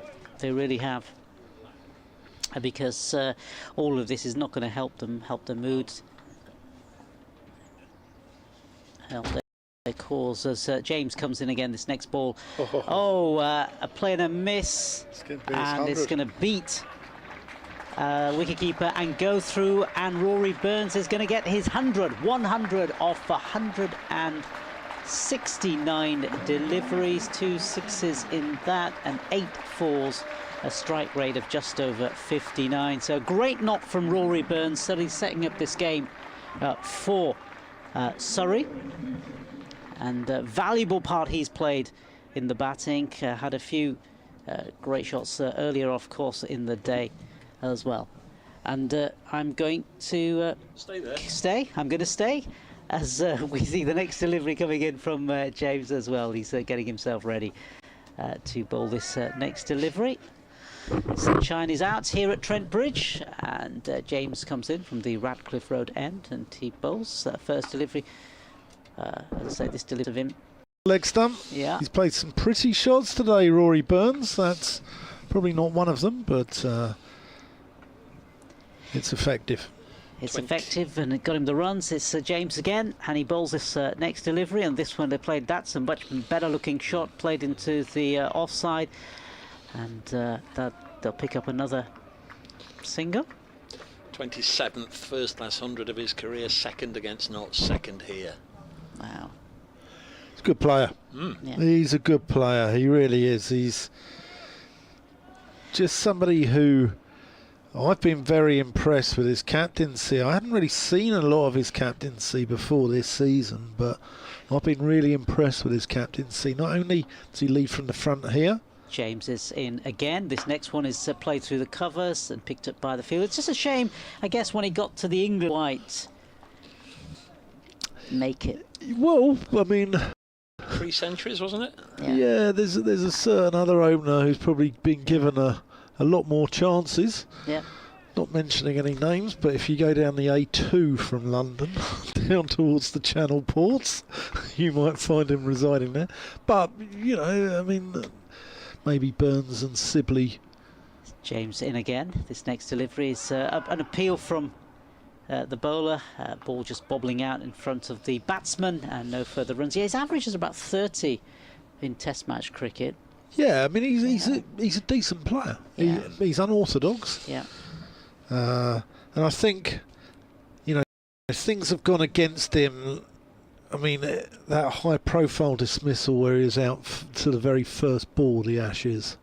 You know, things like that, which set the tone possibly. But I like Rory. I think he's. He doesn't give me much in interviews. Off the mic, he's a really good guy. For England, so too Keaton Jennings. Whenever I see Keaton Jennings play, I just wonder, why he was jettisoned twice. Really, had 2 goes at it, didn't he? He's still a fantastic player at county level. Here's Patterson White. Just drill back to him. I saw Jennings last week. He got 12 and 13, both times dismissed by Dan Worrell. It can happen, can't it? I saw him last month at Southport, got 190 not out. But that's just played out to point by Burns. A lot of good. Live. Yeah. Short, wide, and cut, but only picking out Ahmed.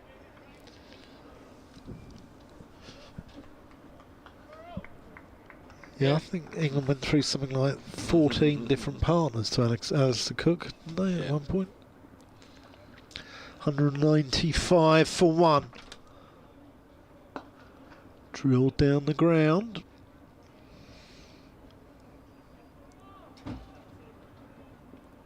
Very nice lunch here, Dave. Very nice lunch.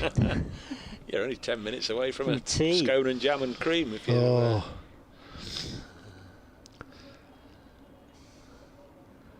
Patterson White just moving his mid-wicket slightly straighter.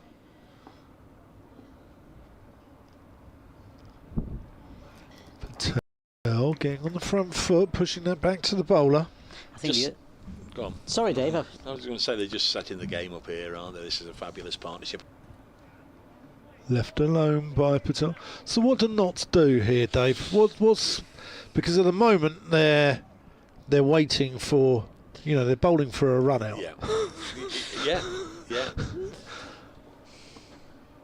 See, Do they have to get more attacking? Do they have to get in Surrey's faces a little bit more, perhaps?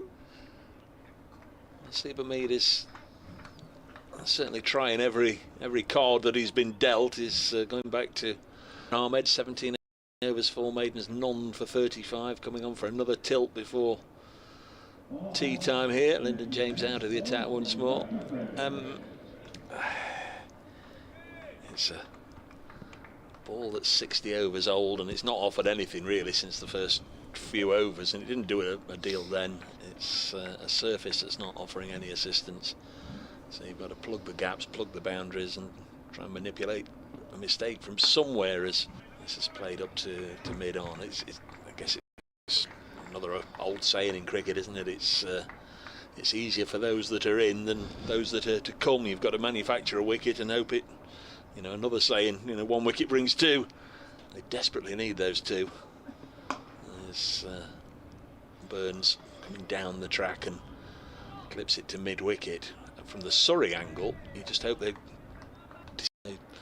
look to concentrate and dedicate their time to batting long and deep and big. They can get a monstrous score yet. As Haynes does the fielding on the offside, 190. Has it gone up? 197 for one. Burns on to 103. Partnership 171. Haynes was the son of Gavin Haynes, wasn't he? Yeah. Ahmed in again, cut away by Patel. Moves on to 77. 198 for one. Yep, Worcester-born.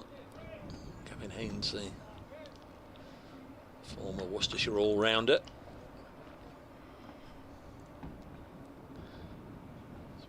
Very deliberate. Sets off running Farhan Ahmed. And says Rory Burns as he just tickles this into a gap on the leg side. Lyndon James does the fielding. Patterson wide there, a mid-wicket, channeling his Oasis reunion by having a roll with it.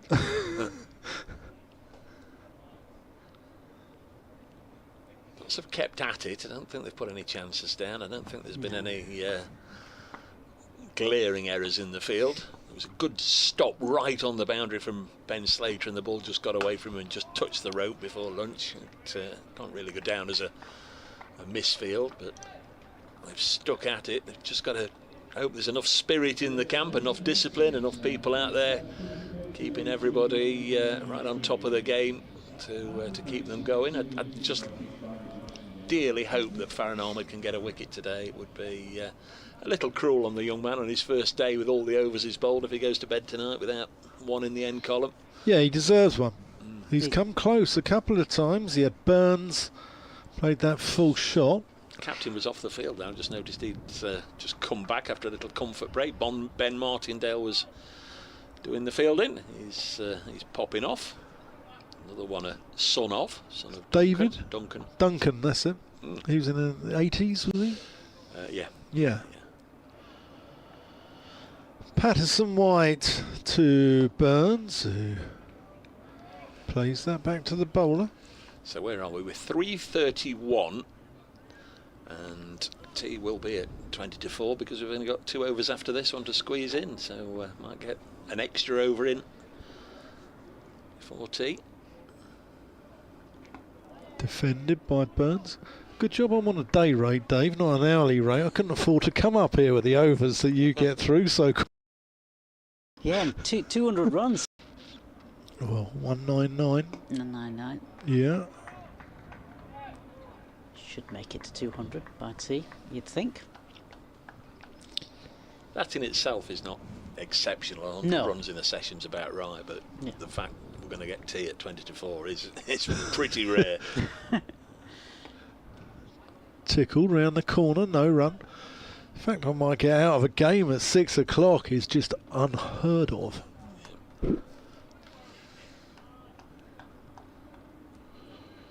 Club in tonight? Oh yeah. Played up to mid-wicket. I mean, doing the you know me, Dave. That's cut away by Burns. There is the 200. Comes up in the 62nd over. Rory Burns providing the foundations with 105. Ryan Patel with 77 of them. This partnership of 174. So you travelled up this morning? Yeah, it came up this morning. Early start, 6 o'clock. 6 o'clock start this morning from the Costa del Barnet. So you've not yet checked in? Not yet checked in. You've not yet found it? You don't know if it exists? I don't know. No, it's sort of that way somewhere. In the city centre somewhere. That's that way. Is it? Ah. And you, Nas, did you come up this morning? No, I came last night. I decided I wasn't. Hotel. Going to be reflecting on Ahmed, Farhan Ahmed, in fact, who's going to be bowling this over. Who's Dave was saying earlier, I could do with a wicket for the young chap, 16 years old, comes in, bowls this next delivery, and this one just played out in front of him. Yeah, he deserves one. I think the game could do with a wicket as well. Yeah. Who's doing next? Which of these names that nobody's heard of are doing next?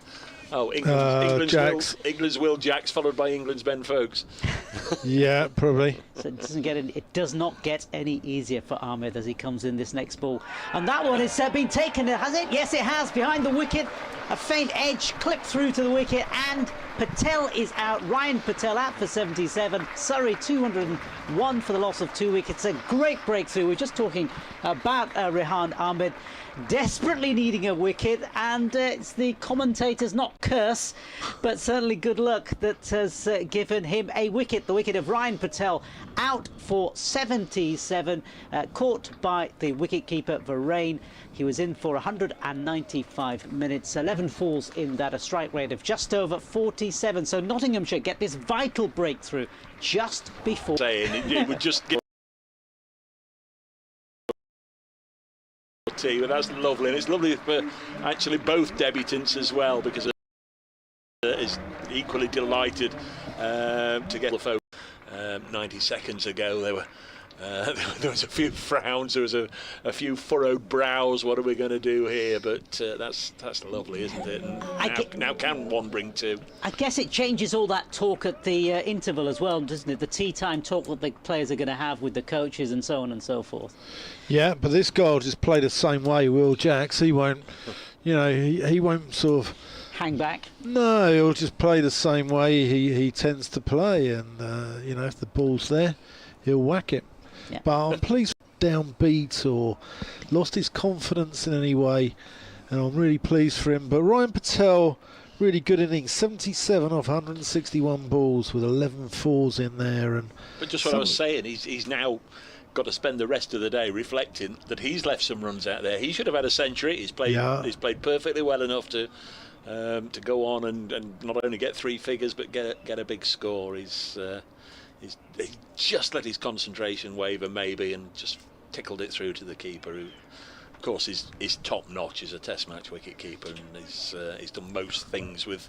We've not mentioned him much because he like the top guys, like Ben Foakes, like all the top guys, he does stuff with the minimum amount of fuss. Yeah, Foakes has been a joy to watch this year. There are some good keepers around the circuit. It's going to be Ahmed again. That little kick before he comes into ball. Comes in again this time. The next just played out sensibly.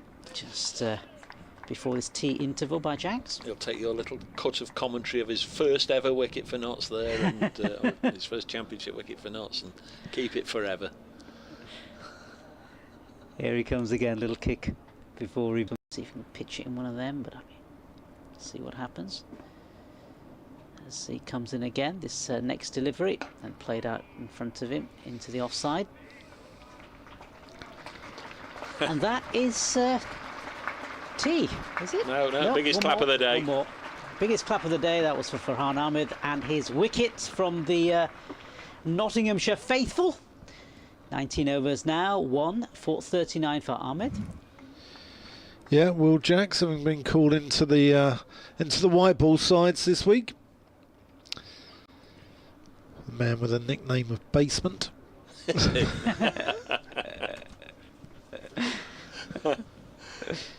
Although last week it did bring up the subject of Brian Jackson superstars and his squat thrusts. Do you remember that? I do, yeah. Kevin Keegan falling off his bike. Yeah. They always look like sort of Cumbrawn or Harlow Leisure Centre or something. Here's Patterson White in to Burns. They were always in like a Newtown sort of leisure centre, weren't they? Lynn Davis, he was always in there, wasn't he? Superstars with David. Was it David Ryan? Was that one of his? Yeah.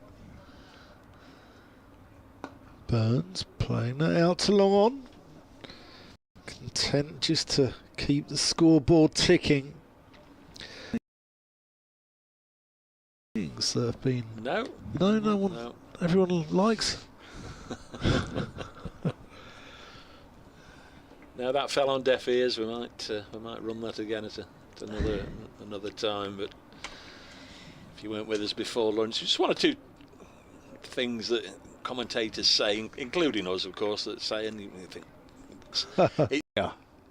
yeah. Here's Patterson White. Oh, Jax almost chips that to Hasib. But even then, it's so vague that they use it for all sorts of things. Like if it's in his wheelhouse, it's going to go, or he's pulled that up in his wheelhouse. Oh, leading edge there. Patterson White bowling well here at the new bat.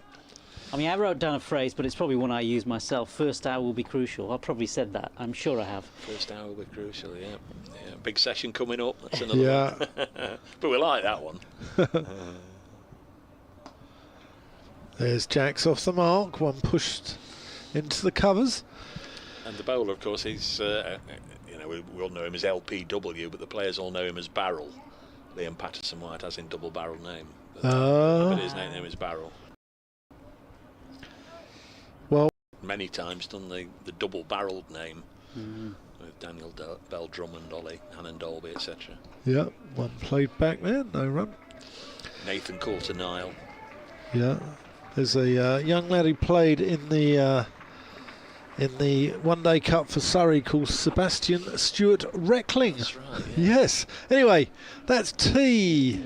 So 203 for 2 for Surrey. Rory Burns being the mainstay. He's batted all day, 189 balls for his 107. Just on the cusp of tea, Surrey lost Ryan Patel, who followed one from Farhan Ahmed. He's 1 for 39 off 19. But here, we're going to take a short break. Yeah. Dave Bracegirdle. Yeah, that's a Hanif and me, and we're all going to go and get a cup of tea. We suggest you do too, and we'll see you back in 20 minutes.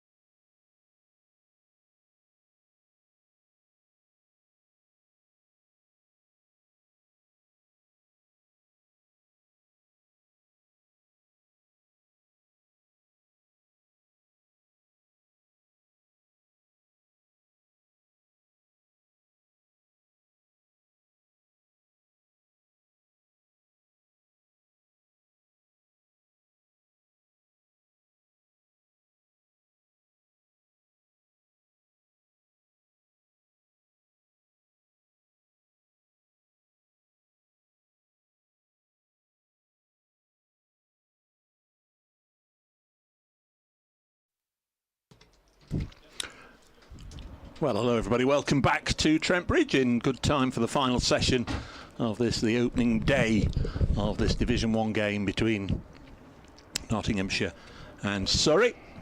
Surrey with the upper hand, certainly after the first two sessions. Very nicely poised indeed on 203 for 2. Rory Burns not out on 107. Afternoon, Dave. Good afternoon, Dan. I'm a little mystified in that I've got 2 drinks here, and I am known for letting my tea go cold. Are they both likely to be mine? I think they are, aren't they? I've probably got a cold one still left from lunch and a newish one from just before tea when I popped down. Anyhow, we digress, not for the first time today, and it won't be the last. Got to sort the tea out. Surrey 203 for 2. Will Jacks is fresh at the crease, 1 not out. Rory Burns 107 not out. We went off for tea at precisely 20 to 4, so we're going to start in the next moment or two, just at the same time as BBC Radio Nottingham are going to come and ask me what the score is. So we'll see how we get on, Dan, over the next delivery or two. Yeah, here's Ahmed. First professional wicket just before tea. First class wicket as Jacks rocks onto the back foot and pushes that through point. Can't even say that because he got 3 for the Lions. Like I say, he played for England Lions a fortnight ago against Sri Lanka at Worcester. Yeah. So it's his first championship wicket and his first class wicket for Notts. But we know, don't we? We know. These count. We know. It's not bad to play first class cricket for the Lions. Well, we've just seen the first ball after tea, Lisa. Surrey batting 204 for 2. Nice moment just before the break. 16-year-old Farhan Ahmed, playing his first game for Notts, picked up a wicket, his maiden wicket, and what's going to be many in a long and successful career. Surrey with the monopoly of the day. Rory Burns 107 not out. Surrey 204 for 2. And Nottinghamshire as well. So there we are. There was an awful lot of notice before that update. Yeah, throw you into the deep end there, Dave. You know. We've now had 3 balls and we've had 1 single. Burns on strike. Plays this up to Lyndon James at mid-on. It's been a lovely day today. It was a little cloudy this morning, breakfast timey, but once all that broke away, the sun's been out. I would imagine it's been quite a pleasant day for watching, quite a pleasant day for playing, except for the bowlers. Been a little tough for them. Might get tougher still in this session if Surrey look to go through the gears. Full toss, rare full toss. He started his bowling, the first ball of the 7th over of the morning with a full toss, but settled down after then and has bowled beautifully. This is his 20th over, 1 ball left in it, figures of 1 for 40, and if anything needs to tell you how well he's done today, it's that really. The single off it just slightly to spoil the 2 per over analogy I was going to lean towards, but 20 overs, 1 for 41. I think all 3 of us said we were absolutely delighted that he did manage to pick up a wicket, but even if he hadn't, we can say that now because he has got one, even if he hadn't, he's had a pretty good day. Yeah, he certainly has. Do you know what I've taken out today, Dave? Do you know what I've taken out? Go on. Right, we've got Nasser, who's from the north. He's from Leeds. You've got yourself from the Midlands and me from the tropical south. And I've rocked up here in a t-shirt. You've rocked up here in your Notts kit with a with a jacket as well. Nasser, coming from Leeds, has rocked up in a coat. and Kevin Howell's in a cagoule. Yeah. Patterson White from the Stuart Broad end. Dot ball. Burns on a hunt. Defended again. Burns just there at the close of play. Yeah, nice time for tea to come just after he'd got his 100, and I'm sure he won't have needed reminding. Perhaps 1 or 2 in the dressing room just said, get your head down, go again, Skip, go again, Skip, get as many as you want. Just opening the face, running it back at a point, no run. Yeah, I mean, it'll be interesting because Rory Burns often goes big, gets to this stage and has his sights set on a big one.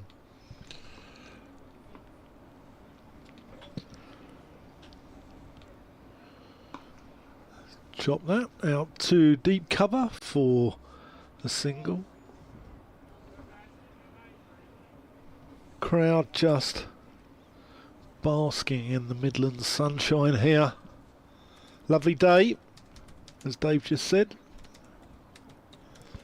His retirement home shimmering in the sunshine. Jax goes over the top, smashes that one into the crowd below the pavilion, and it bounces back out again. Out. And I reckon if he gets going, we could be on for a rather interesting evening session. Oh, just opens him up a little bit there, turns him, squares him up. End of the over, 212 for 2. Burns, 109, Jacks on 8. The men out today. Ryan Patel, Ahmed, and Dominic Sibley went this morning, attempting to let one go in a bizarre fashion, actually. He was caught by McCann off the bowling of Lord. Sure, Dominic said, "Good Lord." Yeah, I'm sure he did. Well, words to that effect. Yes. Ahmed round the wicket, bowls to the left hand, another low full toss, worked up to Lyndon James at mid-on. Take a single. Lyndon James, of course, skippered Farron Ahmed at New Road. He was the Lions captain, which is a nice little accolade to have. Just signs that his progress in the game is also being monitored with a little more responsibility. Handed the captaincy of England Lions. Yeah, 5 wickets in that game for Zaman Akhtar of Gloucestershire as well. Yeah, yeah. Good prospect. I asked Lyndon if any of the main protagonists from the full England team, either Brendan McCullum or Ben Stokes or Ollie Pope, had actually run him up and asked for any tips on how to beat Sri Lanka, but no, nobody had. There's one into the pad of Jacks from Ahmed, 213 for 2. I'm sure that the spies would have been looking at Sri Lanka, see what they were made of. Of course, England beat them comfortably enough in the end last week. This one's just tracked away on the leg side, very nearly squeezed underneath of Will Jack's bat, 214 for 2. England currently 201 for 5 in the Test match, unless I've not refreshed that one for a while yet. Rattle through the other scores in a moment. In fact, we've got a second. Somerset 263 for 5 at home to Durham, who of course play against Surrey in the week in the blast quarters. Little push and run into the offside. Gets Rory Burns home, so he goes to Nelson, 111. Surrey 215 for 2. Durham have never won the blast. I wonder if this will be their year. Nice shot on the live stream of Luke Fletcher, who's flopped himself on the hollow cover. Now that's a comfy place. That's a comfy place for big Luke. Post tee.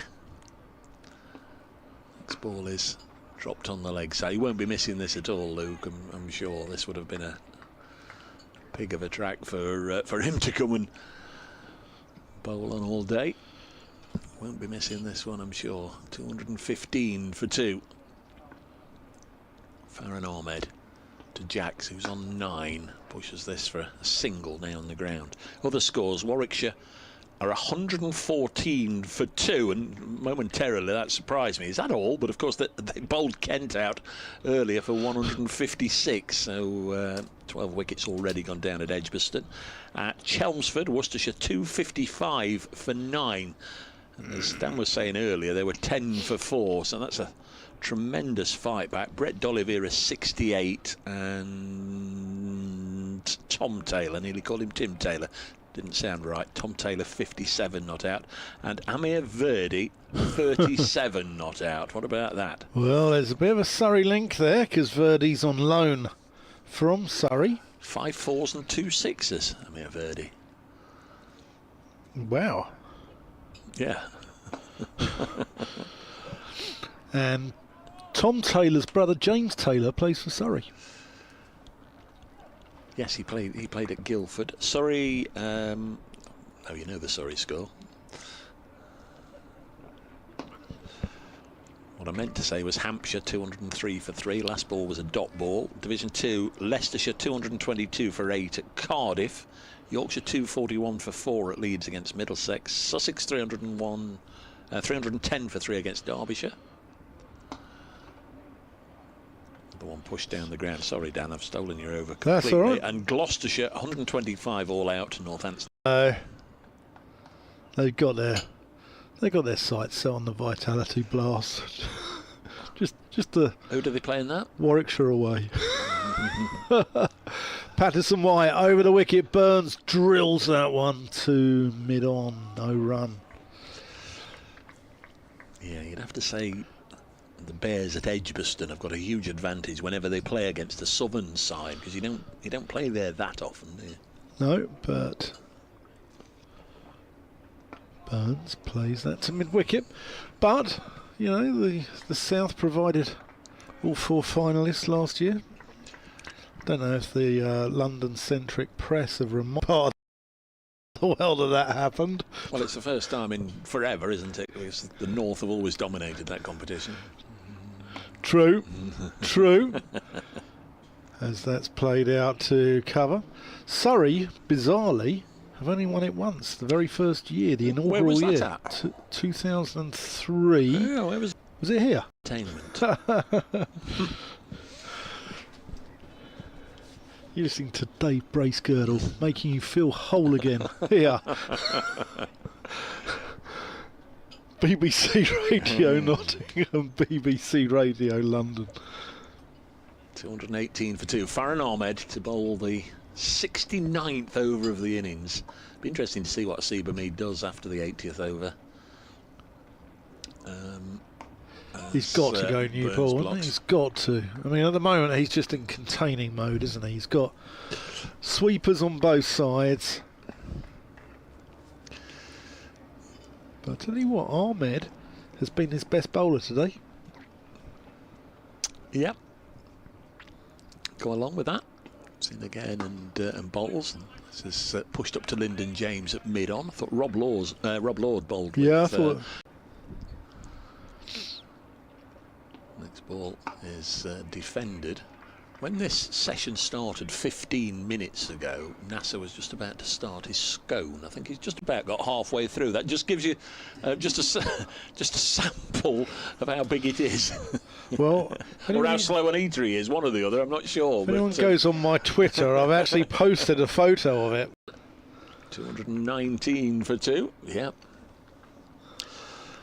Yeah, and those plates are enormous, of course. 2 balls left in the 69th over. Men out today, Dominic Sibley for 9 and Ryan Patel for an excellent 77. Short leg in.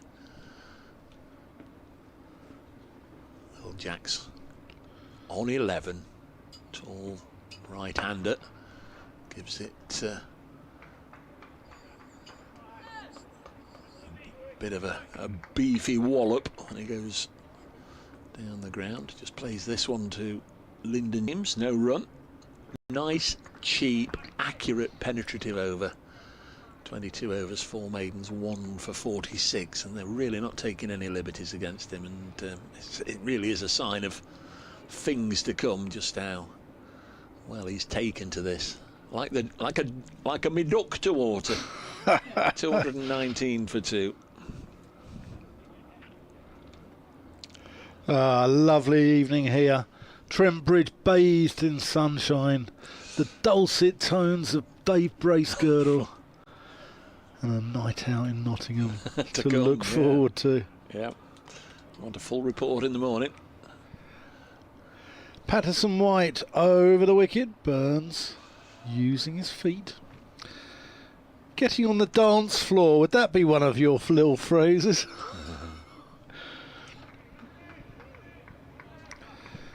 What about, it's a Southern Hemisphere one again, going downtown, going straight down the ground. Is that one of your phrases, you know? Clothing that one a little bit to extra cover? Yeah, going downtown. There's one, I don't know who that lady is, but there's one the Australians use when it's a 6. They call it a Dorothy, don't they? Dorothy Dix. Dorothy Hicks, I think. Hicks. Dorothy Dix. I thought it was Hicks. Oh, all right. Hicks, Dix, whatever. Driven handsomely there by Jax. He's going to get at least 2. Possibly, yeah, they'll settle for 2. Nice shot. Richie Benno used to like to come out with that one. A Dorothy Dix.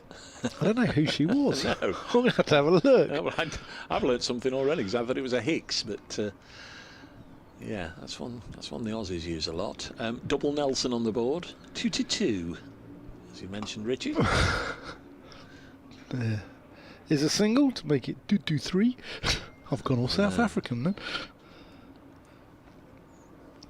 Right, Dorothy Dix. Who was she? She was... Oh, she was an actress.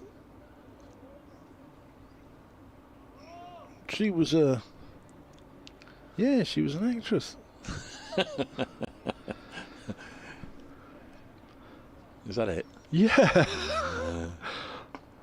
Just turned off the legs by Burns out to deep mid wicket for a single. It's one heck of a CV. Well, here we go. Dorothy Dix, born 27th of February 1892 in London. Oh, so she's not even... Died in January 1970. Where? New York she died. So why do the Aussies go on? I don't know. Yeah, I think you've got the wrong person. No. Play back to the bowler. I think this is the wrong person. I think I'm sure it's Dorothy Hicks. I think it's Dorothy Dix. Or there's a Dorothy Dix who was a Western in Western films. No, I'm sure it's a Dorothy Hicks. Don't know. I don't know. Anyway, there's one. I'm sure that's not the right person. Right, if the general public could clean this up for us. I don't know a lot about a lot, but I don't know a lot about anything. Farron Ahmed to continue. I do know I like the look of his performance today. The cut of his jib. Bowls now to Burns, went to give himself a bit of room, backed away, and then just played the ball with soft hands into the offside, fielded by LPW. 224 for 2. First batting point, of course, kicks in at 250. And Surrey are well poised to go on and get a lot of them as Burns again just throws the bat at that one. Wide of the off stump, plays it out to Freddie McCann, who this morning caught Dominic Sibley. Nice moment, gave Rob Lord his maiden first-class wicket.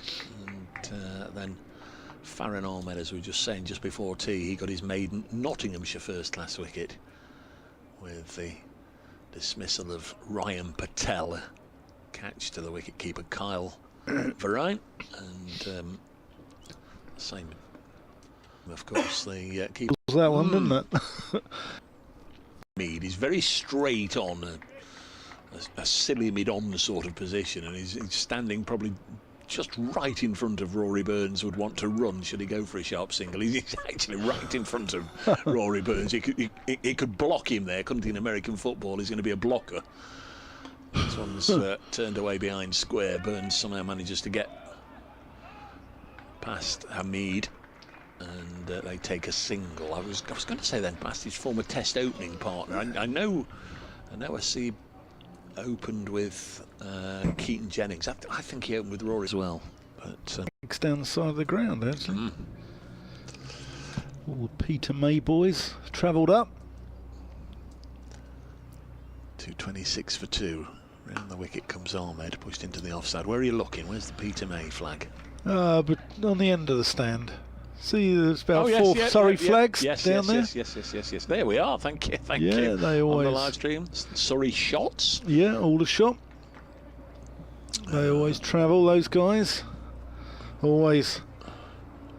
They're the cultural attaches of South London. It is a nice little railing, a nice fence they've put there. Just in front of the Fox Road stand for hanging flags on, isn't it? It's absolutely perfect. Yeah.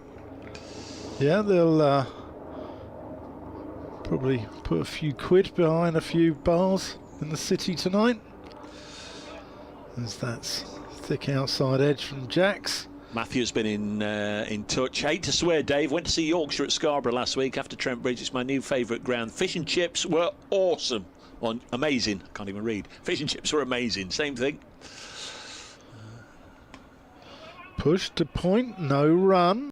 Patterson wide to Jacks, who pushes that one just down the ground.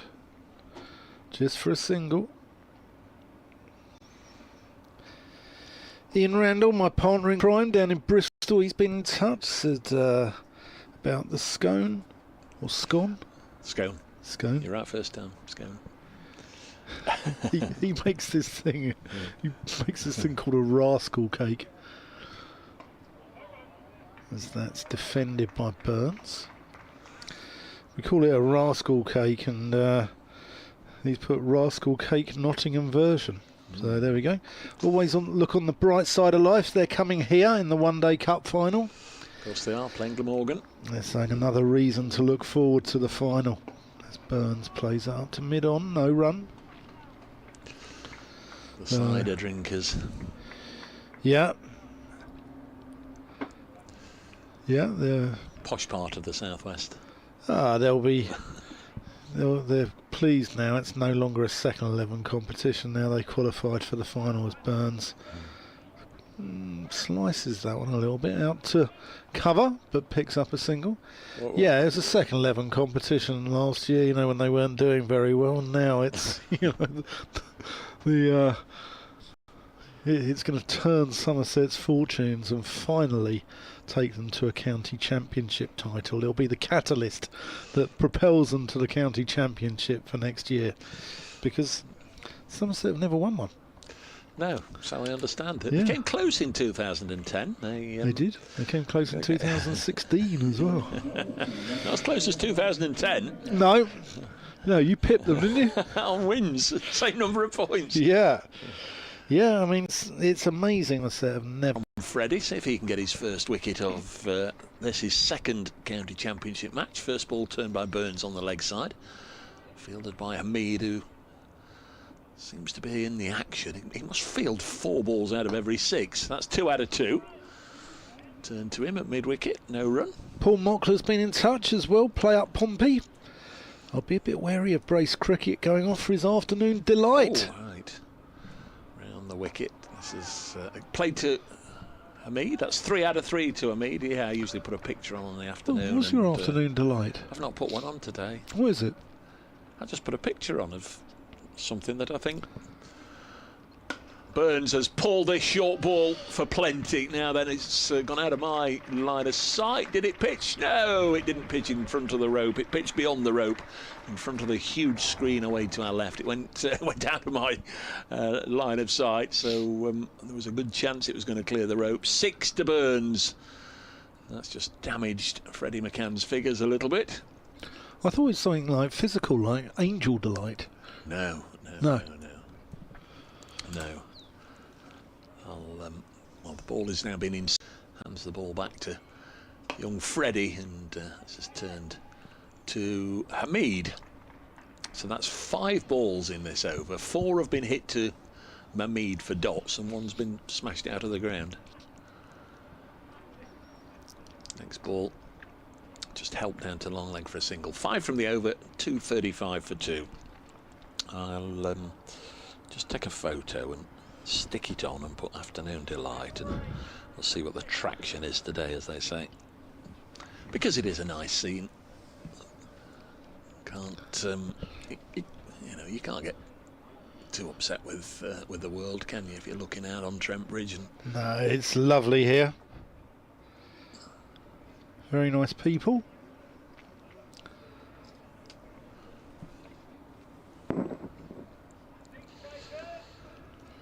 Very nice people. Been well looked after. Do you need looking after? Oh, without a shadow of a doubt, I do, yeah.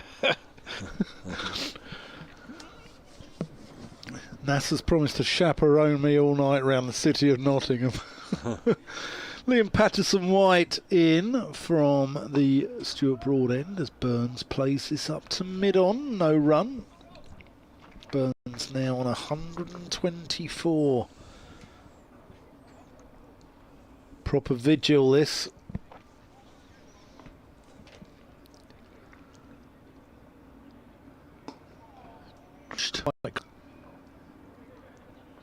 Burns plays up to mid-on.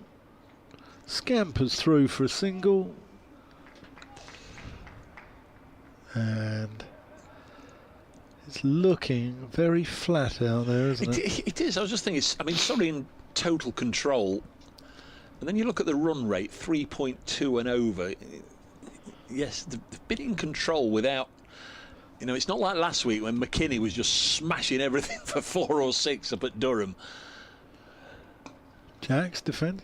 Yeah, it's sort of risk-free cricket, isn't it? Yeah. You know, if the bowler bowls good deliveries, or indeed 6 good deliveries, then they're just going to play them on their merit and let him have a maiden now and again. Although neither of these two have bowled a maiden yet. Single up to long off. Yeah, if we're talking, how flat is it? Well, Dave, you went to a few nightclubs back in the 80s. No, I can't remember. I can't remember what I had for breakfast. If you think of the worst pint of lager in a night.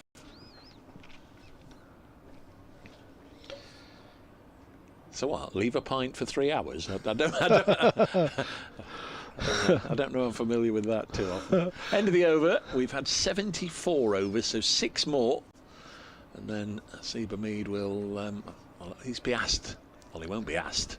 He'll at least have the opportunity of accepting a second new ball, should he wish to do so.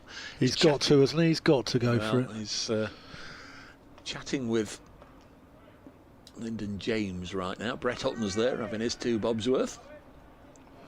Blooming many injury issues over the last 2 or 3 years. He didn't play much at all in that time as McCann bowls one pitched right up to Rory Burns, who stayed on his crease line. He didn't move forward or back and just jabbed the bat down on it. McCann in again, and now Burns has heaved it away onto the leg side, but it's been partially stopped. It has been stopped by Rob Lord. He didn't know where it had gone. I didn't know where it had gone. He was sprawling around on the ground in front of the Fox Road stand, but did make a decent stop. That is good work there, because that was travelling. I thought it was going to be another one that was going to cause the umpire point both arms to the sky when he unloaded. Got 2 runs, 128 for Burns, 240 for 2. Was slightly squared up a little bit there off the outside edge, and it's not Joe Clark, it's Jack Haynes brought in from the fence to do the fielding. Single again out to Rob Lord. 241 for 2. So we're talking outgrounds earlier, and you're talking about Worksop, and you've just played up at where was it you were? Well, we're at Rugby School, the same as Surrey. Lots of they've played at Guildford. They played a couple of home matches at Welbeck. That's at Welbeck. Also played another one to tick off for the first time was down at Neath, at the Knoll at Neath. Ah, okay. Not been there before either. So single pushed by Jacks, 242 for 2. I remember years back, I think this was possibly in the 80s, early 90s, where Sri Lanka was sent out to Cleethorpes once and weren't overly happy about it. Nothing wrong with Cleethorpes. That's played there for a while in the 90s, early 2000s. 243 for 2. How far's Cleethorpes from here? 60? It'd be a little bit more because it's about that from Newark. 55 from Newark, probably 75 from here. 70, 75. each other, Grimsby and Cleethorpes. Driving along Grimsby Road, Cleethorpes, and it becomes Cleethorpes Road, Grimsby, and vice versa, obviously. Luke Fletcher's on the pitch. Get that man off the pitch. He's wandered on, just having a bit of a chat to Lyndon James. Didn't they play at the John Player ground in Nottingham as well? Yeah, Aspley Lane, yeah. Yeah. Many moons ago. 50 years ago. 2:43 for 2. We've had 75 overs. Ben Martindale's on the field with the floppy sun hat. Again, there's people's solar's arms. So Patterson White into his 17th over. Oh, that's bitten. If you're not, are you wanting to bowl 100 overs today? No, you're not. You're wanting to bowl just exactly 96. Yeah. So there might be a lessening in pace. There might be an extended drinks break. There might be a lengthy deliberation. By Hutton. Former Surrey man. Yeah. On the wicket ends.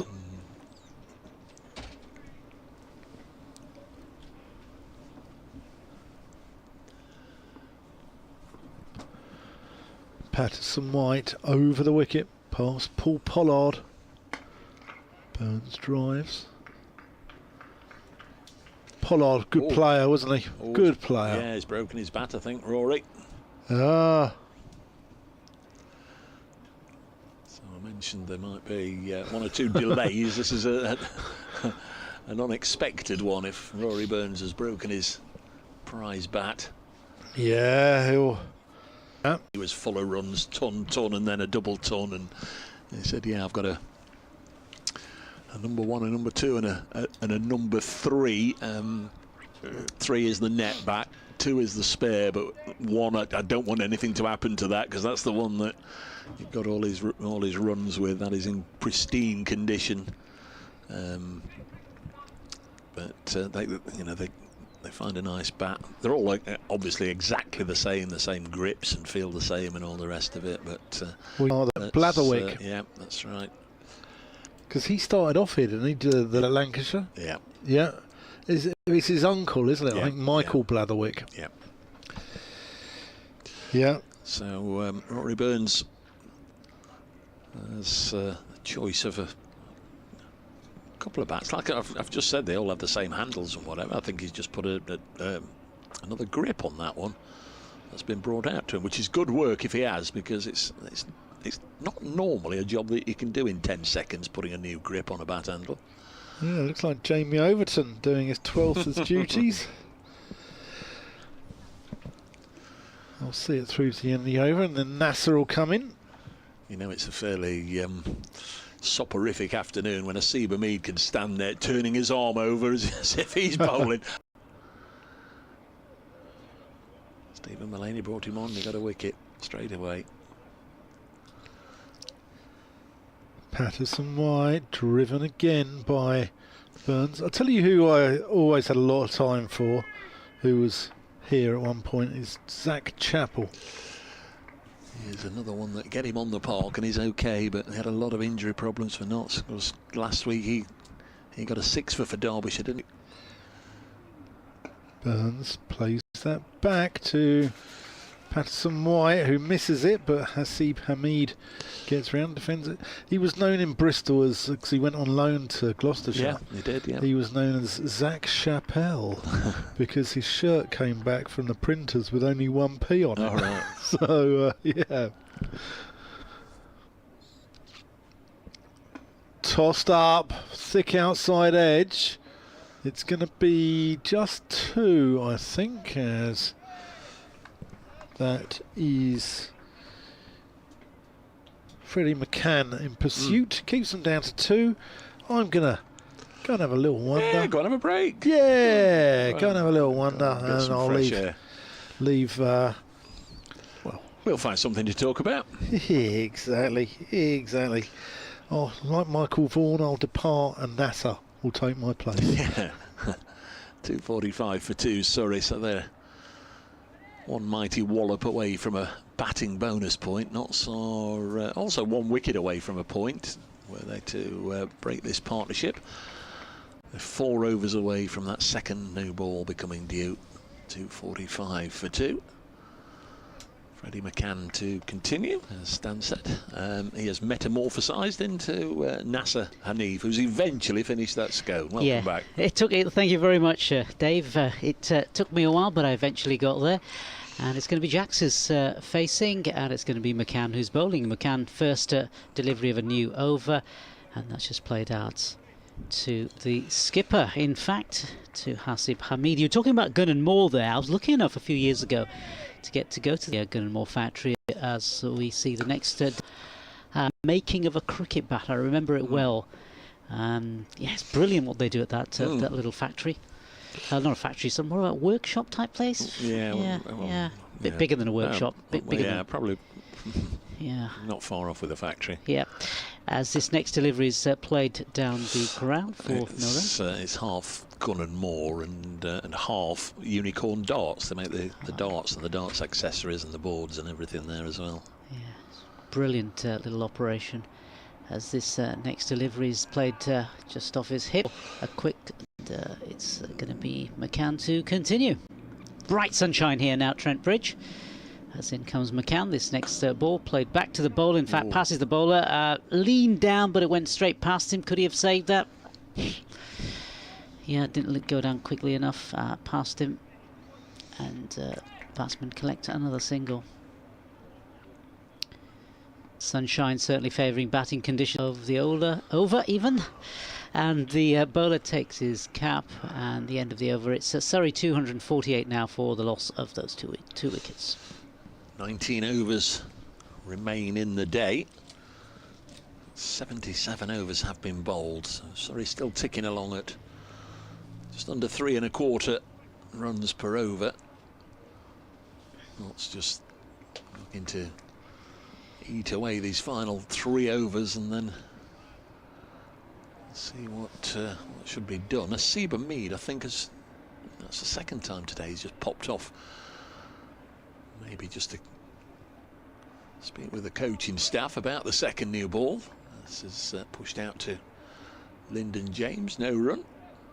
Not entirely sure who's in charge of the team out there, but Lyndon James might be a good shout nowadays as he moves on to 21. 249 for 2. Ben Folkes on the card to come in at 5. So it doesn't get any easier, really, does it? Don't know too much about the work of Sai Sudasan. Is that how we're saying it? Sudasan? Sudasan, yeah. Due in 6.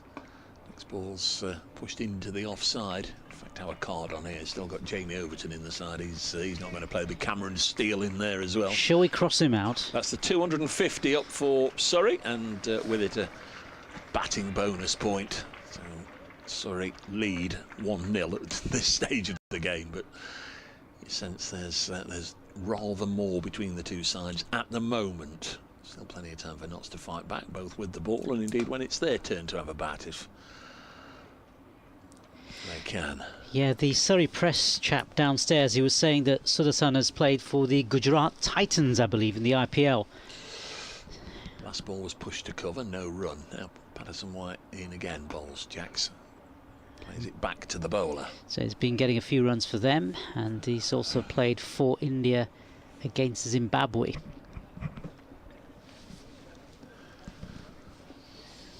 One ball left in this Patterson White over. His 18th. He's in now, and Jacks will get another single. Like it has been for the most of the day, it's relatively easy going for the Surrey players, and there's a 50 partnership brought up from 93 balls between Burns and Jacks. Rory Burns 28 of that 50, Will Jacks 22. As comfortable as you like, really, for Surrey, who won the toss this morning 10:30 and opted to bat first. 251 for 2. Jacks on 22, and he's now going to face Freddie McCann. Yeah, it's going to be McCann bowling from the Radcliffe Road end. See if he can get some purchase, a bit of turn perhaps. something just to eke out another wicket.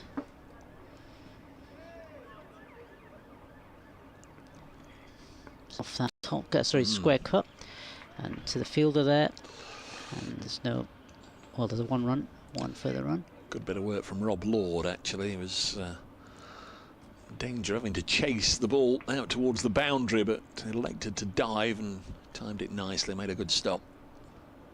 So it's going to be McCann again. This one again played off his legs, and they'll collect a comfortable single. Yes, without having to go crash bang wallop and hit a succession of boundaries. Sorry, with every passing delivery here, just hammering home their superiority. Here comes McCann again, and this one aerially played, but didn't really go anywhere. I think it got the toe end of the bat, and in fact that's what Will Jacks is looking at as he faces up to this next delivery, and it comes from McCann. This one played onto the leg side to square leg. No run off that delivery. Yeah, Surrey going very comfortably here. Just the 2 wickets to fall all day so far. In comes McCann. This next one, did it beat the outside? No. Just bobbled off the bat. Yeah, I thought it had squeezed through for a split second. Not quite. No, bobbled off the bat, and I think that's the end of the over. In fact, it is. And Surrey 253 for 2 at the end of the over. Rory Burns 135. Will Jacks has made 23. He's not bowled a maiden. Just not been able to really exert any pressure today, Notts. But at the same time, Surrey haven't, as I say, been able to really take the attack for any concerted period. They've been happy to play the long game, and they've done it very well indeed. So Liam Patterson-White to bowl the 80th over. Wonder if McCann is done for now. Wonder if we'll see Hutton and Lord operating shortly. This is caught down the leg side. Varine has thrown the ball up straight up in the air and run off to celebrate. And the umpire Paul Pollard has not given it. Rory Burns remains, and clearly Varine, well, the umpire was completely unmoved, didn't actually do anything. Yeah, I mean, it was an unusual one in that Varine caught it and just threw it in the air and ran off to celebrate. Second ball's cut to backward point, no run. Don't know if Liam Patterson-White was totally convinced, but the keeper seemed to be, didn't he? Yeah. Clearly not seen him before. A lot of them meeting him yesterday, having a long chat with him. This has pushed back to Patterson-White, but in terms of celebrating there, he was 100% convinced, wasn't he? Yeah, he was. He was definitely hands in the air. Patterson-White bowls, Burns pushes this to cover. So that's 4 balls in this over. I've just been going on for a minute or two about maidens and lack of them.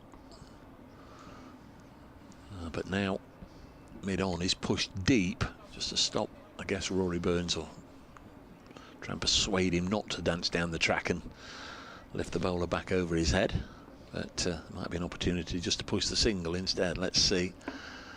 Digs this one out. Fullish delivery. Good from LPW in this over. 253 for 2. Not noticed either.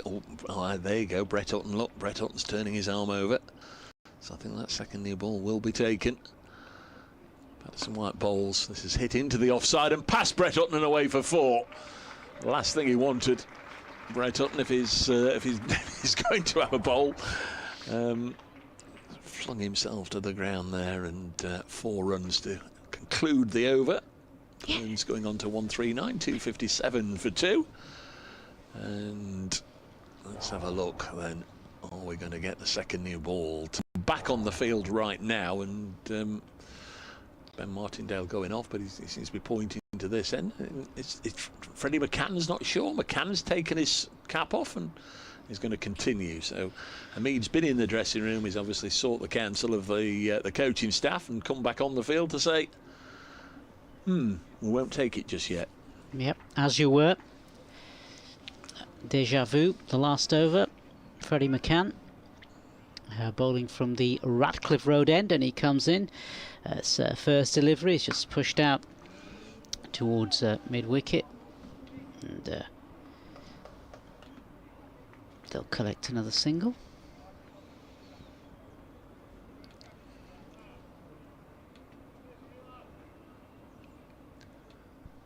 Test match England 239 for 6. It's McCann again, and this next delivery is played out in front of him, just by short leg, no run. And Joe Root is 107 not out. Gus Atkinson of Surrey, at the other end, he's 15 not out. In comes McCann again, and this one again picked off his pads to extra cover.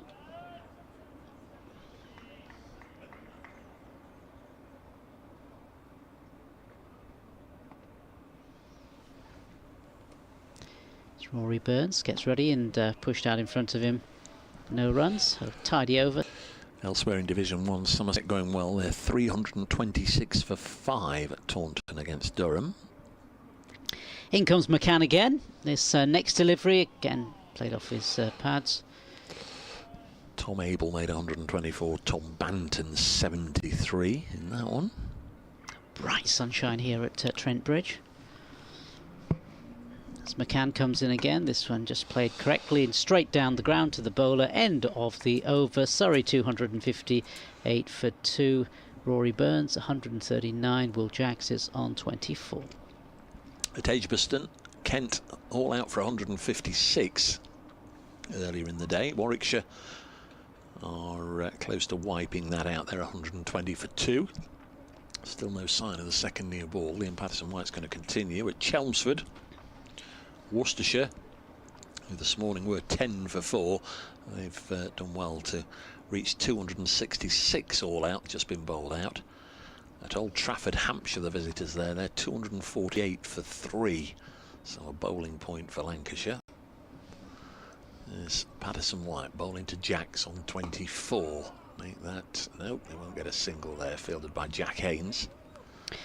I guess of those games, Dave, that last game would be the one that Nottinghamshire fans would be most interested in, although Patterson-White bowls. You've got to really do it yourselves, haven't they? Everything should be in Nottinghamshire's hands, as you were saying earlier. Yeah, certainly wouldn't go down well in Nottingham if Lancashire were to get a comprehensive victory, or any victory at all, over Hampshire, really. 258 for 2. Here, that one just sat up a little bit and pushed back to the bowler by Jacks. Division 2, Leicestershire 234 for 9 at Cardiff against Glamorgan. Yorkshire 292 for 5 at Headingley against Middlesex. Patterson-White bowling to England international Will Jacks. A strong, firm push for a single to long off. 259 for 2. At Hove, Sussex 340 for 3. That's against Derbyshire. Century today for Daniel Hughes, who was out for 144 a little later on, obviously. And at Bristol, Gloucestershire 125, 116 for 2. And Brett Hutton, and this will go towards the Hound Road stand. Should be dragged back by Rob Lord, and they'll come back for 3. Nice crisp shot, good running. 3 more to Burns, takes him to within 8 of 150. Jack's 25, 262 for 2. 14 overs to go in the day after this one, or a minimum of, but we'd play on until 6 o'clock if we'd got all those in before, which is likely. Another single to Jacks. Just very, very comfortable at the moment for these two. They've added 62 so far. Jacks on to 26, 263 for 2. Yeah, there just doesn't seem to be anything threatening these two. Well, certainly Rory Burns, set batsman. He's on 142 now, approaching the 150 mark. Jacks on 26, again very comfortable, playing the singles out to long off to mid on, and just accumulating the runs, nice and steady. And it's going to be McCann to continue, so no change, no new ball. As we see what happens, it's bright sunshine here now. at Trent Bridge, and it's going to be McCann to continue to bowl from this end, and he bowls a reverse sweep by Will Jacks, and that's going to go to the boundary. Fantastic looking shot there from a little impudent, if that's the right word. Jacks just starting to play one or two unconventional shots. Here comes this next to delivery, and this one is pulled round the corner, and they're going to get a couple of runs there as well. So yeah, 6 coming off the first couple of deliveries. I think we're going to be joined by Kevin Howells. I'm not so sure if Dave's going to use big words like that. I can't remember what it was. No, but it sounds great, mate. In comes McCann again. This next delivery, again a reverse sweep, again attempted catch by the wicket-keeper. I think it fell short. I'm not even sure it carried. Let's but Wise plays loads of limited over cricket. Next ball from McCann, and it comes. It's just played out in front of him by Will Jackson. There's no run. Well, this is quite steady by his standards, really, isn't it? It is, given what we see from him around the world. In comes McCann again, and this one played to the offside, and they're going to collect a single quite comfortably, taking Surrey on to 269 for 2. Well, 270, I beg your pardon, 270 for 2. And no, Notts obviously are a professional outfit. However, if I'm out there playing for Notts right now, I'm cheering every ball because it's a ball nearer to the day ending. In comes McCann again, and this one is pulled beautifully, and it's gone for 6. So 6 more runs to the Surrey total. Yeah, they're really sort of taking on these bowlers and doing quite well. Yeah, understatement. No, I was just thinking, I'm not being particularly critical by that, what I'm saying there, but this is the 3rd session we're into now of a tough day. Yeah. And it would have been a tough day for any team, really. Well, most teams against Surrey. The issue, I guess, is how quickly are they going to get to their 500, 600, which they are going to get here, aren't they? Yeah. Surely to goodness. And then enough time to bowl the Notts out twice will be the game plan, quite clearly. Forecast, Dave, have you been in touch? Good, unfortunately. Bowlers as such. And this next ball, the start of this next over, is delivered from Patterson White, and it's driven by Jacks for a single. You know, if you take a look at the two teams in their position in the table, you would suspect that on paper the bowling attack from Surrey is going to be stronger than that of Notts, which adds a little extra dimension. You would expect this pitch to be taking a bit of turn, days 3 and 4. This next ball, we've got so many spinners involved. This one is carved behind square on the offside. So, by gum, I'm not setting out a stall for a happy few days for Notts, am I? Positives. Well, the positives are they do get a draw out of this game, and that's a real lift and terrific for the spirit in a possible tough run-in to stay in Division 1. But it will be tough, and therefore the size of the challenges Burns hits that out there to the offside is such that if Notts can dig deep, show a bit of spirit, a bit of fight, which I think they've been doing for most of the day. I really do. You know, the benefits of that will be not just the draw, but I think right through to the end of the season, put them in a really good frame of mind. And this one is worked up to the long off boundary for a single. I mean, I would venture to suggest you get that list of past players out and see if any could be signed up. It's available. See if someone is around for tomorrow. Just in terms of numbers for tomorrow, has driven to mid-on and no run, so it remains 279 for 2. Burns again, just terrific. Dave, I hope you've got your correspondents all standing by and ready for back-to-back double hundreds. Dan's all over that. He is, that's all right there. Yeah. Okay. Burns on 149. He has a little work to do. And he's just done a little bit more of that work. Brings up the 150 for Rory Burns. I mean, it states the obvious, doesn't it, about the impact, the importance this captain has on his Surrey team in terms of the last 2 championship winning seasons. That 303 minutes, 258 balls, 9 fours, 4 sixes, 1 of the boundaries. Is a little on the shorter side, but takes nothing away from another incredible, competent, comprehensive knock of sheer quality and assuredness from Surrey captain Rory Burns. It's a partnership, another one building here. 79 of 129 balls, 280 for 2. And how many overs are left today before Notts can leave the field and drown themselves in the cold ice bath? That's my pen. I wanted to nick my pen. That's whiting all over that. Is that your pen? Anyway, back to the ice bath, and come back and do it again in the morning. We're an hour away, forget the words out, an hour away from finishing time. There needs to be at least 12 overs bowled in this hour, so this could be the slowest passage of play. Oh, the new ball. Well, we're going to have a prolonged drinks break first. Have they taken it? Have you seen something? Our man out in the field believes they've not taken it. No, I don't. No, I don't think they've not taken it. They've not taken it yet. No. The spinners have continued. They've just continued, haven't they? We sound like a whittering bunch of I don't know what, sitting in the corner because somebody's turned the telly off and tea's not for another hour. What are we going to talk about? Have they taken the new ball, Faulty? Well, Major. Well, it was you that raised the question of the new ball. No, it was Whiting at the back. I'm blaming him. Has he spotted something? I don't know. No, I don't so think they have. Obviously, it could be. Oh, look out! Been update for BBC Radio Nottingham in just a second. And then we'll go back to new balls after that. Cricketers have been back in action in this season's Counties Championship. They're at Trent Bridge for a 4-day game against Surrey. Dave Braceville has been watching for us today.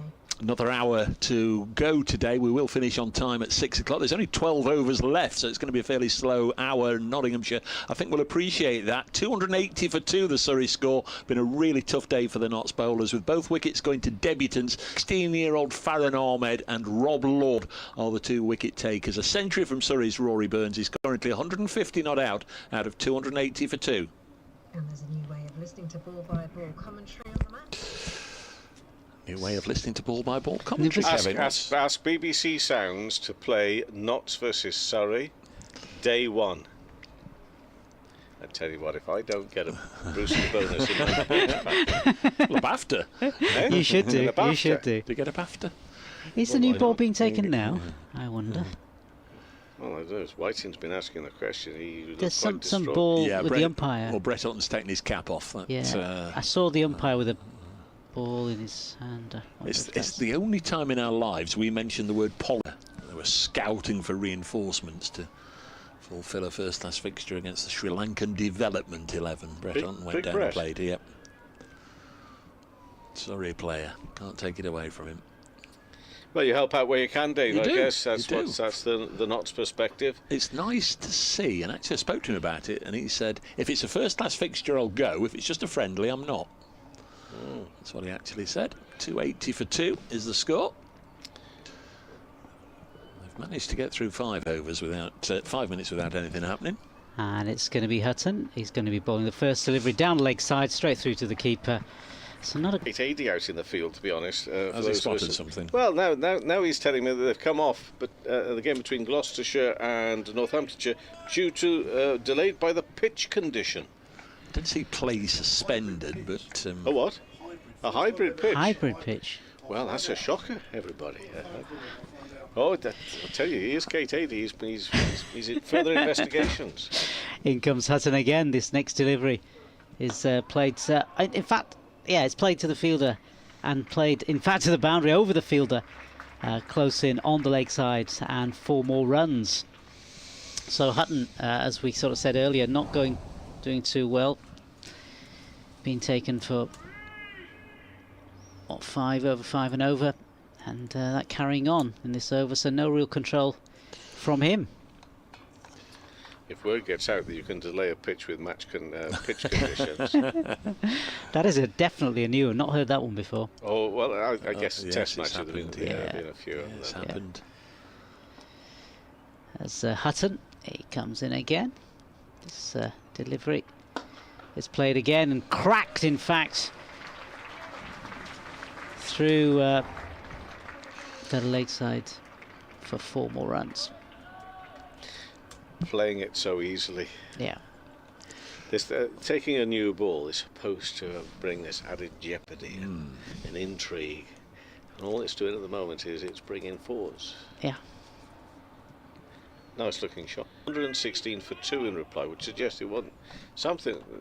Whatever's happened, it couldn't be that bad. I mean, Gloucestershire are out very quickly, but only 2 wickets down for Northants. As in comes Hutton again. Here he comes. This next one again, hiked through the leg side as well, but picked up by the close-in fielder and cover.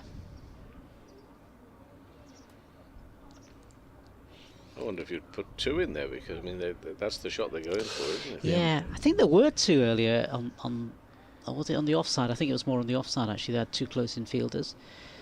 But yeah, nothing seems to have worked in that sense. 1 slip just behind for catching. As Hutton comes in again. Here he comes.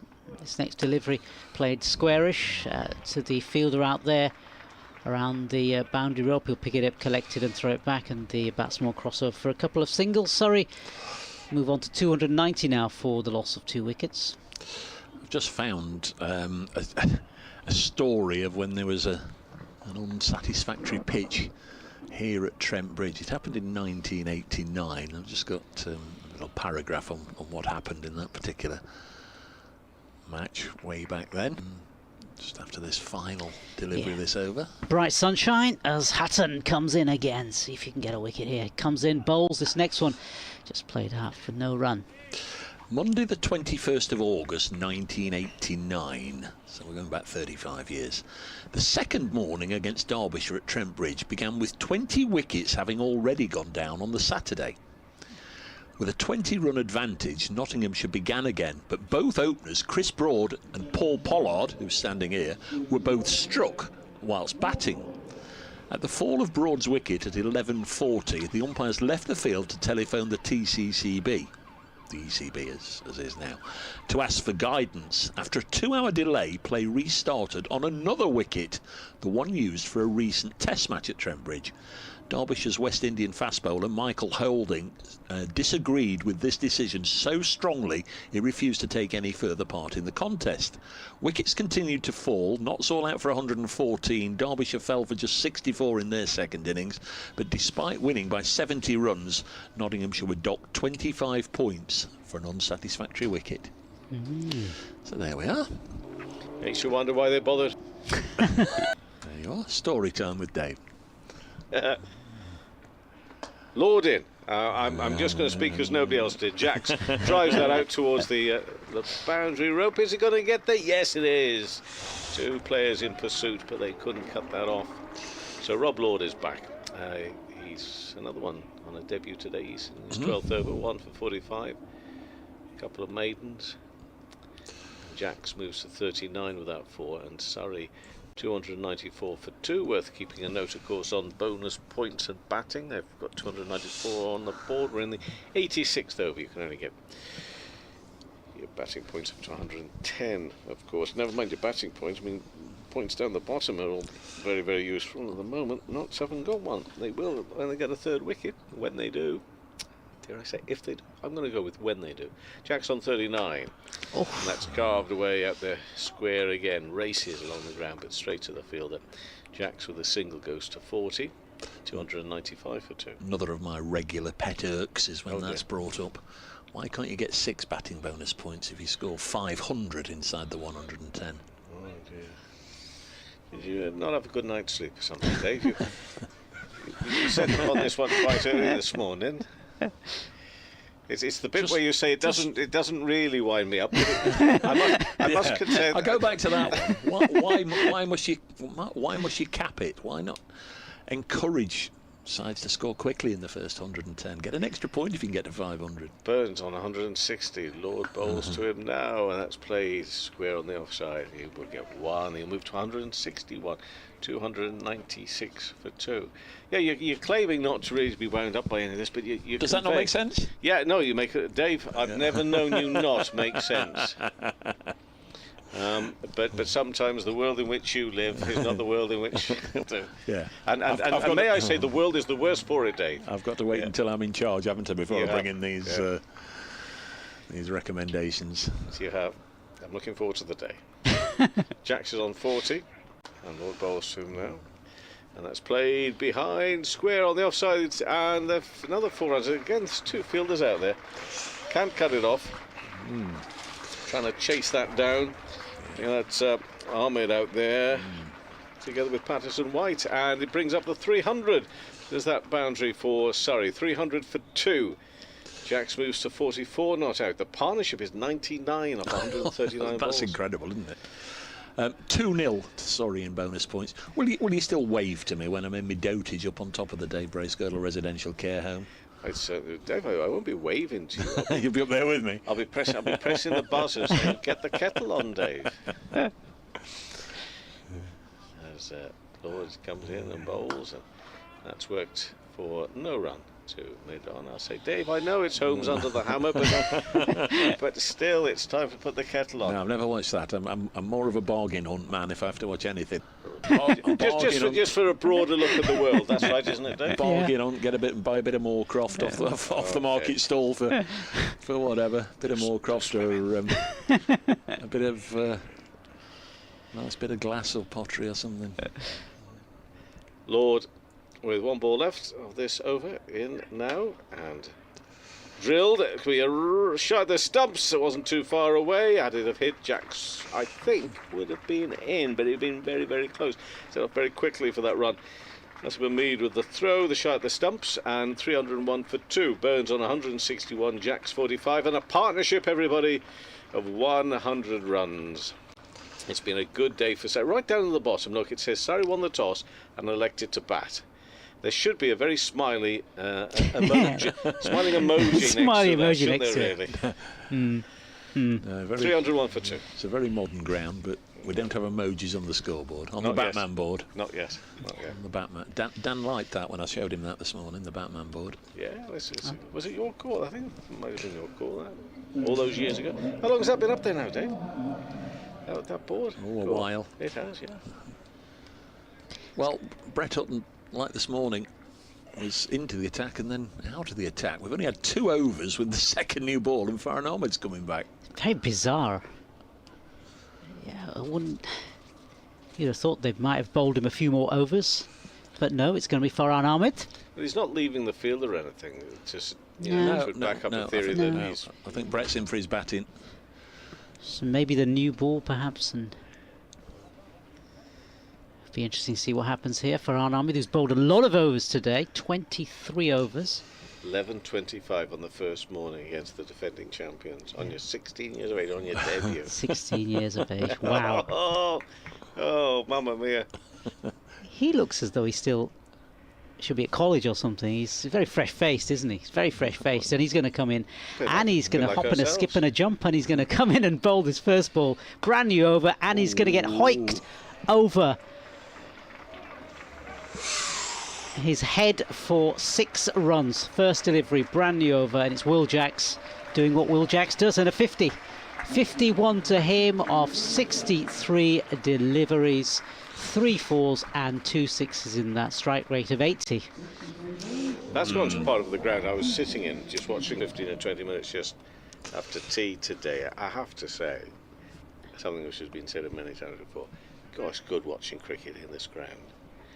Down there, it was, a lovely day, obviously it's a lovely day as well, but God, it was a lovely atmosphere down there. And the comment made about this young man, how he's just kept going all day long. Yeah. Terrific effort. And this is the difficult ball, isn't it? After you've just been hit for a 6, to come back in and see how he bowls the second delivery, and he bowls on this one again. Just played out. No run off that one. Yeah, it's one of the best viewing grounds as well, isn't it? And I love the fact that it's got a bit of the old around it and a bit of the new. It's got the older buildings in there mixed in with all the modern stuff as well. As Farhan Ahmed comes in again, bowls his third delivery, ball back, played back to the bowler, picks it up. Even more new next year. Well, no, it'll be a building site next year, but there's a lot of work going on down at the far end, the Stuart Broad end, during the winter. Are you helping out, Dave?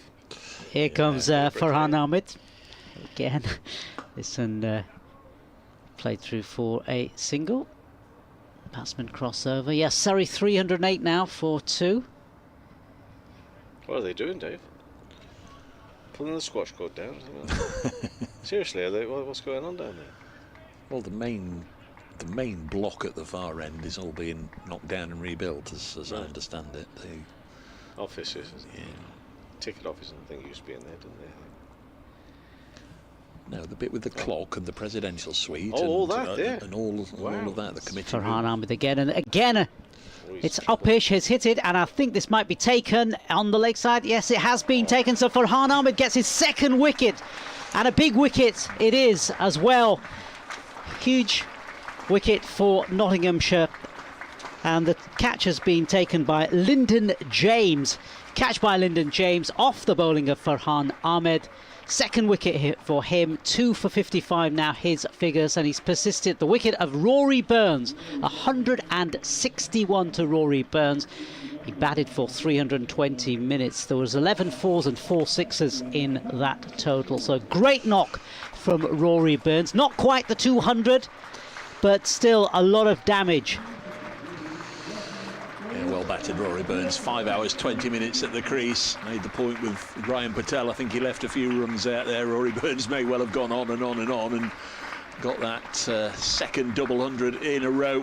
Just acknowledges the applause here. There's plenty on their feet all around the Trent Bridge ground here, and it's not just the Surrey supporters. They do like to acknowledge high quality performers here, and Rory Burns has played a magnificent knock. Good catch from Lyndon James. He's usually safe under the high ball. Well, this was a tricky one, wasn't it? Because I'm just wondering also, we've got a strong wind blowing. I wonder whether it did swirl around a little. That's terrific slow motion as well of that. Because he could, very nearly didn't get himself in the right position. Yeah, he sort of caught it over his head, didn't he? Sort of like tall lad, that helped, but yeah. And got new batsman coming in, and Ben Folkes. Ben Folkes, yeah. Yeah, he could so easily have lost his balance there. Yeah. James taking that easily lost his balance. Yeah, it's tricky in the end, but he got there and he took the wicket, which is the most important thing. Oh, can you imagine if that had gone down? Oh my days. Yeah. So Farhan Ahmed is just going to bowl the last delivery of this over, and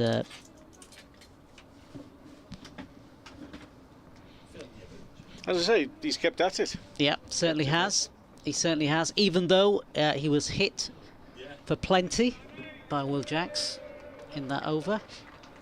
He still persisted, and he got his reward in the end, and he's going to continue now. Bowl this last ball of the over, and that'll do his confidence a lot of good. And it's going to sorry, mate, you must do this ball. Then we've got Kate Adey returning. Oh, have we? Yeah. Guest appearance? He's got all the latest information. We've called him off the story about the back-to-back double hundreds. He doesn't have to work at that one anymore. But here comes Farhan Ahmed again to close this over, and that will pass the delivery. Has he taken the wicket? Yes, a finger goes up from the umpire. 2 wickets for Nottinghamshire in succession, straight through to the keeper, through to Varane. And how the game has turned round in just a matter of moments. Yeah. What a day for the 16-year-old. Terrific stuff. That's the last ball of that over. Now, amongst all of us, somebody remember, will you, at the start of the next, that he's bowling. Oh, terrific stuff. Folks has been sitting there for I don't know how long thinking, will I get out there today, won't I? And he's a bit of a shake of the head, and I'm not surprised. I saw Dom Sibley walking around the ground as well a little earlier, thinking of all the days when you're a batter, thinking this is a terrific day to be out there batting. So that it comes back on a mind. That's what it says up on there, but it is, yeah. Yeah, it's a good take actually by Varane. Varane, really good take. Varane took the catch. It looked a little, if folks doesn't mind me saying so, and if he does, well, I'm sure he will ignore me anyway. But it just looked a little not quite at the races. It was his first ball face, obviously, just a little bit like that. But still a terrific delivery, terrific take, and reward for sticking at it, which is what they've done through the day. Stuck at it. He deserves this, but also the value of taking the new ball there, where he spinners with the new ball, it turns a little bit quicker, doesn't it? It's a little bit more bounce with it. Sure. And there, folks, playing for turn, and it went straight on with the arm, takes the outside edge, and you know, it was a decent catch. There's Luke Fletcher on the screen for those of you watching on Trent Bridge Live. Also a good decision as well, bringing in Farhan Ahmed just after Brett Hutton had just bowled what, 1 or 2 overs really. Quick decision made by the skipper. Ball's changed to caught behind. Yeah. Caught behind. It's been covered. Which one of us three merry people? You do it, Kevin. Go on. Yeah, go on. One of you two's got to get yourself keyed up for his hat-trick ball later. Mind you, looking for 3 and 3. The team, and that's been by Jax, who's on 52. Fair that NASA does the hat-trick ball. He's been there, you know. thick and thin.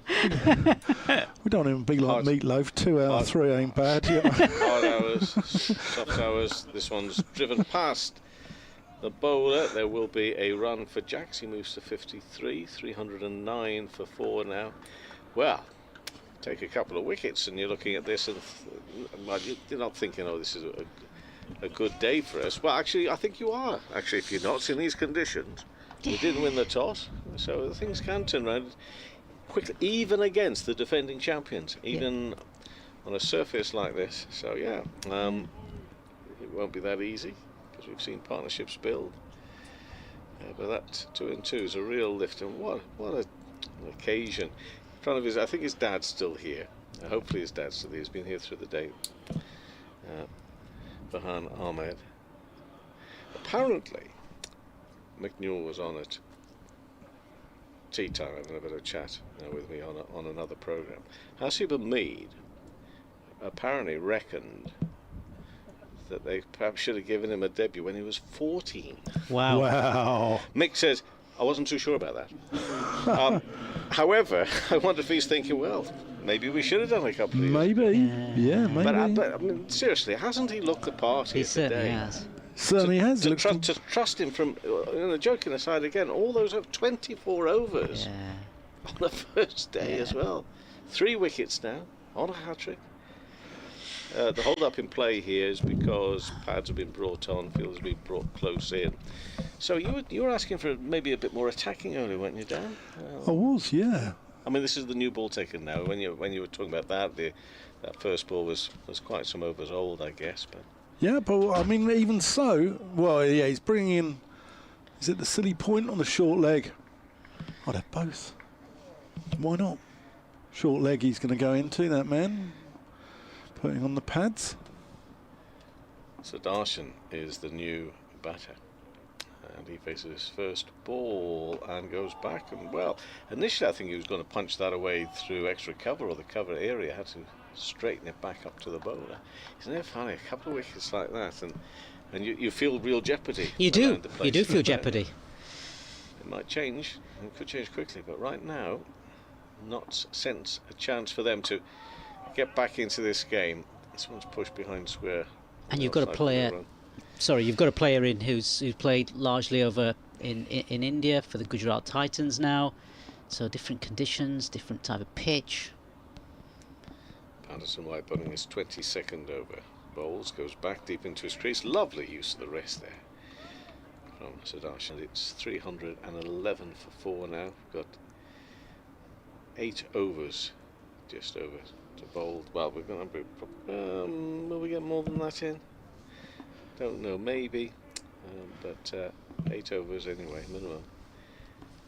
Sudarshan on 2, forward to that. Initially looks defensive, and then thought about maybe as the ball was played behind square on the offside, but they stay where they are. 309 and 11 for 4. Well, it's all going off, and we've got this hat-trick ball coming up. But what's going on at Bristol? Yeah, the game has been delayed. They've used a hybrid pitch at Bristol for the first time. Gloucestershire got bowled all out for 120 odd. Northants are about 100 odd for 2, but with Vasconcelos having gone off injured, retired hurt, having copped one on the hand, and they're having a look at the pitch at the moment. So whether it's fit for purpose, which would be a huge points deduction for Gloucestershire, which is, I mean, it's very unlike the Bristol pitch, isn't it? It's, you know, normally if you rolled up Martin Luther King, Mother Teresa and John Lennon, it would be more Bristol pitch would be more placid than those three put together. So yeah. So there, Gloucestershire in danger of having points deducted for the pitch. But what happens to Northants? I mean, neither team actually really in with a shout of anything in that Division 2 now, are they? That may be. Well, Gloucestershire is still in with a. They're 25 points behind. They're 25 points behind. Oh, I'll make that 50 now. Maybe that's 75 if they get a 25 points deduction. Hat-trick ball, this one, and it's going to be Ahmed. Who else to continue from the Stuart Broad end? Sorry, Radcliffe Road end. I was looking at. Oh, okay. Did not switch there. Okay, yeah, Radcliffe Road end.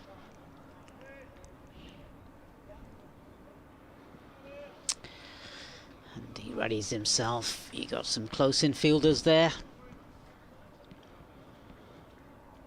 Both sides of the batsman. One slip in there, a leg slip. Danger fielder, that's confidence for you. So yeah, he's signalling as well, gesturing towards the wicketkeeper. Batsman readies himself. It's Will Jacks who's going to be facing for this ball. As in comes Ahmed, bowls his first delivery, and it's just pushed out. And as was always the case, a bit of an anticlimax, but applause from all around the ground from these Nottinghamshire supporters. It's one of those things in cricket I just don't understand. There's always applause for the hat-trick ball that doesn't take the wicket. It's just one of those things I just can't quite fathom. Well, that's the fact you've got yourself in that position, isn't it? Yeah. You're getting applause for the previous two, aren't you? It's going to be Farhan again. Bit of a skip before he comes in, and he bowls. And this next ball is just punched out back to the fielder. And no further run. Yeah, not as bright as it was earlier in the day. But yeah, fielder going a bit deeper onto the leg side. Perhaps looking for that mistimed pull hook. Just past the umpire as Ahmed comes in again. This one again is played onto the offside. To mid-off. Picked up by the skipper, by Haseem Hamid. There was quite the build-up, wasn't there, to that hat-trick ball? I mean, there was. That might have added a little bit of extra pressure to him. What, 16-year-old on debut taking a hat-trick? Well, just, yeah. Here he is again. This next delivery again is played back to the bowler. There's no run there.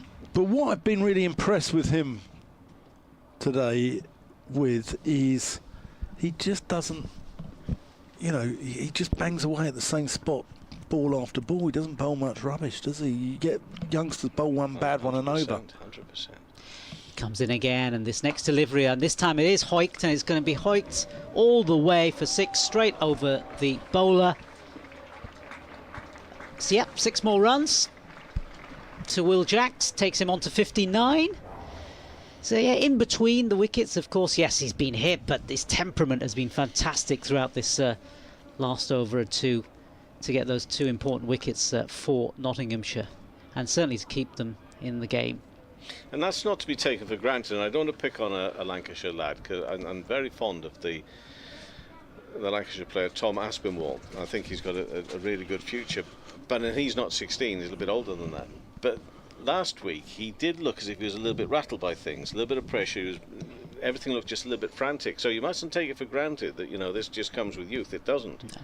There's maturity about him as he comes in, bowls this last ball, and again this is hoiked up and over past the bowler, and it's been taken. In fact, another catch. Fantastic bit of cricket in the outfield taken by the fielder out there, and I'll tell you who it is very shortly. But before we do that, applause all around the ground. Massive credit to Ahmed there. He's just been whacked for 6 back over his head. Next ball, doesn't fire it in, tosses it up and tempts Jacks into going for another big shot, and he loses his wicket out in the deep. That's maturity in a nutshell. Yeah, amazing bit of play. Will Jackson, the catcher. Again, Lyndon James, the catcher. And Will Jacks going for 59. He was in for 96 minutes. 74 balls, 3 4s and 3 6s in that total. It was the way they just kept on looking. Great catch. Yeah, great little Right catch, on the just rope. inside the rope, yeah. And he was looking at the rope as he caught that ball. Well, I think the expression is, and then all of a sudden, it's got a different look to it, hasn't it? I mean, 317 is still a lot of runs, but at one point you know you're looking at certainly the 500, 400, 450, 500 still might happen, because with Surrey they keep coming at you in one way, one form or another. Yeah, this guy can bat, coming out now. But they will probably try and keep on attacking him, or that'd be their nature to keep on attacking him. And I would suggest that they may think twice about that down at the moment, because he's got a bit of momentum going with him, hasn't he? Just a bit. Yeah, definitely. What's that? That's 3 wickets in the space of 8 balls. Yeah. So I think I've been giving him some good luck, haven't I? So I'm going to take. I think you've taken every wicket. I know. I've been here whilst Ahmed has been taking his wicket, so I'm going to give way shortly. 3. Dave has just passed on to us. It's just terrific. So I wonder how they do approach it here now. Sudarshan and Clark.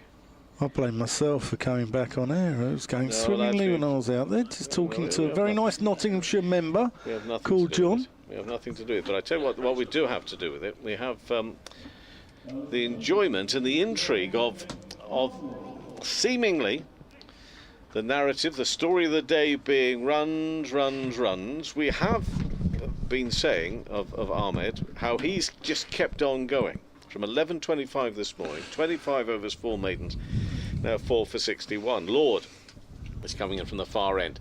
May take a wicket. But I'm on the edge of my seat for the next over, because what momentum the teenager's got going with him now. And do you know what? Go on then.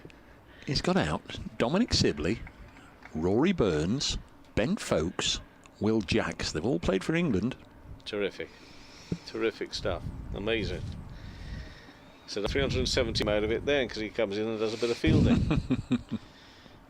Oh, he'll be. Well, I'm going to say he'll be buzzing. He gives the impression from a distance that he won't be buzzing because he's so composed. Hopefully at the end of it all he'll have a bit of a buzz about it. But just look at that. That is 60 going on 16, isn't it? I mean, crikey O'Reilly. Oh, he's got a bit of an itch on the back as well. I don't know if you heard me say yesterday, I came down and I was chatting to Carl Verine, and they were having a bit of a net away to our right, and the ball's being hit there and everywhere. He was chasing everyone. I tell you, he was like a dog in the park chasing all these tennis balls. Great story. Clark faces his first ball width and a real swish at that one. Look out. 2 slips in at the moment for Rob Lord, who himself has taken a wicket at the start of the day. 1 for 53. He's into his 13th over. Yeah, I think Ahmed is the antithesis of me. I think he's 16 going on 60, whereas I'm 60 going on 16. You wish. Clark again. Head down, bat raised, knees bent, in he comes, and clipped away there through square leg. There's a fielder out there, and 1 run, so he's off the mark.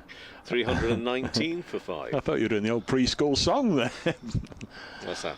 Knees bent? Yeah. Well, he did. That's the way he goes. Yeah, was it knees, shoulders, was it? Hips, shoulders, knees and toes and all that business. Head, shoulders, knees. Rah. 319 for 5. Sudarshan on 3. Bones from the Stuart Broad end is young Rob Lord, and he comes in past the umpire now, short and over the top of the Indian batter. Can you remember in the middle of the afternoon we were sort of I guess just being a little sympathetic towards Farron Ahmed. Oh, we do hope he gets a wicket. We do hope he goes to bed tonight, and he's got one in the end column.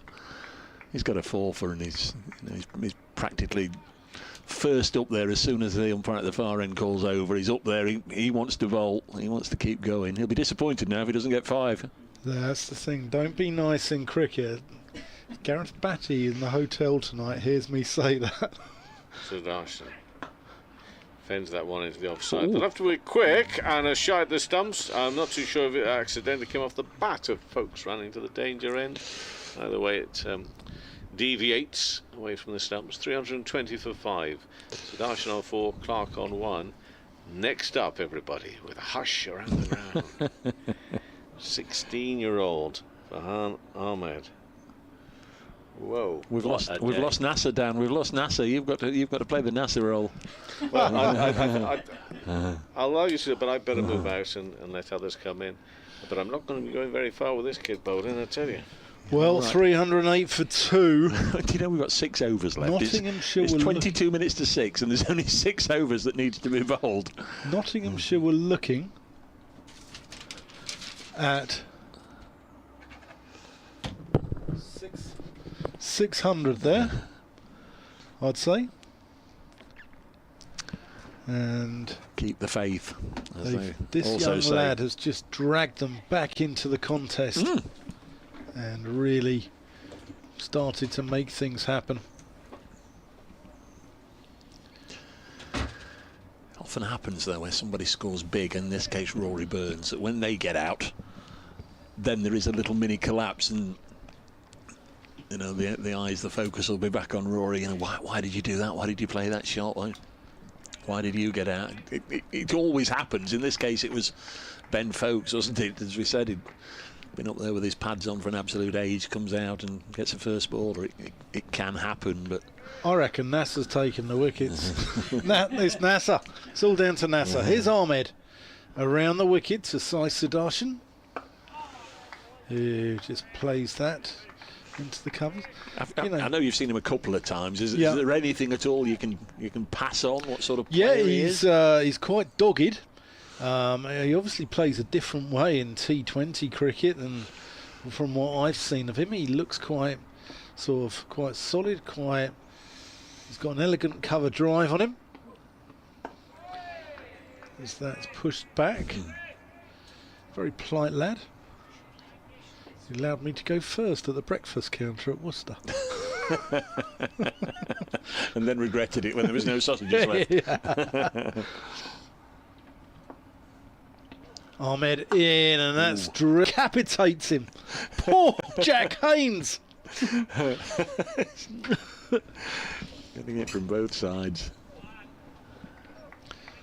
Talking of Haynes, I nearly got decapitated by Desmond Haynes' opening partner Gordon Greenwich once at Lord's, 1984.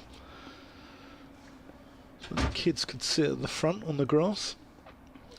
So that's tossed up. Clark plays that firmly, well fielded at mid-off there by Lyndon James. He's been mustered in the field. Yes, it was like the last day when Gordon got 200 and Larry Gomes got 90. It was as well. But yeah, I seem to recall that one of Gordon Greenwich's square cuts flicked up off the rope and narrowly missed my head, and the man from St Peter in Barbados nearly sent me to go and see St Peter upstairs.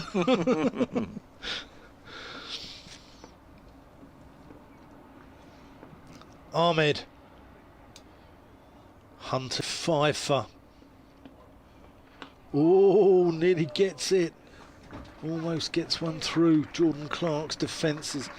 Yeah, I think NASA is responsible for all the wickets because, you know, he's just haven't had one there. And seeing as he's our third voice and he's going to be here all the time, I reckon he's going to be like NASA with number 3 on his back, pointing to the number to the media centre. 321 for 5. Sai Sudarshan, he has got 5. Jordan Clark just a single. 5 overs left in the day. Losing to Dan Whiting. Dave Bracegirdle on what's been an intriguing day's cricket here at Trent Bridge. It's also intriguing as to why they're bringing Brett Hutton back now. 8 overs, none for 47. He just had one over, 2 overs with the second new ball. He's gone into healthy lick all day over 5.5. Probably so they don't bowl more than their overs. Well, that's maybe it. Surrey maybe thinking that they've just lost the momentum in the last 20 minutes or so. They were 308 for 2. And then very quickly, 8 balls from Farhan Ahmed later, they were 317 for 5. Here is Hutton round the wicket from the broad end, and Sudarshan was certainly squared up by that one. Don't know him at all, don't know a deal about him or anything at all, but from this distance, he doesn't look like he does things in a hurry, but like you say, if he's making a name for himself in the IPL, maybe there is a different side to him, but it just looks like he's having a leisurely afternoon in Nottingham, in the Nottingham right now. Yeah. No reason at all why he shouldn't camp down for the night and come back tomorrow, make a good score for himself and his team. Hutton bowls to him again and plays this one by way of a change onto the leg side. Liam Patterson-White, who's gone wicketless today on his return to the side, does the fielding. 3-2-1-4-5 is the score. Should we, I'll go around the country. Are they still off at Bristol? Still off at Bristol, yeah. Crikey. Apparently the match referee's not even been out to have a look at the wicket, though. Do we know who it is? I'll have a look once you're doing other things. You're doing the commentary. Here's Hutton bowling to the left-handed Sudarshan, and gets into a little bit of an ugly-looking position, but the ball runs out of the outside portion of the bat. Meanwhile, at Lord's, England 308 for 7. Gus Atkinson, Surrey's Gus Atkinson, Dave. He's got 45. Jason Swift is the match referee down at Bristol. That's got all the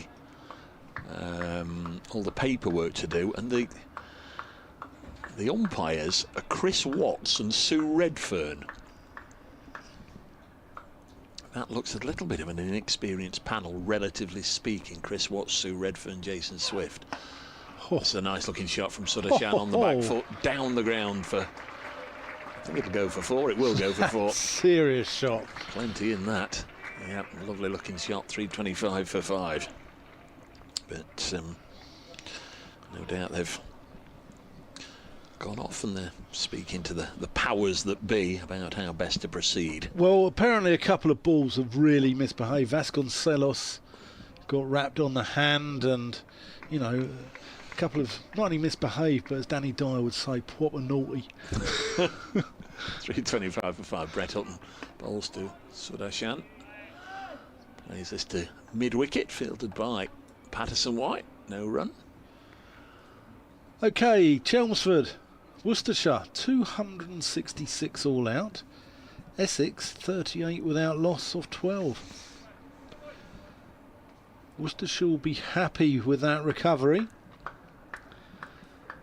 Up at Old Trafford, Hampshire, 293 for 6. Hutton turns. Shadows around all the players. Been a lovely day. Sudarshan turns this close to the square leg umpire, and they get a single as Haynes comes in from the rope and does the fielding. It was a throw-in that was kept deliberately low because Verheyen was looking into the sunshine. He couldn't gather it cleanly, and everybody apologises to everybody. Somerset are 376 for 6 against Durham at Taunton. Going well. Kent 156 all out. Warwickshire 169 for 2. It's been a miserable year for those in the Garden of England. I thought you were bursting into Elvis Costello then. What was it? A miserable year for the Roses or something? It's been a good year for the Roses. It's obviously a better match, this one, for Warwickshire, and if they can chime in with their first victory of the season in the Championship, that's going to pull them even further away from the bottom. It's going to leave Kent just about needing snookers. Here's Farhan Ahmed. bowls. Sudarshan goes onto the back foot. Elvis Costello also saying, "I don't want to go to Chelsea," which is unlike the majority of professional footballers at the moment, by the sound of it. Glamorgan, they're 20 for 1 in response to Leicestershire's 2-5-1 as Ahmed comes in around the wicket. Sudarshan wristily whips him out to mid-wicket for a single. Sussex 386 for 4 at Hove, and Yorkshire 354 for 5, so both those guys going well. Yorkshire playing Middlesex 2nd v 3rd. But the intriguing story is at Bristol. For once. Yeah. That's just played out to mid-wicket.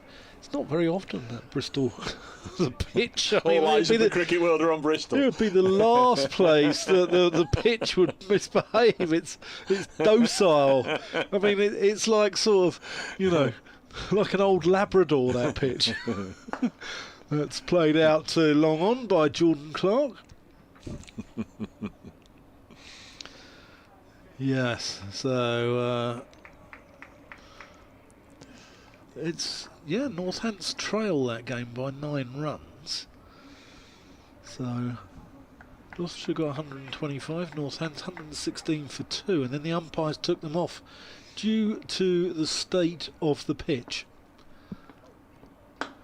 Oh, that's gorgeous. Sai Sudarshan. Wowzers. It's very good, wasn't it? Yeah. Through extra cover. Caressed it away. Don't think caress is the word we'd use to describe Brett Hutton's jogging style after the ball. He's not had that many overs, comparatively speaking, about 9 overs, but it's been a tough old day out in the field. He's done a lot of diving around, and he emerges with the ball. No idea what that is. Someone seems rather keen on their horn. It's like sort of being in the centre of Napoli here.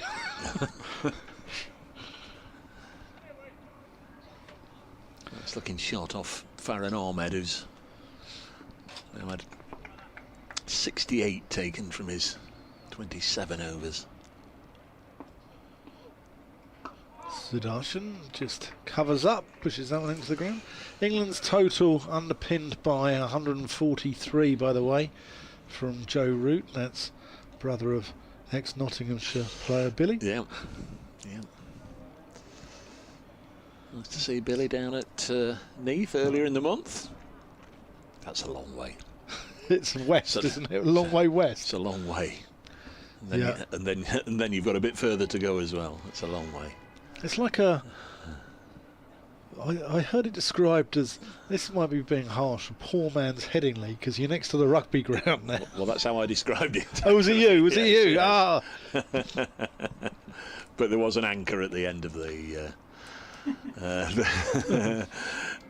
posting. Yes. Just a cheap gag. A cricket ground tagged onto a rugby ground. They'd put something along those lines, just a little bit better than Headingley or some such. Got 1 or 2 bites, it is. Newland's a little bit like that, isn't it? I've not been to Newlands. No, nor have I, but I believe that the rugby ground is also pretty close to the cricket ground. No, it's just the brewery and the mountain. I want to get that photograph one day, just to be on the side of the ground to get the brewery and the mountain in the background. Where are we? We're with Brett Hutton. We've got 3 overs to go. We've got about 9 minutes to go. So Notts have just timed this almost to perfection. You would imagine they'd like another wicket tonight if they can. Single taken by Jordan Clark, brother of Durham's Graham, who Notts played against last week. Single.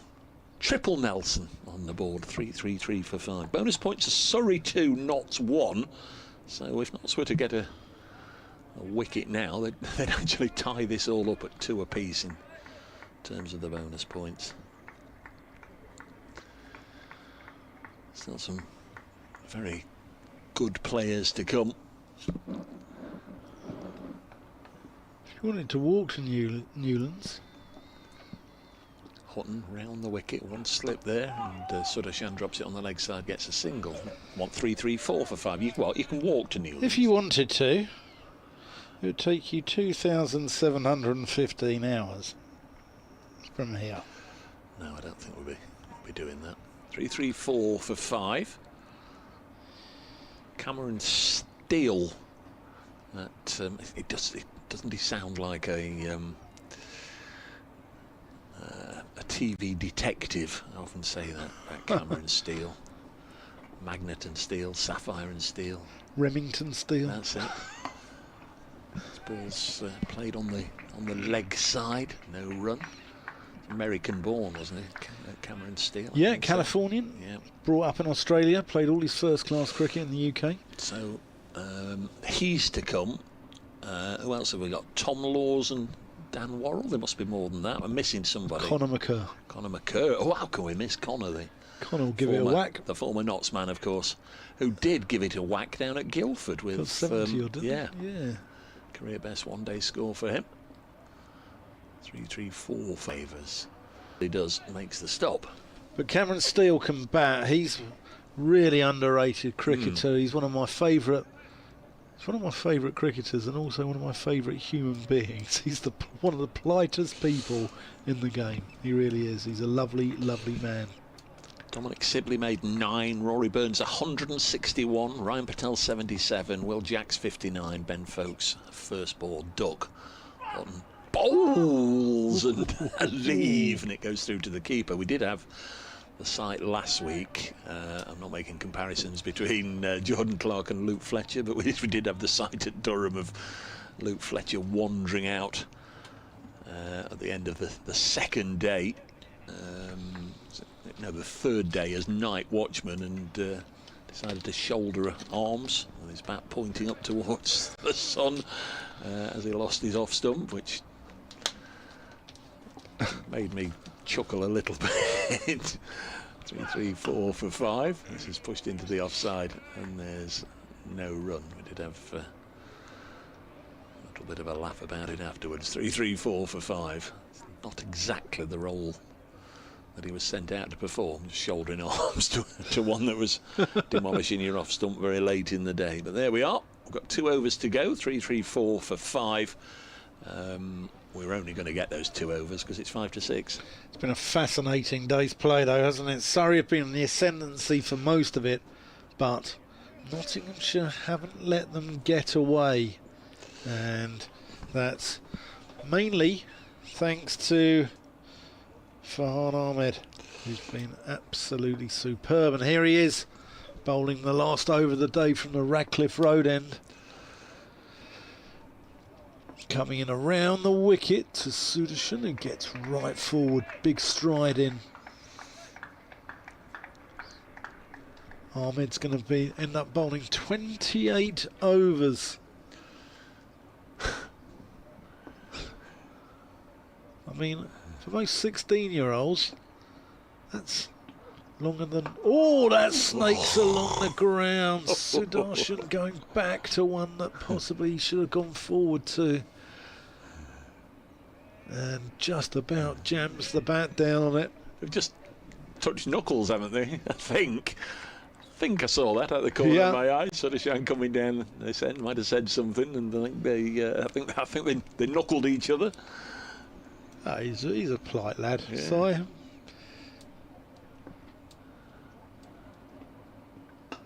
Clark defends. We'll find out tomorrow at the breakfast queue. 3 balls left. I think the only thing that would put an even bigger smile on Farhan Ahmed's face would be if he could get 1 more tonight. That would be a mightily impressive way to walk off the field at the end of your first day. Oh, Clark flirting with short leg there. Is it doing a little bit all of a sudden? It's maybe because we haven't got Ryan Patel and Rory Burns and Will Jacks smashing it to all parts, but yeah, I think it's just doing a little bit. Yeah.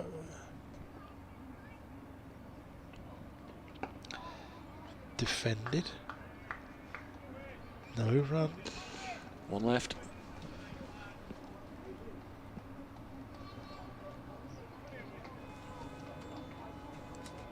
Bowled beautifully. Yeah. I think he's bowled His first ball was a full toss to Rory Burns. That's defended. His first ball was a full toss to Rory Burns. And I don't think he's bowled a bad ball apart from that. No. 28 overs. Let's listen to the crowd. Listen to that applause. He deserves every drop of it. 'Cause he's been brilliant. 16 years old, 4 for 69, 28 overs with 4 of them being maidens. Take a bow, young man. Yeah. Family and everybody that's helped to get him this far in his career will be mightily proud of him. And I hope he's also very proud of what he's done to date. He'll have a lot of tough days on a cricket field in the years to come, but this will be one I'm sure that he'll never forget. Liam Patterson-White's going to bowl the final over of the day. 3-3-5 for 5. Hope you've enjoyed the coverage today from our cast of thousands, even if we've strayed off a time or two, or time or 22. But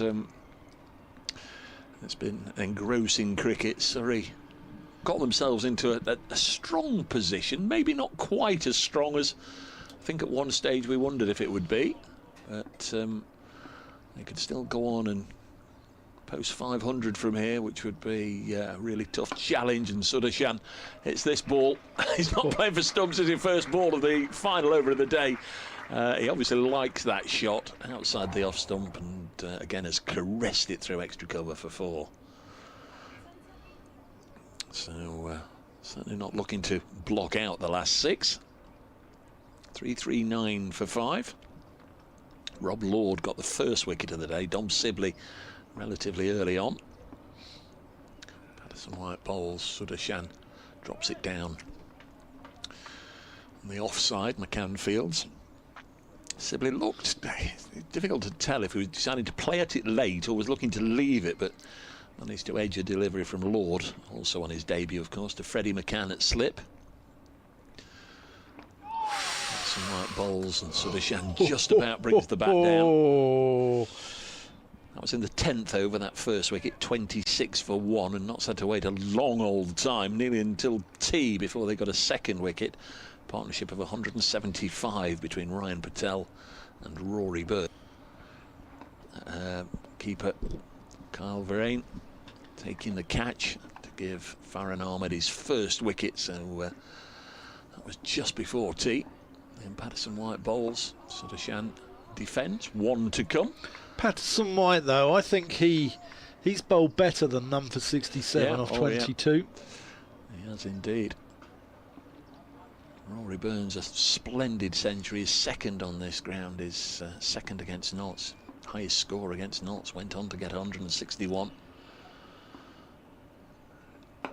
This is pushed back to the bowler, and that will be that for day 1. I'm going to have to do a bit for Radio Nottingham in a moment. So first and foremost, I'm going to thank Nasser Hanif for his company and commentary today. I think Farhan Ahmed will also be grateful that whenever he was on commentary, he seemed to get him a wicket. Also to Kevin Howells, the headmaster, with us today for popping in. Thanks to you, Dan. Just quickly before I have to go to Radio Nottingham, your thoughts on your day. Hope you've enjoyed it. It's been absolutely fantastic. Lovely venue, lovely people up here, and what a wonderful day's cricket as well. 3-3-9 for 5, Surrey. Been some good batting at the Birds. There's been some good batting, there's been some wonderful bowling and some good hard attritional cricket. This is what Division 1 was designed for, games like this.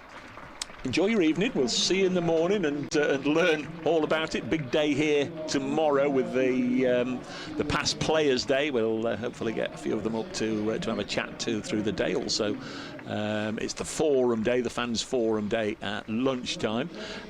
So thanks to Dan, Nasser and Kevin. I shall carry on chatting for just a moment. Rory Burns made 161 before being caught by Lyndon James from the bowling of Farhan Ahmed. Ben Folkes was out for naught, caught behind first ball. And the other one was Will Jacks, another good catch in the deep down at long off from Farhan Ahmed's bowling. That gave him 3 wickets in the space of 8 balls, finished with a 4 for 69. His figures on the board as he goes off with the rest of the Nottinghamshire team. So 339 for 5 at the end of the first day. It's one of those. You've got to runs on the board count. You've got to say it's been Surrey's day. Tomorrow, who knows what could happen. Surrey could go on and top 500. Notts could get amongst them first thing and restrict Surrey to under, well, whatever. They'll be looking to get early wickets and make more inroads. As I say, many thanks to everybody that's taken the trouble to get in touch today. Many thanks to you all for listening and also watching on the live stream. From the entire team here in Nottingham, a huge thanks also to our camera crew and to Kirsty and Aaron, who look after things on the production side.